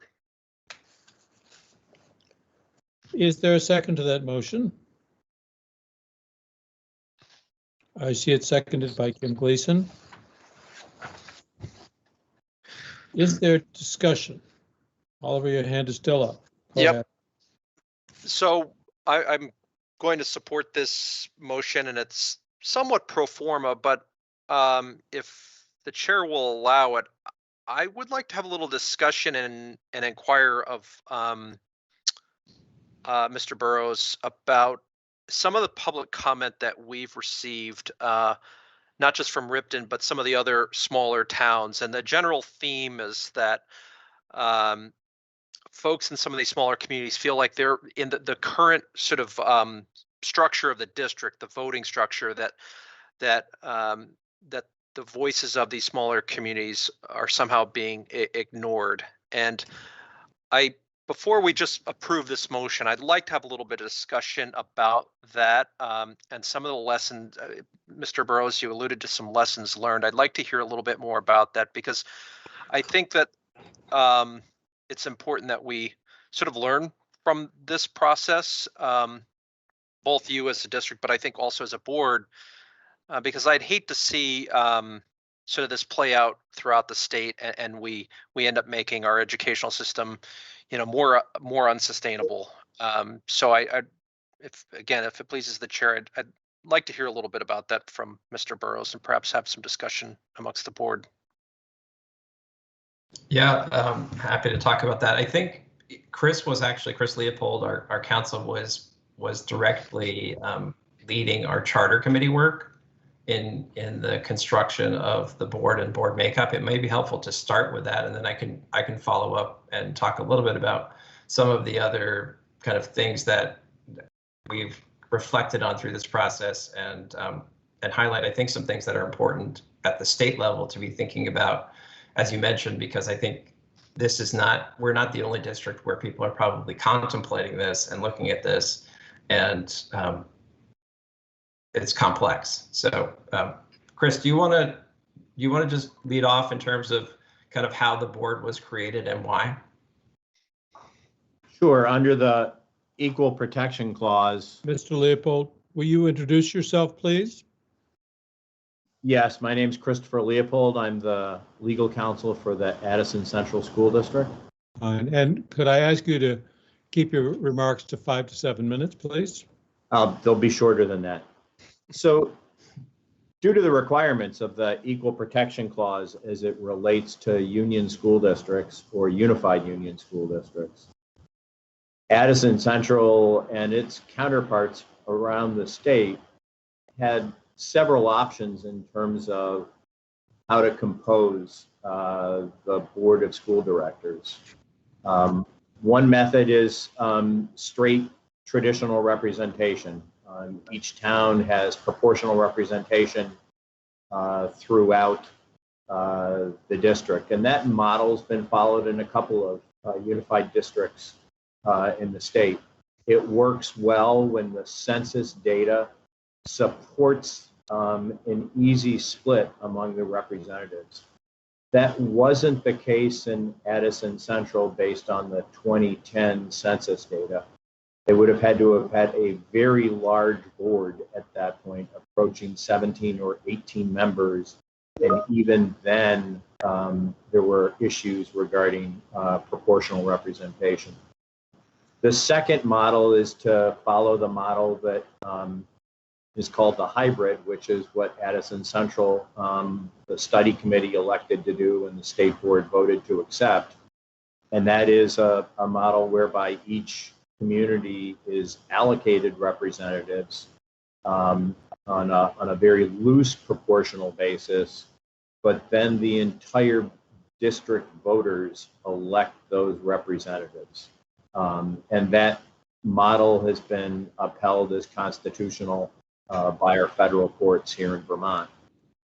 The other model that Addison Central and some other districts considered was a model of weighted voting, and that is to allocate representatives based on a very loose proportional representation, but then to weight the vote of each director based on the population of their community. And there's been a fair amount of resistance in communities in Vermont about weighted voting. There's one unified district that I know of, Harwood, that utilizes it.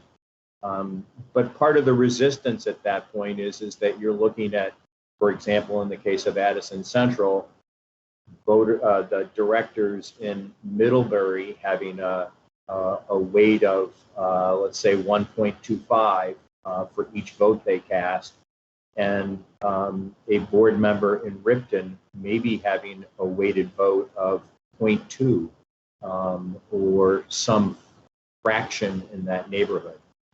And the concern has been about participation and a sense that votes don't matter in that scenario.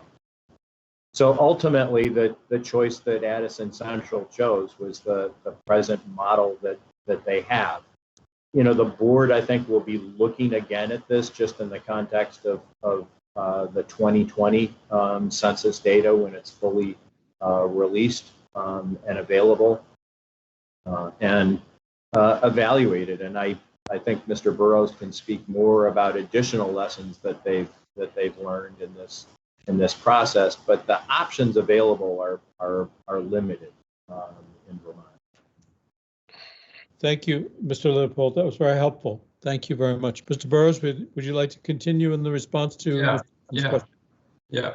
So, yeah, I mean, I think, you know, the challenges that we face in our community are not challenges only in ACSD. They're challenges that other Vermont districts face. And as we've been, you know, we became a unified district, we, you know, did all sorts of systems work, and it became apparent a couple of years into being a unified district that our trajectory in terms of our enrollment decline and our costs were going to do that magical thing where they cross and all of a sudden we were going to be over the threshold. So we saw this coming. And we began to talk about what are we going to do to address this, because, you know, of our 7 towns, 6 of them, and not all of them had been up at the threshold prior to unification, but a number of them had, and had said, no, we are not going to spend over the excess spending threshold. We need to cut. There was one district, Weybridge, was spending over the excess spending thresholds for a few years prior to unification. So we knew that most likely our communities would not support double taxation over the threshold, and that as we got over that threshold, we would be, because 80% of our budget is people, that we would be cutting people and we'd be cutting programs year after year as in a cycle to stay below the threshold. So we began a facilities master planning process to look at all of our school buildings, to look at the resources that we have, and have a conversation around how do we go forward.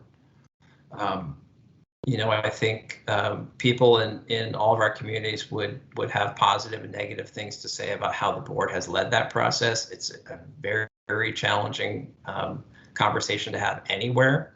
I think especially so in Vermont, where, you know, the school tends to be the community center, not just an educational center, but the existence of the school means so much to a community. And so the conversation around, you know, what do we do with limited resources becomes also this greater community conversation around how do we sustain our community, and how do those two things align together.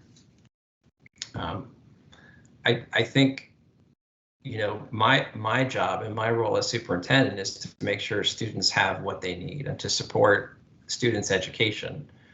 I think, you know, equity is a term that's used frequently in these conversations, and you know, as I look at having to, and this is going to probably start for ACSD next year with or without Ripton, you know, we were over the threshold by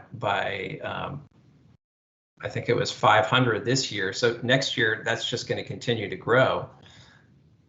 We're going to have to start cutting positions and cutting programs. And that's where I think we're going to enter into a period where this conversation changes from a proactive, how can we respond to what's coming, to how do we respond to what we're in right now. So I think I don't think there are any easy answers to this.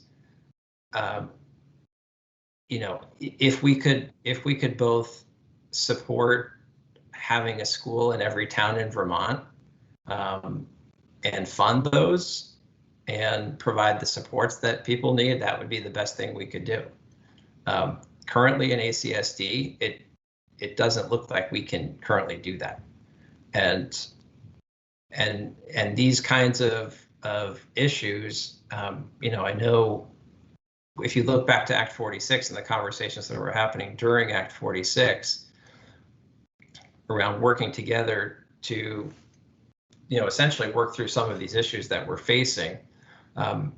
You know, this year, as we've been struggling with this, it has not been a statewide conversation necessarily to talk about what are we going to do as more and more districts hit this excess spending threshold and have nowhere to go. So I think it's a fairly urgent and immediate concern for Vermont as a whole in thinking about where do we go from here.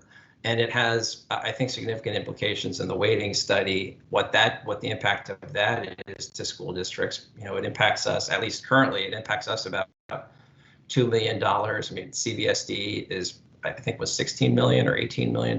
So it's a significant hit to some districts and not to others. And just looking at this whole problem in the most comprehensive way we can, so we don't fix one part and not see the other part.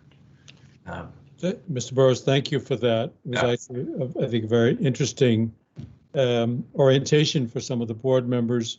I would remind the board that the question is, limited to, is it in the best interest of the state, the students, and the school that the district shall continue to exist? This is not a question about governance, nor is it even a question about economics. So let's just be very clear that the central question is it in the best interest of the state, the students, and the school districts that the district should continue to exist? Are there further comments or questions, please?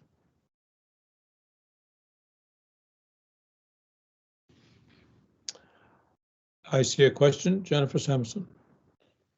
Thanks. I'm just wondering, is there an opportunity for us to hear from the other towns that comprise the district? Or Mr. Burrows, are you speaking on behalf of all of the towns? I'm speaking on behalf of the board. So is there, I mean, before we vote on this, do we have assurances from the underlying towns that they want to remain in this in the school district as is currently configured?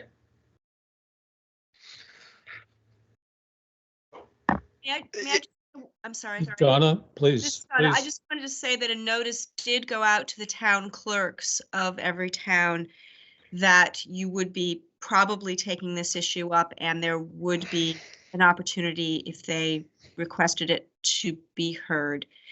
And we did not, or I did not receive, I am not aware that any town clerk or other representative of a town asked to speak on behalf of the town. Let me just ask for clarification here, Donna. There's members of the board, the ACSD, who are from the towns. Exactly. And then there are hundreds of other townspeople. Correct. Who is it we should be listening to in this case? Well, right, so now we have representatives of the town or anybody else from the town?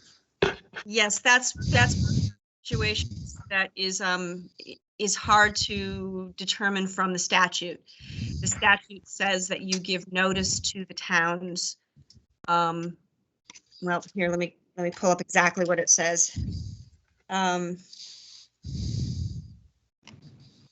State board shall give notice to the remaining towns and cities in the Unified Union School District of its meeting and give the relevant representatives an opportunity to be heard.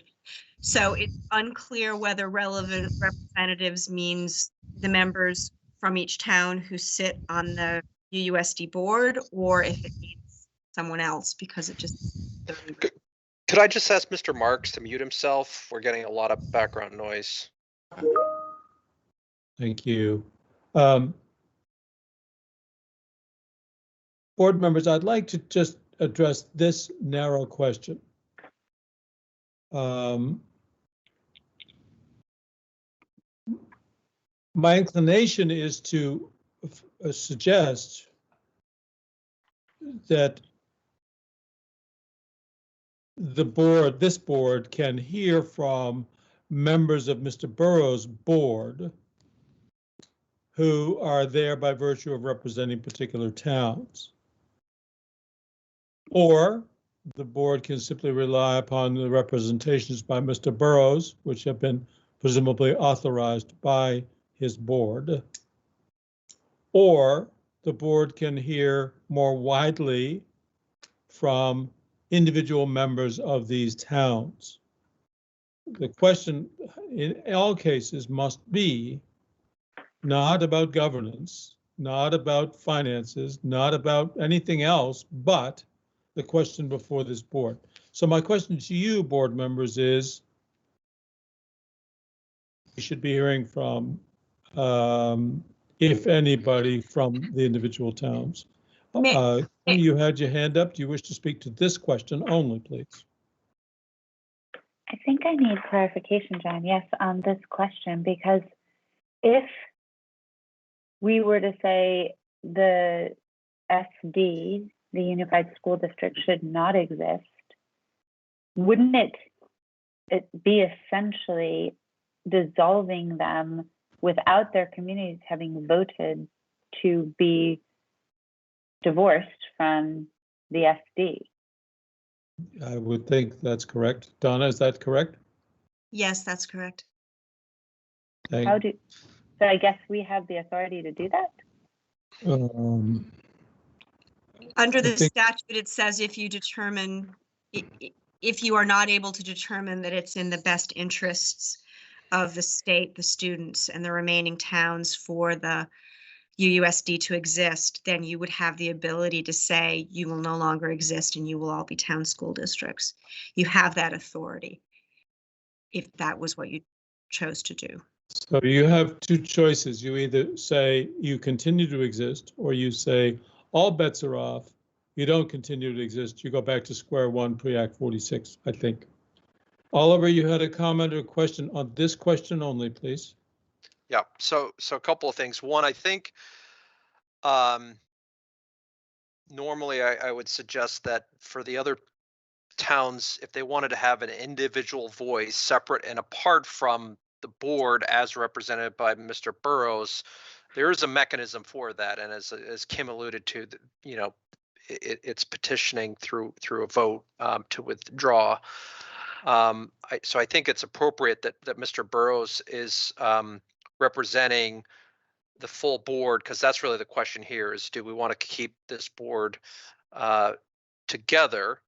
But we have to make a finding, Mr. Chair. So I'm going to just gently sort of push back on your suggestion that the scope of what we're looking at is limited, because the finding we have to make is that it's in the best interest of the state, the students, and the school districts remaining, and that's fairly broad. And I pose the question around, you know, governance, and specifically some of the voices of these smaller communities, because clearly there seems to be a little bit of disharmony, and that may just be some minority voices. But and again, I'm speaking, and I offered the motion, and I'm going to vote for the motion, but I do have some concerns there, and I think it's warranted. It warranted some discussion. So to summarize, I don't think it makes sense to sort of invite people from these other towns to speak, because there is a mechanism for them to get involved in this process, and that's by voting to withdraw if they don't want to be part of the process. There is a board in place. There's a corporate entity in place, and they've designated Mr. Burrows and their attorney to speak. And I think to keep it clean, we should stick with that. Thank you, Oliver. I'm just, note that the language does, as you correctly say, it is in the best interest of the state, the students, and the school districts remaining in the unified union school district. My understanding is that there are no school districts in the unified union school district, that those school districts cease to exist as entities. Is that correct, Mr. Burrows? Yes, that's correct. So just for what it's worth, there are only board members of this unified union school district. They don't represent districts. They represent towns. For what it's worth, I see Lyle's hand, and then I'll come back to anybody. So the town of another town could do the same thing that Ripton has done. And I would argue that perhaps a previous decision we've made today ensures that. All right, thank you. Thank you. Other comments or questions? Donna, I saw your hand up a moment ago. Have you been, I think that you've covered what I was going to say. I was just going to point out that it does say the relevant representatives, and I think in this context, either the school board members of the ACSD or the person they've appointed, which is Mr. Burrows, would satisfy that. Thank you. All right. Kim, do you have a further comment on this rather narrow question as to who shall speak for these other towns? I was just going to concur. I mean, the individuals on that board are voted at large. They represent all students in those towns. And that's the construct of the formation of that unified school district. So they have the authority, and if they've appointed their superintendent to speak on their behalf, Okay. then they are representing the interests of the full school district, even if there are differing opinions among town members. Otherwise, I think it would be a disproportionate voice with not the same authority that the board sent Mr. Burrows here with. Thank you. So, Mr. Burrows, can you characterize the nature of your board's support for the notion that the ACSD should, quote, continue to exist? That is, I mean, I think as you. how has the board addressed this question? Yeah. And Yes. informed you? I think as was mentioned previously, in kind of a pro forma way, I think the ACSD board has seen the impact of being a single district and fully supports continuing and has stated such as a single district. Thank you.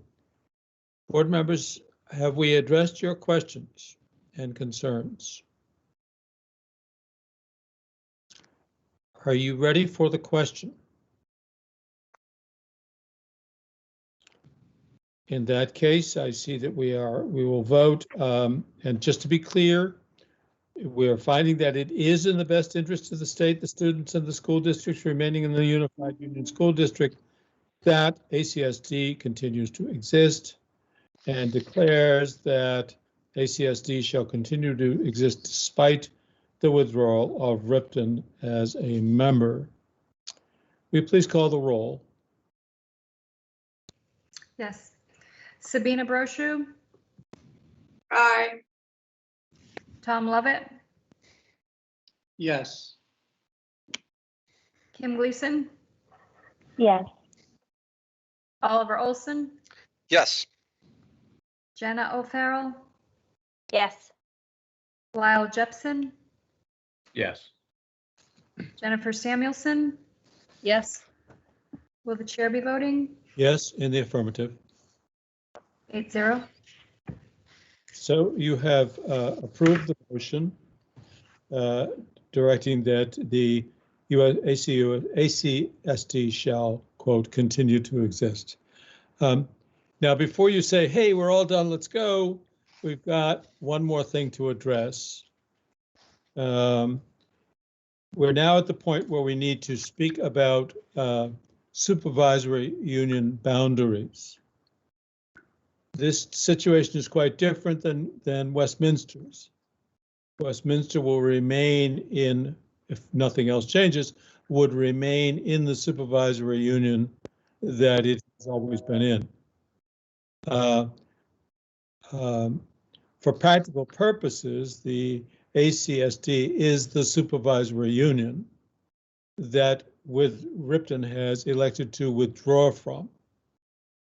So the question will be, to what supervisory union or union school district shall Ripton be assigned? That is not something we are deciding today, to be very, very clear. But we do want to ask your concurrence in a motion that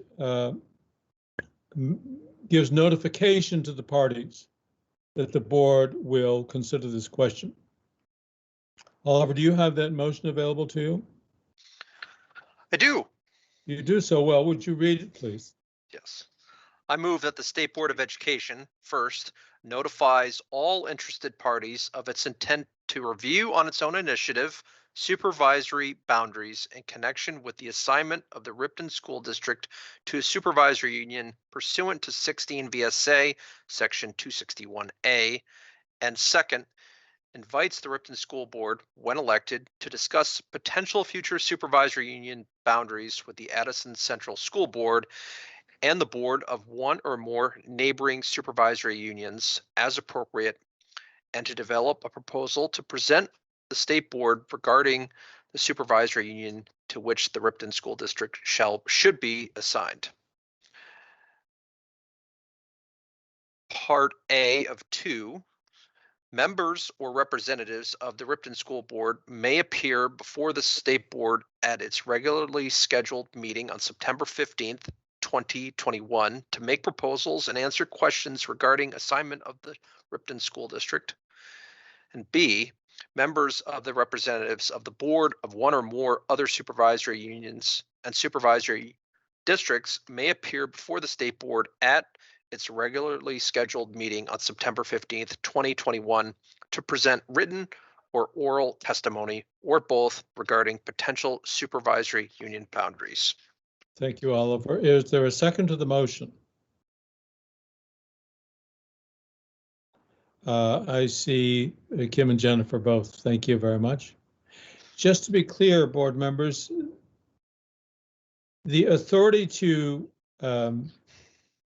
review on its own initiative supervisory boundaries is the board's alone.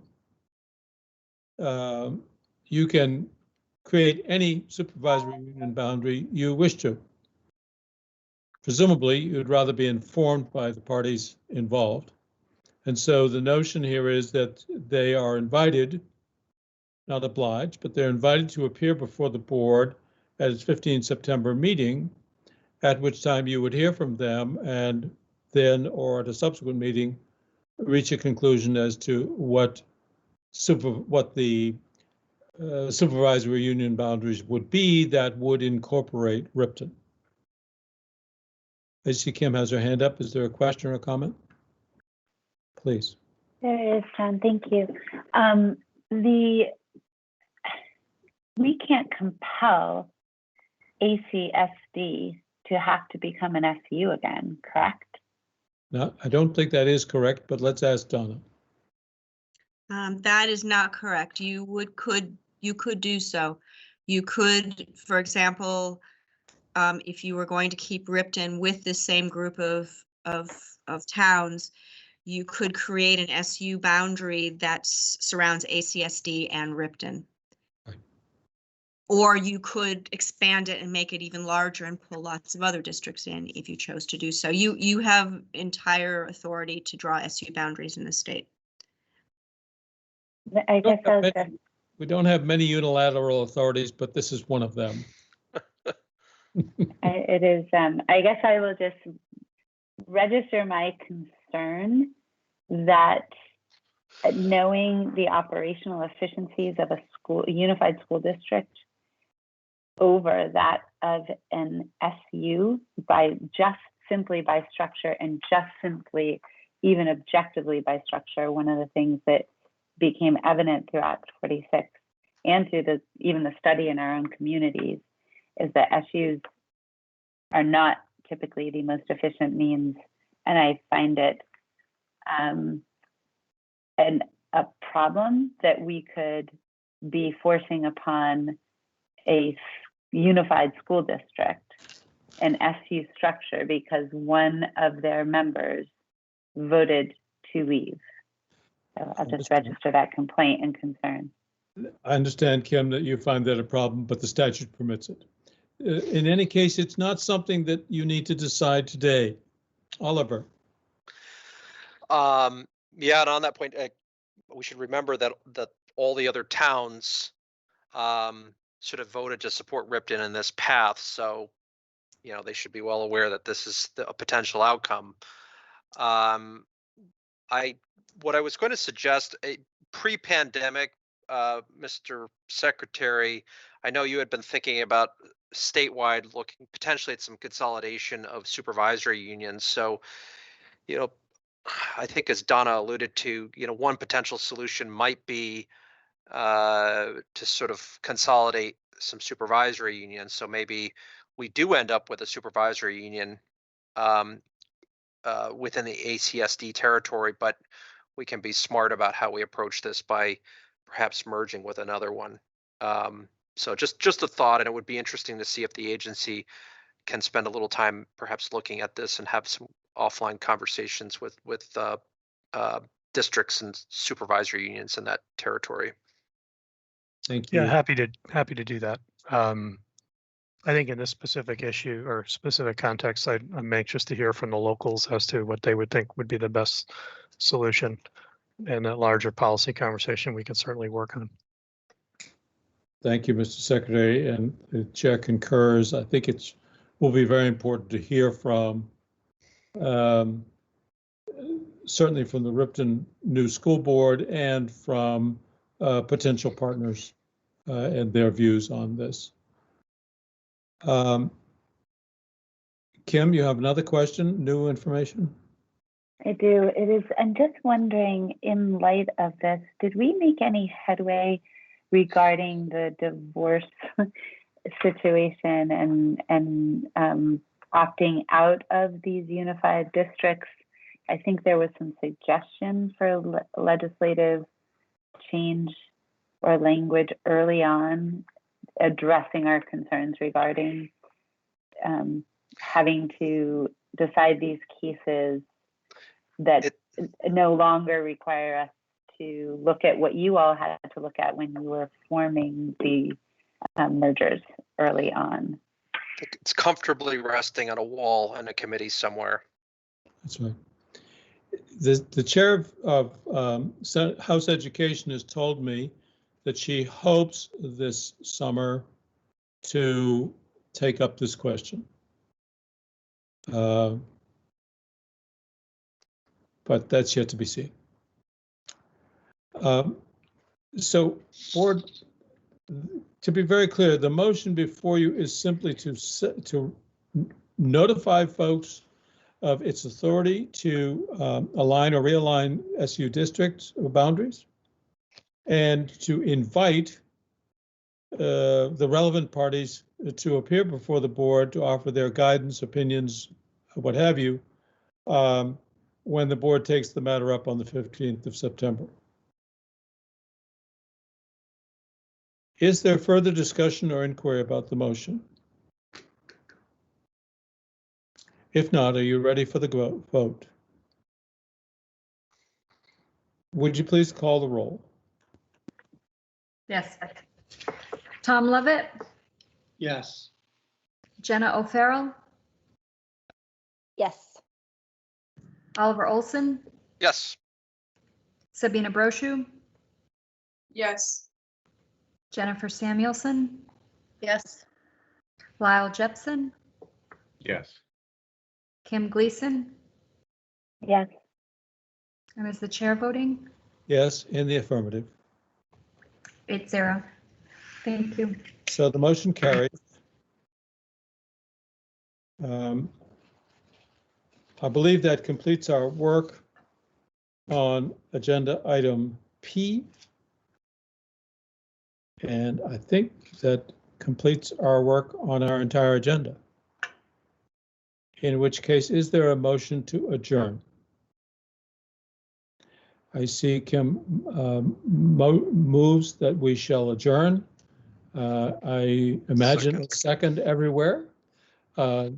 And simply affirm by raising your hand to say aye. Thank you all. We are adjourned, and you will hear probably tomorrow from Maureen or Suzanne with a doodle poll for our special meeting with regard to Kernhattan. We hope to fit this in before the end of the month, and then we will have our next regular meeting of the board in June. And I want to just remind everybody that it's a pretty big day for us and for our senior student member, senior in seniority, the youngest senior board member I think we've ever had. Retiring senior member. And I'm right. I'm speaking of her. I know. But she could say she's retiring. And so we'll have a little fete in honor of you. I know that Kim is working on this, and I'm so glad. And it's a big day for us to say goodbye to a really valued student member. I'm getting a little emotional, Sabina, but you're one of a small cadre of very, very wonderful student members that I've had the pleasure of getting to know over the years. So that'll be, as far as I'm concerned, the highlight of the June meeting. So thank you all. We'll see you soon, I hope, to meet with Dan about Kernhattan. Thank you all for your time today. Thank you. Farewell.